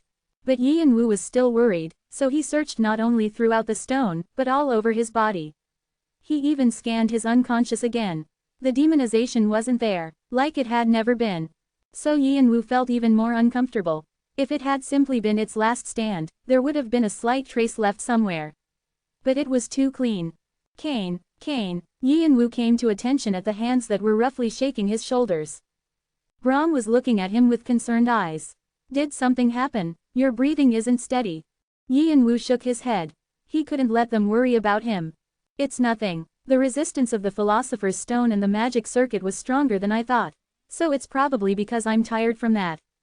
Of course. That must be it. It must have been difficult. How about going into rest? It's nothing. I'm all right now. Other than that, what happened to me in the meantime? Yi and Wu looked at the mess around him. The tools they had been using for experiments were scattered all across the floor. The mountain of documents had fallen as well. As expected, you don't have a clue about what happened outside. Yes, actually, it was chaotic. While Yi and Wu had been focusing on dominating the demonization, Yi and Wu's body consecutively crumbled and recuperated. It had been chaotic because of the strong magic power storm that might have been due to his demonic dragon body. If Brahm and the head elder hadn't stepped up to forcefully seal his body, half of the village might have been blown away. Yi and Wu nodded in understanding. Magic power was just flowing inside him, but he felt limitless. If he raised a fuss, he couldn't even tell how destructive it would be. A power that had to be stopped by two people. The painful side effects seemed to be from that. Other than that, the head elder pushed his glasses up and asked Yi and Wu with a serious gaze. How's the Philosopher's Stone? Is it useful? Brahm and Heneva nodded. Since they had finished the treasure of the century, they wanted to know as the creator. Yi and Wu slightly raised the corners of his mouth. Should we test it? Even while finishing the stone in the village, Yi and Wu didn't go easy on his training. His body would be able to tell if he took a break for even a few days. He needed to steadily make an effort. Additionally, he had learned new powers, so Yi and Wu couldn't slack off. Even though it was the training area that was as comfortable to him as his own house, Yi and Wu felt a thrill like it was his first time here. It was probably because of the powerful magic power flowing through his body. The magic power from the Philosopher's Stone became stronger as time went on. The dragon and demon's blessings woke up one by one, and his magic power was continually purified, expanding his circuit. Like it was naturally growing stronger without Yo Wu's interference, the Philosopher's Stone was slowly adjusting Yi and Wu's body. It cleared the unfamiliarity between the Philosopher's Stone and the demonic dragon body. After the process was finished, he would be able to grow again, like he had awakened another step.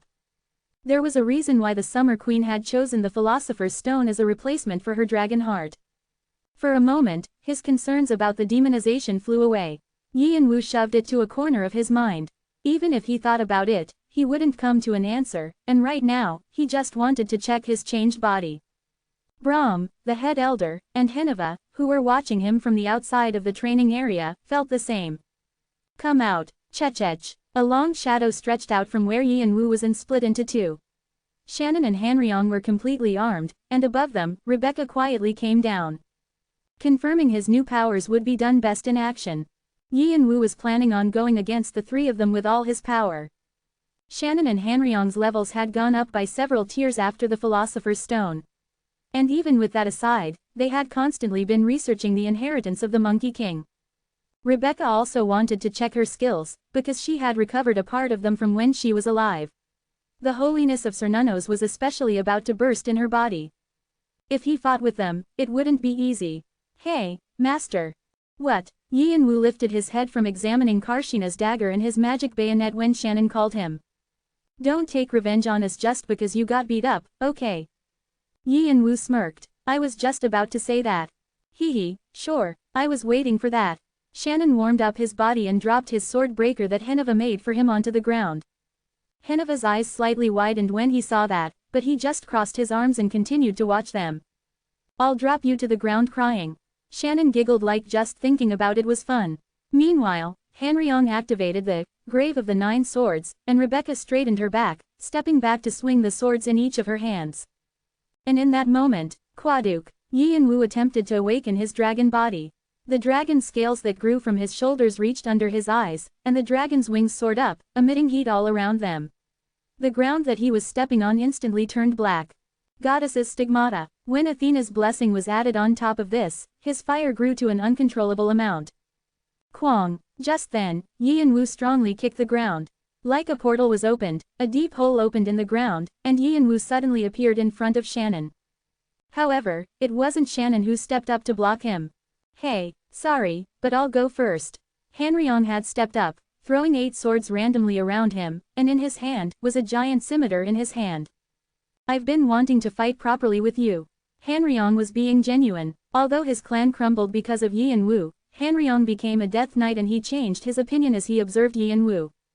Yi and Wu reminded him of his younger self.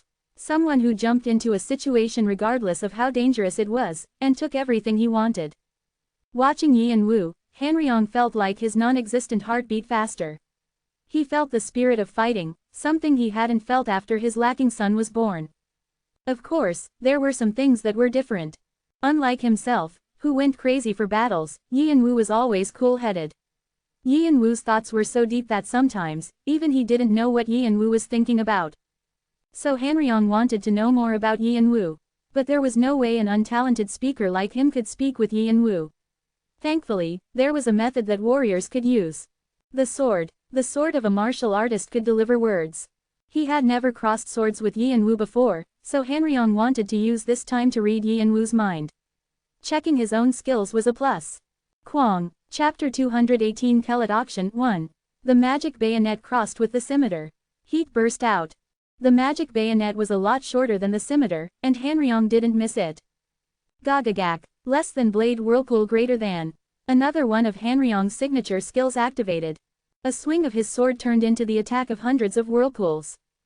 But Yi and Wu jumped up into the sky to avoid it. The whirlpools disappeared futilely. Meanwhile, Yi and Wu aimed for Hanryong's neck with Karshina's dagger. Kong. Hanryong pulled out his saber to avoid Yi and Wu's attack. The scimitar in his hand drew a straight line in the air.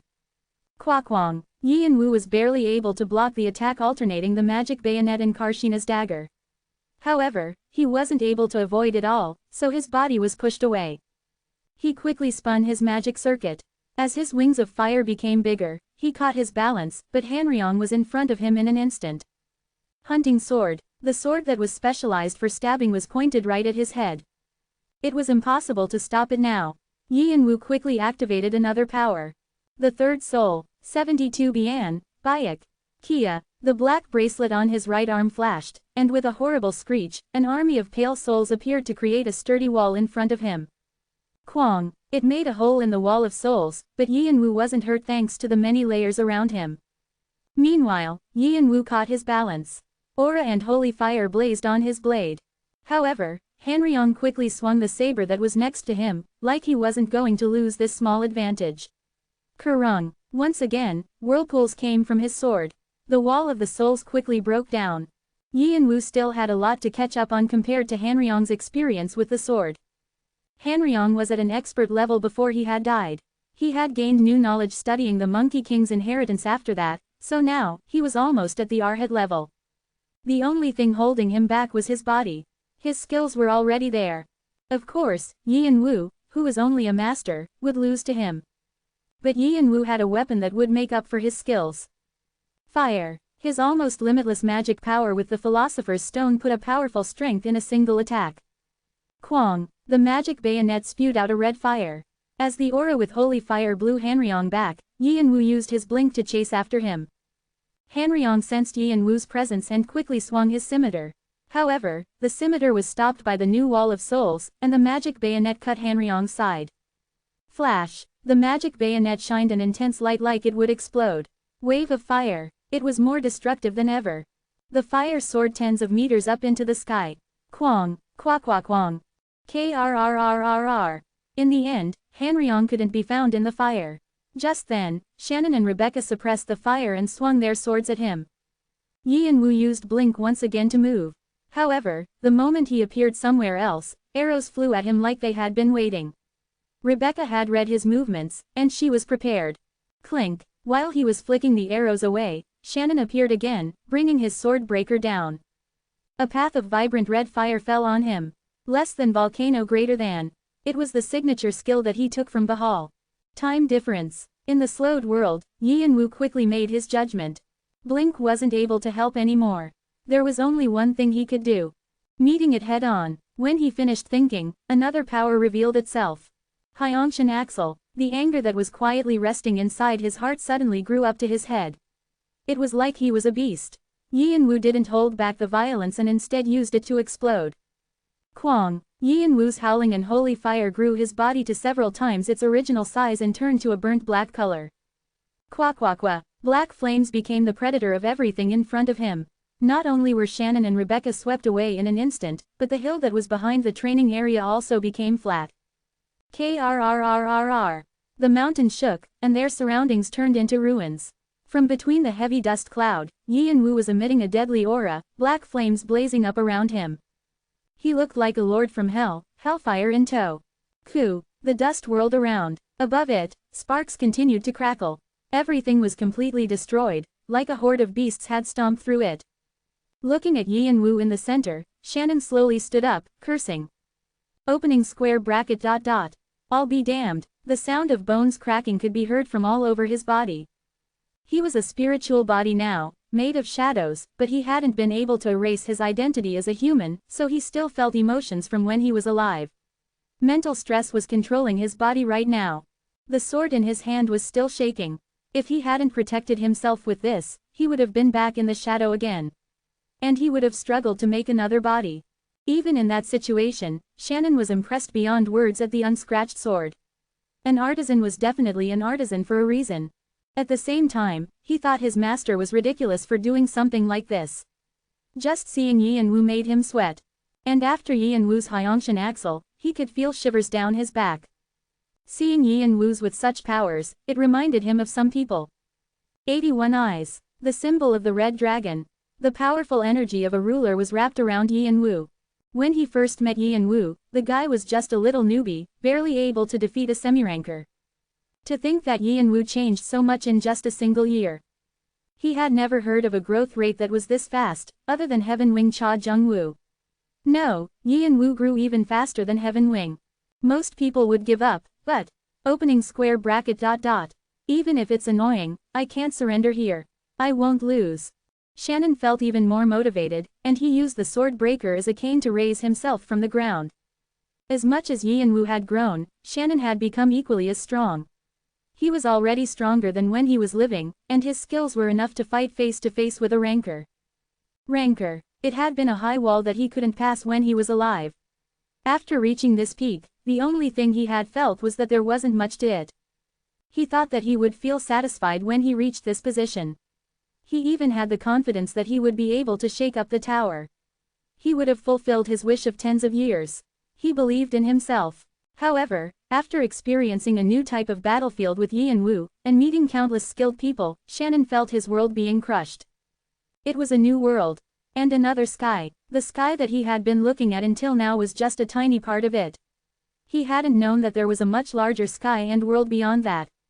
And experiencing that sky, Shannon considered all his accomplishments useless. He thought he wasn't enough. Yin Wu, who was at the same level as him 1 year ago, had a goal that was far off into the distance, and he just wanted to be next to him when he achieved it. However, Yin Wu's growth rate was too fast, so he had to work endlessly to catch up. Thanks to that, he was able to reach the expert level after using the 72 Bian and the Monkey King's inheritance as a background. But Shannon still thought he had a long way to go. Yin Wu had grown again this time. Since that was the case, he also needed to quickly catch up. Breaking down here was unforgivable. No, even with all that aid, Shannon had the mind to defeat Yin Wu at least once. After he had lost to him and followed him around during all this time, he was filled with the thought to not be defeated at least this once. And that moment, Waak, the black energy around Shannon became clear and started to multiply in amount. His connection with Yin Wu's was strengthened. The remnants of the devil cores in the Philosopher's Stone had flowed inside of him. A strong will has awakened a new devil's blessing. Properties of darkness and evil both increased by 30. Fire property has increased by 15. Congratulations. With the strengthened devil's blessing as the background, you have achieved taking a step closer to death. The Death Knight Shannon is undergoing a new change. His previous level is being raised by 1. His previous traits and class are being examined. He received the influence of the title, One Who Leads Death. Chechech. The black armor on Shannon became sharper, turning into the color of a shining metal black, and under his helmet, blue flames that looked like will-o'-the-wisps were burning. Inferno sight. When the hellfire that only the most powerful of those with the expert level brightly burned, Shannon's presence was amplified by several times. It didn't just become larger, but it boiled with a clear metal black color, like it was fire. The Death Knight Shannon has successfully evolved into a Death Noble. Death Noble. Knights who died feeling wronged aren't able to move on to the beyond. And a few of these Death Knights are able to receive power and positions from the Lord of Hell. Death always follows where they go, and as they get promoted in the position that they have, the amount of power that they can use also increases. Additionally, the greater the power, the greater their position, so they can create squads of soldiers. Shannon felt the power that was growing inside of him. With his cape fluttering behind him, Shannon roared. The sword breaker in his hand also exuded demonic energy. Was it because of the influence of the Philosopher's Stone? Or because of Shannon's strong will? He couldn't figure it out. But the power that Shannon was exuding was greater than ever, and Rebecca and Hanryong were surprised seeing Shannon so different. For Hanryong, it was something that scratched his pride. While Shannon had escaped his bindings, Hanryong, who had once been a high ranker, was still a Death Knight. And the same went for Rebecca. Her holiness was being pressed down by Shannon.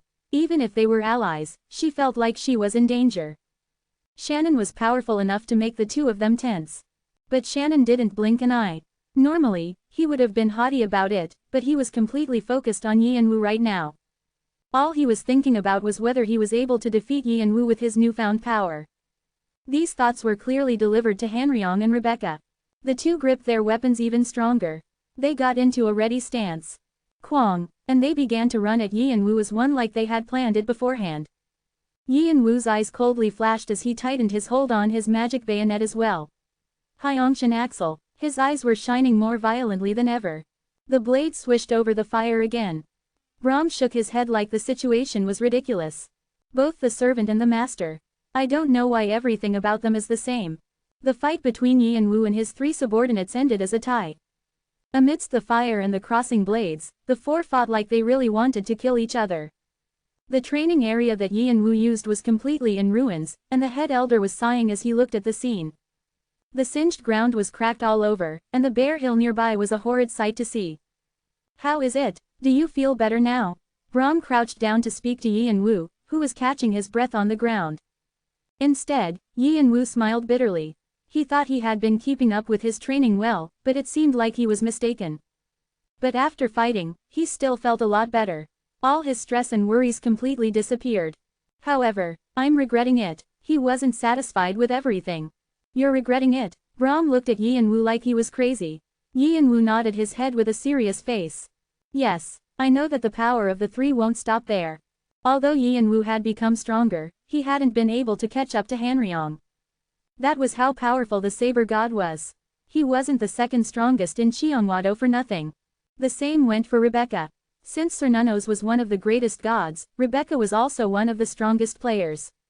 But right now, she had lost too much. Shannon surpassed his abilities from when he was living, but he wasn't able to properly use his new skills. Yi and Wu was just filled with the thoughts to become stronger. Brahm made a face like he was sick of Yi and Wu, then grinned. He felt like he knew how Yi and Wu had become so strong.